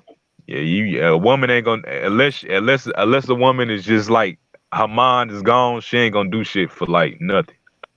Oh yeah, definitely. It's a wrap. Especially if she don't respect you, she ain't coming back. So you think everything? So you think everything is tricking? Nah. Everything ain't tricking. What's the definition of tricking? Because we have to define that. Well, a trick is a person who pays for sexual gratification. That's a trick. Exactly. Okay. Now, you know what I'm saying? Yeah. Now, you know what I'm saying? Simp is like another trick too, but you got dudes who will how am I put it in words? Mm-hmm. You got dudes who will do anything for pussy just to manipulate, lie, deceive, just to have access to pussy. Hand it to the woman emotion. Right. For example, if you take a woman to the movies and you have ill intentions, your end goal is, man, I'm about to get some pussy out of her, and you T over here like she about to have a good time with fighter and shit. Right. But you over here trying to get some pussy out of her. It's not ill intentions if it's mutual. Yeah, it's not ill intentions. Yeah. If she down, I'm talking about you as a man. Like if you have it, like no, when I mean ill intentions, ill intention is that if you only want sex and you gonna do anything for sex just to manipulate, deceive, and lie, man, that because I don't go into situations like that. Because you know how I look at it. Let's say an example.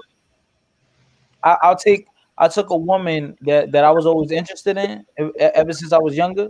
I took her to a professional boxing fight, right?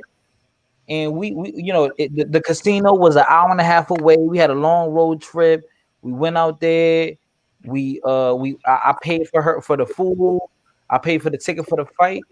But I enjoyed her company. I just want to have a good time with a pretty woman. That's it. And if I didn't get no sex from it, I was okay with it. You know what I'm saying?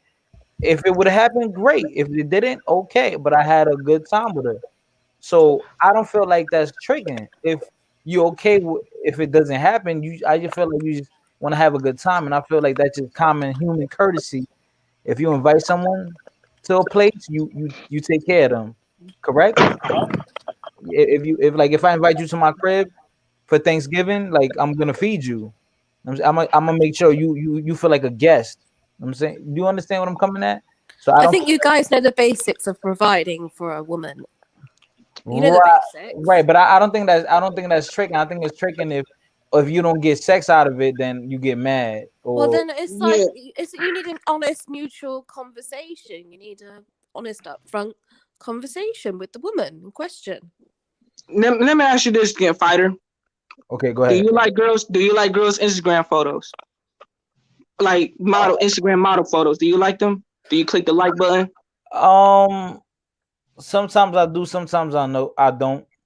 You know. That just let me know you just give her too much power away. No, Can I ask both of you what decade you were both born in, please? Don't give me the specific dates, just the decade. I'm born in 98, babe. Oh God, I feel old. It doesn't matter though. I was born in 92. Oh God. Yeah, I was born in 92. No comment. Oh, I'm an 80s baby. Oh hey. Damn. Wait, what's your decade? She 80s baby too. Exactly. She 80s. So when I like a picture, I don't really give it too much thought. Like I just because you're giving your demeanor away. I don't give too much. You just like the average guy. Bizarre that you think you give your demeanor away from liking a picture. Yeah, from, like complimenting a person. Yeah, in a way. There's nothing wrong. There's nothing wrong complimenting the woman and everything. I'm just saying that liking pictures if you're in a relationship, like especially like saucy. Oh man, I don't even do none of that. Like a step over the top. What I think he mean is, what I think he trying to get at is he giving her a whole lot of validation for nothing. Yeah. Like you know what I'm saying. I mean, I don't like sometimes I'll be, all right, should I like it? Okay, whatever. It depends how I feel. But that's your choice, you know. Yeah. Like it doesn't. That's your way. That's your way. We ain't knocking you down for it. I'm just saying is that you know, the older I've gotten, the less likes I'm left to give out. Like less. You know what I'm saying? It's just out. As you get older, I feel like you don't want to give out more likes. If that makes sense. Yeah, that makes sense. That's what I'm talking about. That makes sense. Less is more, you know? I'm just saying that you know, fighter, you as a man, have you like I said, like never give your demeanor away, your strength to a female, like God says in the Bible. Never got it's not necessarily based on gender. My likes. I mean, it could be as towards anyone. For me personally, I feel like an Instagram like is nothing. Like the value is not even half a second. If the value is nothing, then we shouldn't talk about it. Right. It just that it opens up the dopamine receptors for women. But do you have? I'm one of those people that like I don't even follow celebrity. Like I've only got one celebrity on my Insta. Yeah, I don't do that. I don't partake in that. Do you have a lustful spirit? Partially dressed. I don't follow them either. Sorry, Joey, what you said? No, I was just asking you. Do you have a lustful spirit? Like, do you lust over women? Like, do you have a lustful spirit? Like, you see a pretty girl, like, damn, I want to fuck. I mean, just be honest with yourself, bro. As a man, I'm gonna look. I would judge her when I'll be like, damn, I would fuck her, but that doesn't necessarily mean I'd approach. Because maybe I'm not talking about approach. I'm talking about your mind. Like when you look at a woman, you see right. her walking down the street, and you look like, damn, man, that girl got fat, man. I want to fuck. That's why I want to know. Do you think like that? I feel like it's a little excessive. But if I see a beautiful woman, I'm like, okay, yeah, she's beautiful, and that's it. Like that's a beautiful girl right there. You know what I'm saying that's it. Nothing excessive. I just recognize something that's my type. You know what I mean? And I even feel that it even if a woman is very attractive, you know, you don't always have to make a move. Sometimes it's okay to just see a pretty girl and just, you know, just keep it moving. Like it's okay to do that. You don't always have to approach a woman. Because I feel like in solitude, that's where I find the most solace in solitude. If you can't be by yourself, then it does nothing. I've taken flights, road trips. I go on to concerts by myself. Like man, that's beautiful, man. That's good. Yeah, you know what I'm saying? So, yeah, because I'm very particular about the woman I'm with, or what's your preference? What's your reference on a woman? What type of girls do you like? Like what type of girls do you like? I say savvy and intelligent. What you mean by savvy? You talking about savage? No, savvy. Like savvy as far as they're clever, intuitive. Yeah, right. Intuitive, right. Intelligent. They are very. How can I say? Spontaneous. Just someone that's free spirited. I like that when someone could be their goofy. Okay, let me ask you this question: what's your height? What's your preference of height? Do you like short girls, tall girls? I mean, hey, wait, you listen. I don't discriminate, bro. But me, I like them like nice little height on them, nice long legs. I like that. I like nice long legs, but I don't discriminate. Beautiful is beautiful. Okay. Yeah. All right. Cool. That's what's up, bro. Yeah, beautiful is beautiful. There's even though I prefer my my melanated women, my Afro Latinas, my Afro Caribbean, my African American African girls. But I also recognize there's beautiful Asian, there's beautiful Caucasian women too. Okay, I just want to say something. Real deal. Thank you for the donation. You can say something if you want. You've been in the panel. You've been on the panel, but you can talk if you want to say something. So what's your assessment? What's your assessment, Joey? My assessment? Yeah. Man, do you really want to know? You said what, bro? I mean, do you really want to know? I mean, yeah. I mean, it's your opinion. It doesn't mean it's a fact. It's just your opinion. Man, look, I love tall women, man. If you see me I'm 5'4". If you see me with a girl that's like 6'3", just know I'm dominating. I'm just about to conquer. You know what I'm saying? Because there's a lot of tall dudes out here ain't putting it down. So I like fuck all that. You know what I'm saying? I like these tall girls. Like, look, hey, Shaw, you fucking with these tall boys. You need to get you a short nigga because I'm about to dominate your ass for real quick. You know what I'm saying? Hey, I don't discriminate, bro. But beautiful is beautiful to me. But I prefer. I represent short niggas is like the most disrespectful in the black community. You know what I'm saying? Short niggas don't get a lot of credit, man. A word. You know what I'm saying?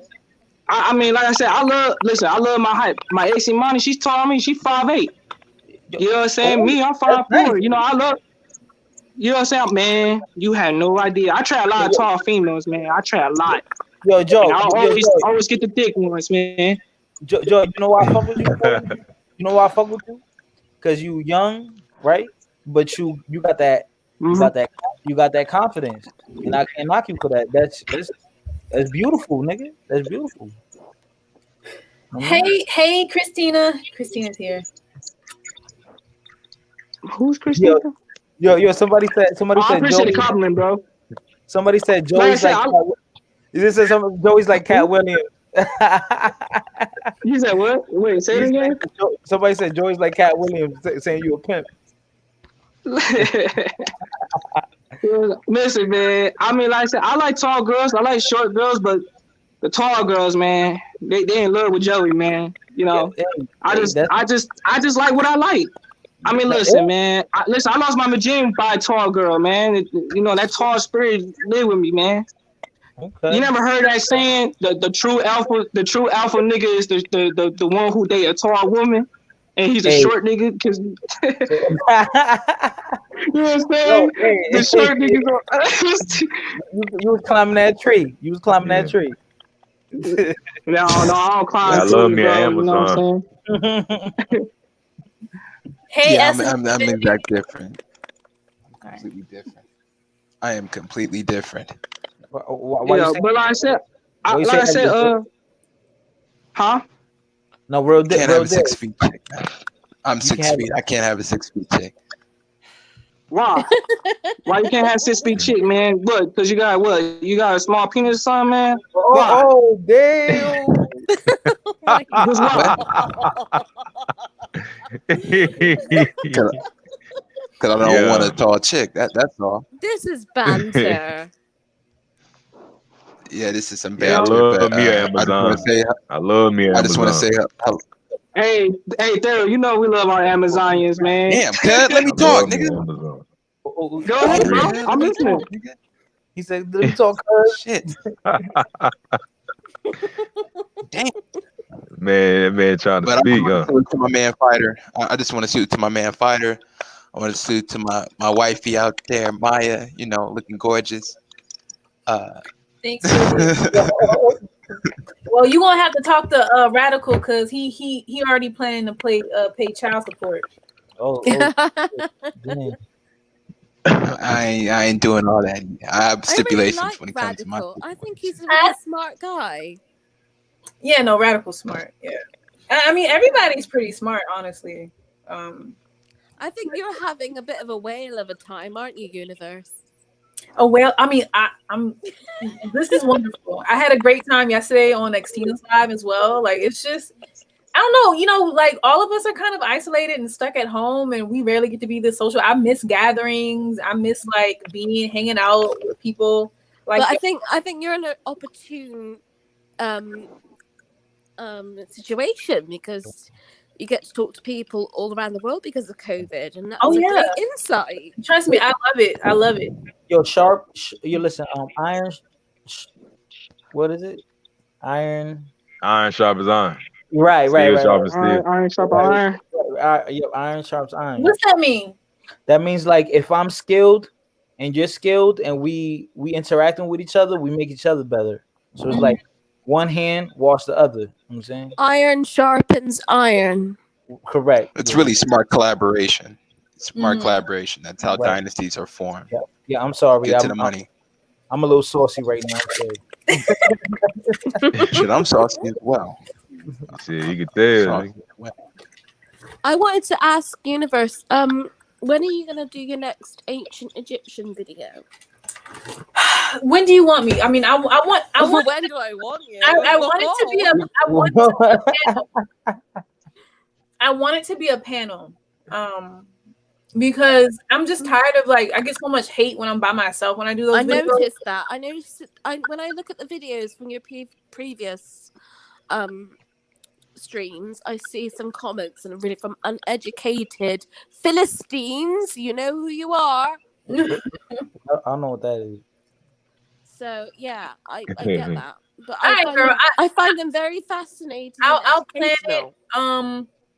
I can do one. Just make sure you email me and hopefully, you know, maybe you can come on the panel. I just don't want to be kind of just ranting. You know, I don't want to just be rambling and ranting. Okay, well, I'll get a top up on my info and then we can do a tag team, I guess. Okay, yeah, that would be great. And make sure you start your channel so I can shout you out so people can. I'm not even thinking about starting a channel, but if you want me to. It can be faceless. It can be a faceless channel like Chrissy. Yeah, exactly. I mean, I could talk to you when you go live. I mean, I need to get up to date. Damn, you bad chick in real life. You know who she should remind me of? Oh man, who? Yeah, I can't do that. No. Now you remind me of what's that girl Jessica? Yo, I don't know. You got this. Yo, Yo, you listen to her? You listen to her, Fighter? hell yeah, because I be in the manosphere. I be in the manosphere. Is that British I don't like woman the that's Brit. supporting I don't Kevin know. Samuels? Yes. Yeah, Oh, I yeah, thought I thought Do you I know thought what? that's who She's a Shorty was. disgrace. yeah. She Real is a talk. disgrace to the crown. She's a disgrace to the House of Parliament. She's a disgrace to the House of Lords. She's a disgrace to Northern Ireland. She's a disgrace to Scotland, Wales, and the Falkland Islands. And she's a Okay, disgrace yeah, to Gibraltar. okay. You definitely aren't Jessica then. Just No, she's She's not a Jessica. disgrace to No. the For whole one British thing, Empire. one I thing, agree. Jessica's accent is way I thicker than AMA. Jessica's accent is from London. I'm not from that. I'm from the southwest. what you look at? Yeah, Wait, so I think Jessica from the UK.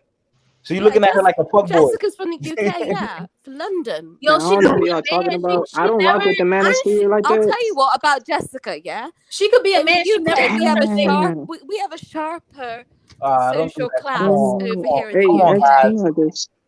We open minded here. We very open minded. Jessica sounds like she's a wannabe. I'll just leave it at that. Here we go. Well, I'm just The telling British you the pick me. truth. No, I The mean British she's pick really me. good. Listen, It's funny. I guess listen. Let that's what it She's is. a pick me. me She's say a something pick though. me. The British pick me. Listen, It's funny as shit. Jessica is really good at playing that game. She knows the psychological needs of black men in She does America. play the game. She plays the game. She knows the doesn't manipulate psychological. Listen, she knows there's a psychological weakness for black men to try to feel masculine, and she exploits that. Yeah, because she also knows the social class of Britishness.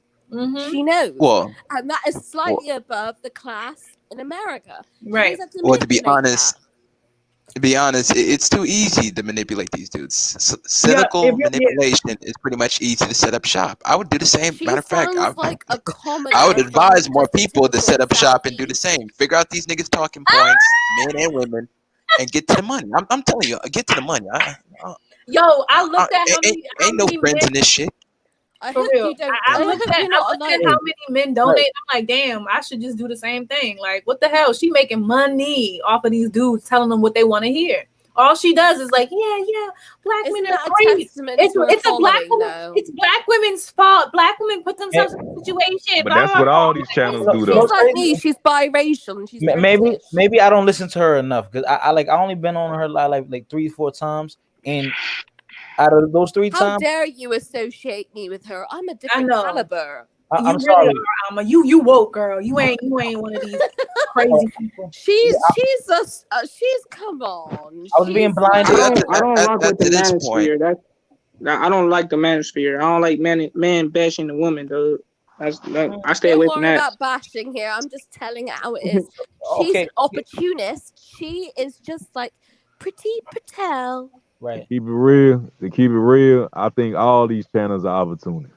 There's no way. Nigga, Male and female.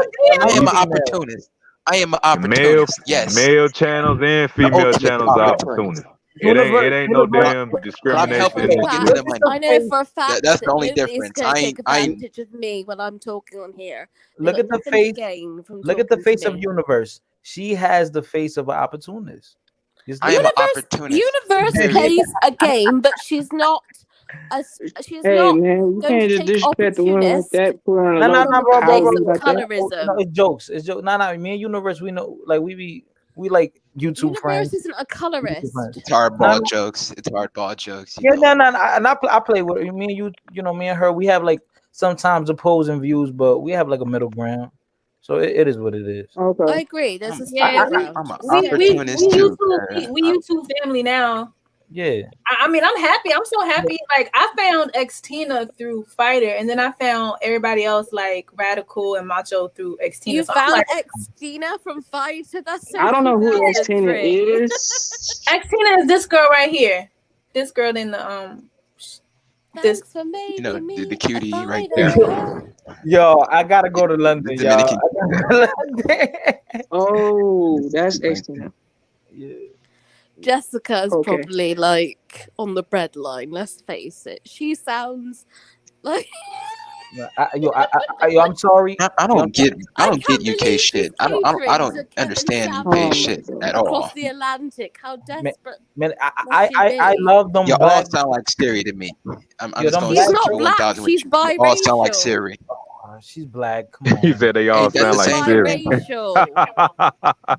Sound What like is my That's it? iPhone funny, yeah. after a while. Universe, do you have a That's funny. distinction between black women and biracial So women? so here's the thing. Is your name Amma or Amma? What should I say? Either, I don't care. Okay. I'm not offended. Either, Amma. either. It means born on Saturday. Either, either. I'm gonna use that. Either. I'm gonna use Either, either. Yeah, I'll fuck with you. Yeah, that's why. No, because it means born on Saturday from the Akan Twi tribe. Okay. Ghana. Okay. Exactly. That's what's up. Okay, so do I have a distinction? So, like you mentioned earlier about the one drop rule in America. One drop rule is bullshit to me. So I used to subscribe to that belief because I have my parents are old. They're really old. And they're old. Like my dad is 71 and he grew up in segregation. Like he remembers the four colors only. He remembers I was actually thinking about interviewing my father on the channel one day. My grandma. I mean, Shush, I'm listening to Universe. She's the queen. Be quiet. Oh. But so I mean, so I came up in that mindset of two parents that lived through segregation. Okay, like he went to a segregated school. He remembers for whites only, for colors only. He remembers that. So yeah, I used to believe that if you had a little bit black in you black. But once I started to hear the arguments like the one you brought up earlier, I kind of eased up on, hey, look, it's up to the person. If a biracial person wants to identify as biracial or if they want to identify as black, I don't care. That's up to them. But I started to understand the importance of kind of that label as biracial because like you said earlier, if a biracial woman is saying she's black, then that kind of pushes real full black women to the side and people start making having this image of biracials being black women You talking about whitewashing? You know what? I read a BBC article about Halle Berry complaining that not many people, after she won the Oscar, were nominated for an Academy Award. And I was like, oh, come on. Because you were fair-skinned and you're biracial. That's what you want in the first place, love. I have a question. Yes. Have you heard of Any, the rapper from Southeast London? I'm trying to think. We got Stormzy, but he's partly Ghanaian. So this is a woman. So her name's Any. She just did a collaboration with Georgia Smith. Oh yeah, I heard about that. Yeah, Georgia Smith is beautiful. She's disgustingly beautiful. She got everything. It'd be how you come out this beautiful? How? What, Georgia? How? Georgia, yeah, she's beautiful. How? She got titties, ass, perfect. Is that the mixed race? What the hell? Mixed race singer? Yeah.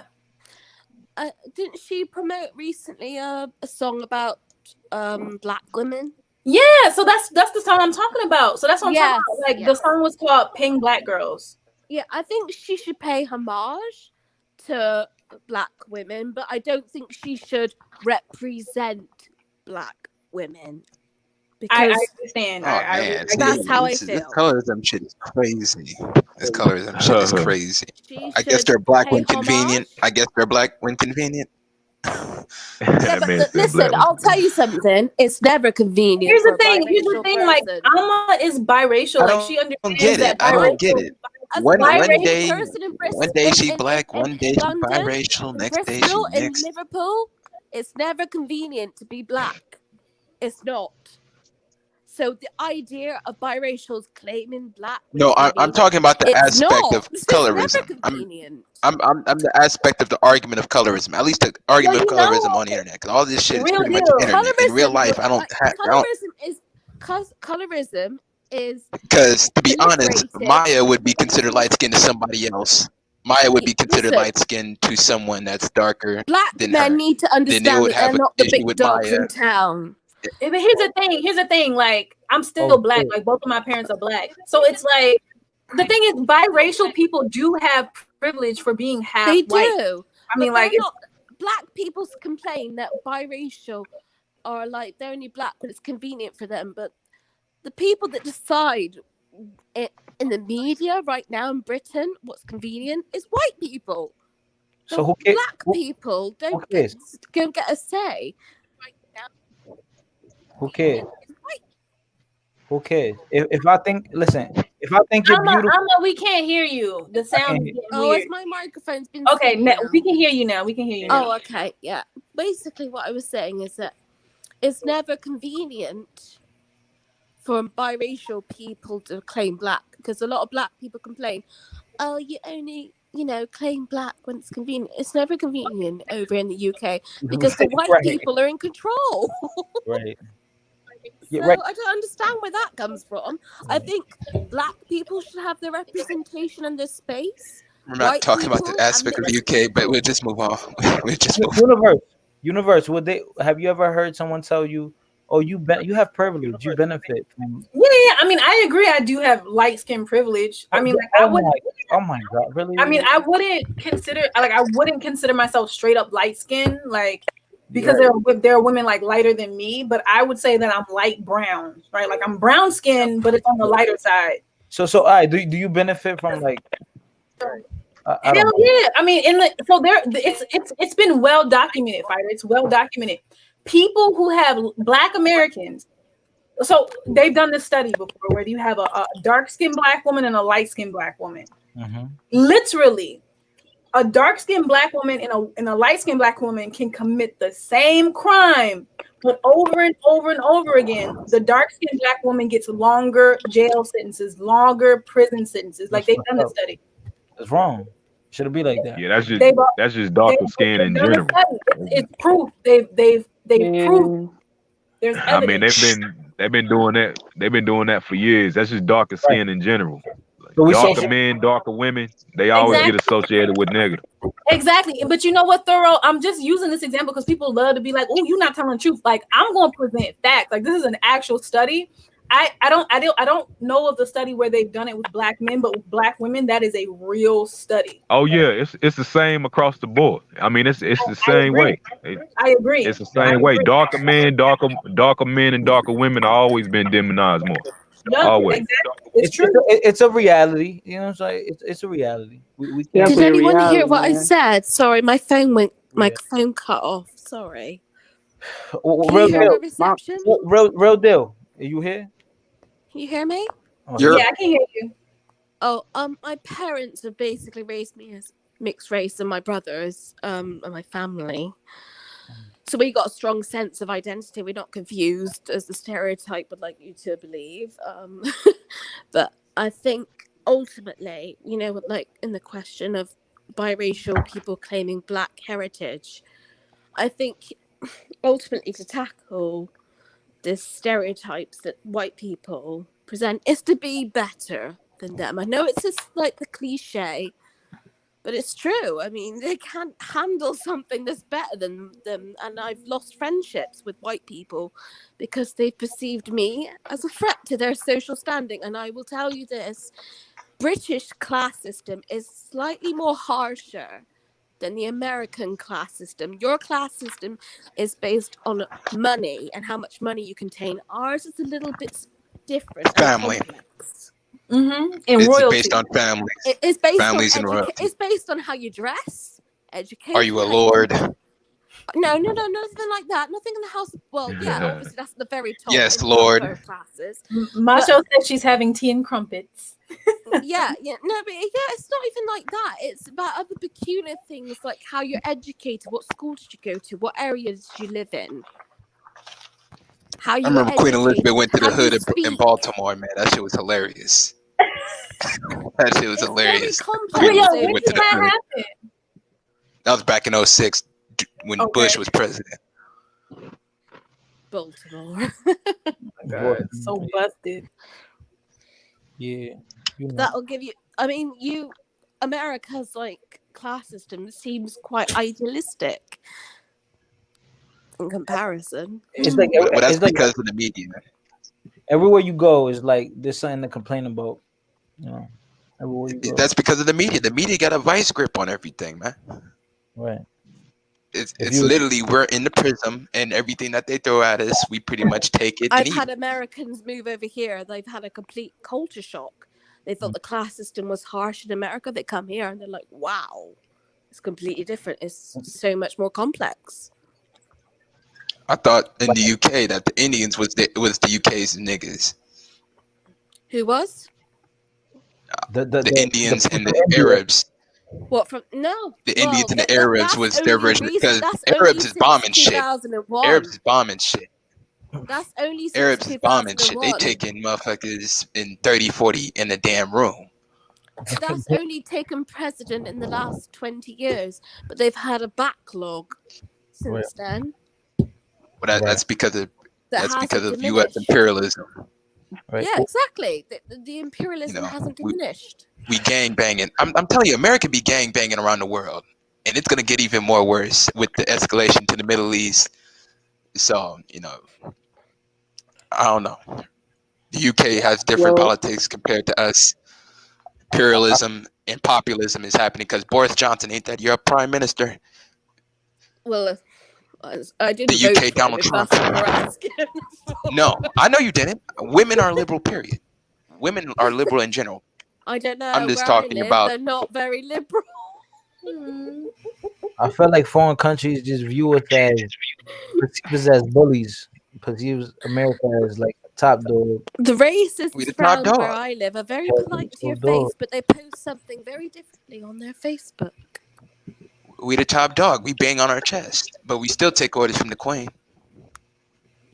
in Israel. But my reception went bad then.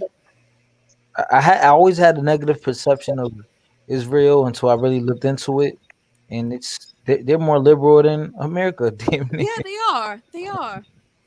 They're a very liberal country, Israel. Yo, Israel is scary. I went there in 2012. Oh my gosh! And everybody want to go.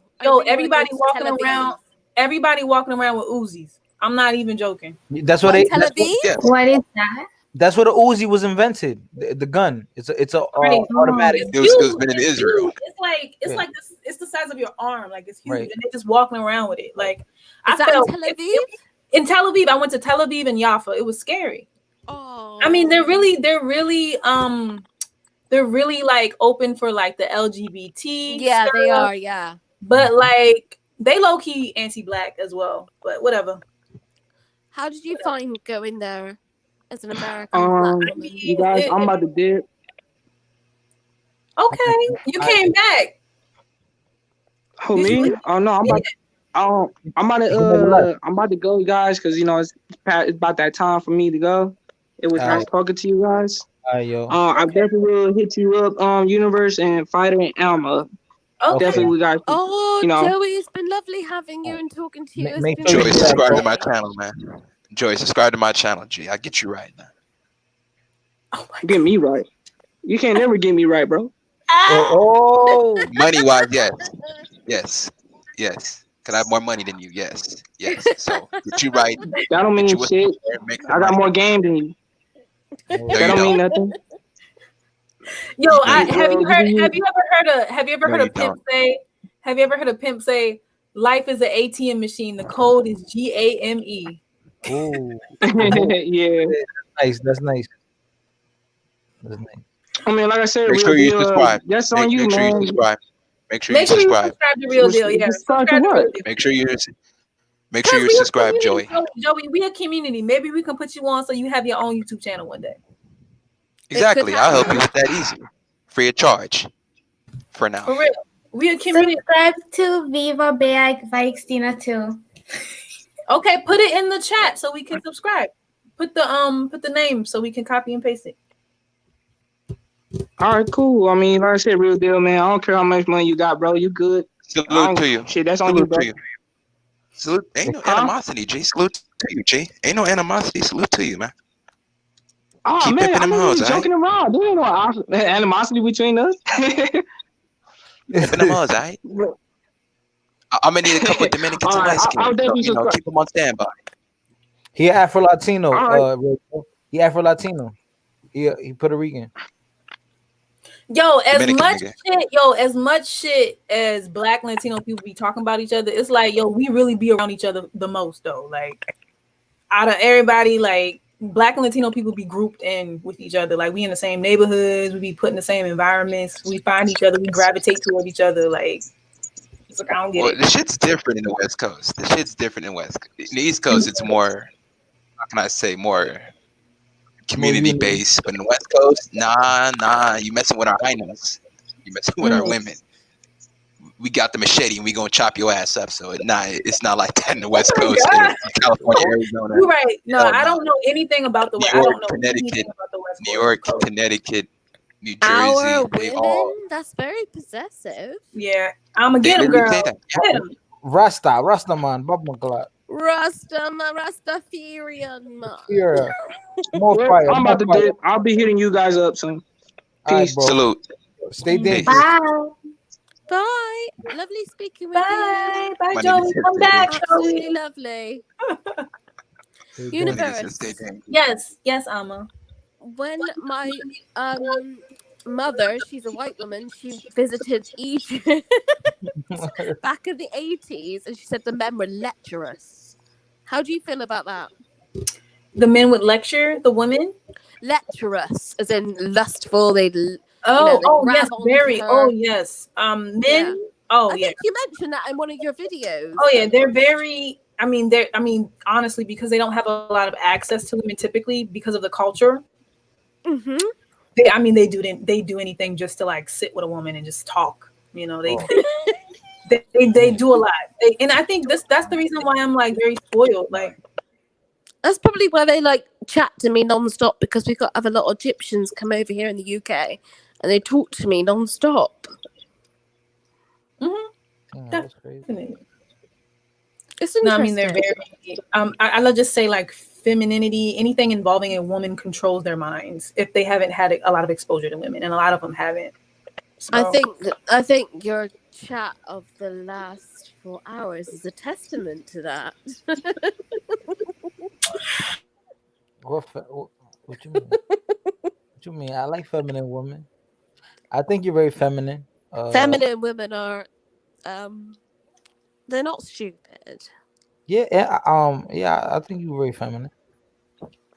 You know? I don't think we want them to be stupid. No. Right. No, I like a woman with backbone. Don't let me run over you. No. I don't want to run all over you. So, I was wondering where La Princess is from. I'm Congolese. Hello, Congo. Congo. Oh, I didn't know you were from Congo. Hello. Hi. You've been very quiet. I'm tired. I'm tired as well. I'm tired of this conversation. No, it's been lovely. It's been lovely hearing from you. Yes, it's been lovely to hear you too. You've been very quiet. Why are you quiet? Talk to us. I'm just listening. Why are people laughing? Don't laugh at me. Don't laugh at my. Stop mocking my accent. It's beautiful. It's beautiful. Jessica. I am not. Sorry. I'm very insulted that you would call me Jessica. I know who Jessica is. Drinking tea and call you Jessica. I call you Siri. Jessica is a Londoner, and she like licks a man's arse. I'm not of that kind. Whoa! Oh wow! Sheila. It's true, though. Sheila. It's true though. Sheila is like, that's an Australian view of a type of woman, isn't it? Mm-hmm. Yeah, that's Australian. Why did you call me a Sheila? Sheila. I mean, it's true. She do be licking their asses though. It's true. What? No, come on, Chirp. Sheila does. She does. What you mean? How? She does. Like all this argument. Like I remember, I heard her say like it's Black women's fault that Black men typically don't provide. Like what the fuck? Bullshit. What? I'm like, yo, you. Actually, I knew about Jessica a while ago. Like I found out about Jessica in April. and I was on DJ Kuda's that's how I know about her. Yep, that's how so I know. I was on DJ Kuda's, and we were talking stuff, but she's really studied these men. Yo, she got the game down on lock. She studied these men. for sure. She studied the talking Maya. points. And she just regurgitates it, and they pay her for it because they want that validation from a woman. Yes, real deal. Maya, I am telling you, this is biracial women in the UK. This is the mastery of how getting shit done. She literally been in the whole shit for 2 or 3 years. Yeah, I'm telling you, you study. Isn't this that is how politicians get elected in office. Isn't that a predator behavior? I agree, real deal. I agree 100%. Well, yes, it is. It's cynically manipulative. I understand what y'all want. I understand your talking points. I understand all your cues, your stances, political. I pretty much study everything up and down. Package it, sell it to you. Even though I don't believe a lick of shit that come out of my mouth. Keep it moving. Collect them dollar dues and keep it pushing. Regardless. Wait, this is supposed to be a therapy? Ain't no such thing as really I think it is. A woman out there that take on these talking points in real life. Women in real life gonna be like, you fucking crazy. What? Man, at the end of the day, I remember Jessica said it was the women's responsibility to keep her legs closed, even though the dude pregnates them. I thought this is the most funniest thing ever. Pretty much. That's how you know she just regurgitates the talking points. That's how you know, and they need that psychologically. They need a woman to say that, and they will pay a woman to say that. They will pay because they want to feel like they right. They want to. All these broke dusties want to feel like they alpha men, and Jessica makes them feel like that. That's why they pay her. They do not come across alpha men at all. Universe, let me ask you a question. If you end up pregnant, whose fault was that? It takes that was two me. to tango. No. Hold on. Listen, me personally, first of all, it takes 2 people to get somebody pregnant, right? Correct. But if you get pregnant, but I'm not. Who you gonna blame? Both of the parties involved. It's not a one-person party. It was Real Deal's fault. And she's gonna put me on child support. No, this is called. I ain't gonna be able to see my baby. No, this is called accountability. Universe. If you get pregnant, who you blaming? If you get pregnant and you didn't want to be First pregnant. of all, I'm gonna take accountability for myself and make sure they don't happen.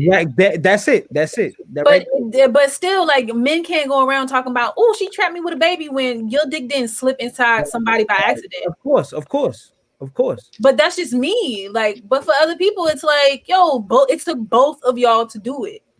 Right, correct. But I'm the type of person I really like to be in control of myself and my life. Oh yeah, you want to be the master manipulator, of course. Just the master. Can you blame her in a society that's like programmed in white supremacy? Yep. Can you blame her? They be trying to blame me, Alma. They be trying to blame me. Said, go and watch the Hunger Games Mockingjay. Turn your weapons to President Snow. Yo, should I go to McDonald's? I'm hungry. Go ahead, black woman. I never go to McDonald's. I never. It's bad, but I'm like, I want to eat fries right now. Get a big ew. Just fries. Universe, do you have Uber Eats over there? Yeah, we have DoorDash and Grubhub. Oh, that's your answer then, isn't DoorDash. Get a salad. All right, get a salad from me. Oh, I mean, I usually eat healthy. Like, you see me eating here. You see me here eating dried apricots. Like, okay. Go order. Go get a Big Mac. Go ahead. Get a Big Mac. I don't want to eat that. I want to eat the fries. That's it. But I like Wendy's. Yo, Wendy's is the best because they actually have real meat. It's healthier. Yes. It is healthier. Wendy's is definitely healthier. It's healthier. Not healthy, but healthier. You're right. Healthier. Right. It's healthier. La Princess, what's your thoughts on what we're discussing? No judgment, Universe. You have the room to gain 20 pounds. It's okay. And what are we discussing? You've been listening, haven't you? Your Universe get thick. It's all right. Get thick. Yo, oh hell no. They're gonna start calling you fat on here. Oh my god. Don't get thick now. Let La Princess speak. All right, I'm sorry. Go ahead, La Princess. Yo, she talked about the missing tooth that other day. That was dying. She's so feminine. She's so feminine. She'll wait patiently. That's how feminine she is. All right, go ahead, La Princess. She's gonna what are we talking about? A real man. She's gonna get her a real man. Be quiet then and let her talk. Okay, look, she's so feminine. All right, go ahead. I'm gonna get a real man. Well, that's true. Thank you. Yep. No, I don't know. What are we talking about? I don't know. I'm just tired. I'm half asleep. You know what that means? Your body's telling you to go to sleep because it's not good for your body and your baby. Isn't it like I don't have a baby. No, for your future baby. That's your body protecting you. Yes, it's almost 7 in the morning. Girl. Oh my God. You must not care about your future, girl. Go to sleep. What are you doing? Yeah, I'm gonna go to sleep. Where are you at? In Norway. She's in Norway. She's ahead of me. They get like 23 hours of sunlight out there, man. This shit crazy out there. Well, no, it's up to her if she wants to stay long. She's clearly stayed this far, and I just wanted to know her thoughts. Yo, but Alma, we gotta get together. I want to know, anyone here, has anyone watched that Kevin Samuels video? Because that video. Oh, yeah, that's what we all hear. We were kind of sidetracked, weren't we? We're talking about our own personal problems. Yeah. Yeah, well, all I can say for the woman is she needs a better self-esteem. Yeah. And she needs to not ask advice from fraudsters like Kevin Samuels or fighter, and she needs to invest in her looks. Yeah, and just level up mentally and physically, basically. But she needs to go to the locations. She needs to go to the specific locations. Like, where are she located at? Like, I tell Maya all the time. I tell Maya this shit all the time. And Maya, I'm about to create my Hypergamous book. Yo, before I actually got a black woman. I actually got a black woman to get the shit ready. So I'm about to. Yo, before the pandemic, I would go to events. I go to like real estate seminars. I go to investing seminars. I go to like. Oh, I want to come. I go to the Brookings Institute in DC to like conferences and talks and stuff. I used to do that. I mean, I know where they at. Oh, damn. What about charity events? No, we ain't talking about you, Maya. You always putting it on you. You always make it personal. We talking about because others don't know that. That's the hidden rule. That's the silent hidden rule. What about charity events, Universe? Oh, charity events. I haven't been to many of those, but yeah. I've been to I usually go to like conferences and workshops and stuff. But I tell women to get on I'm just stopping by to say my phone died again, yo. But I'm about to roll out. Y'all hold it down though. It was nice talking to y'all. Are you subscribed, Thorough? All right, but I'm going to bed now.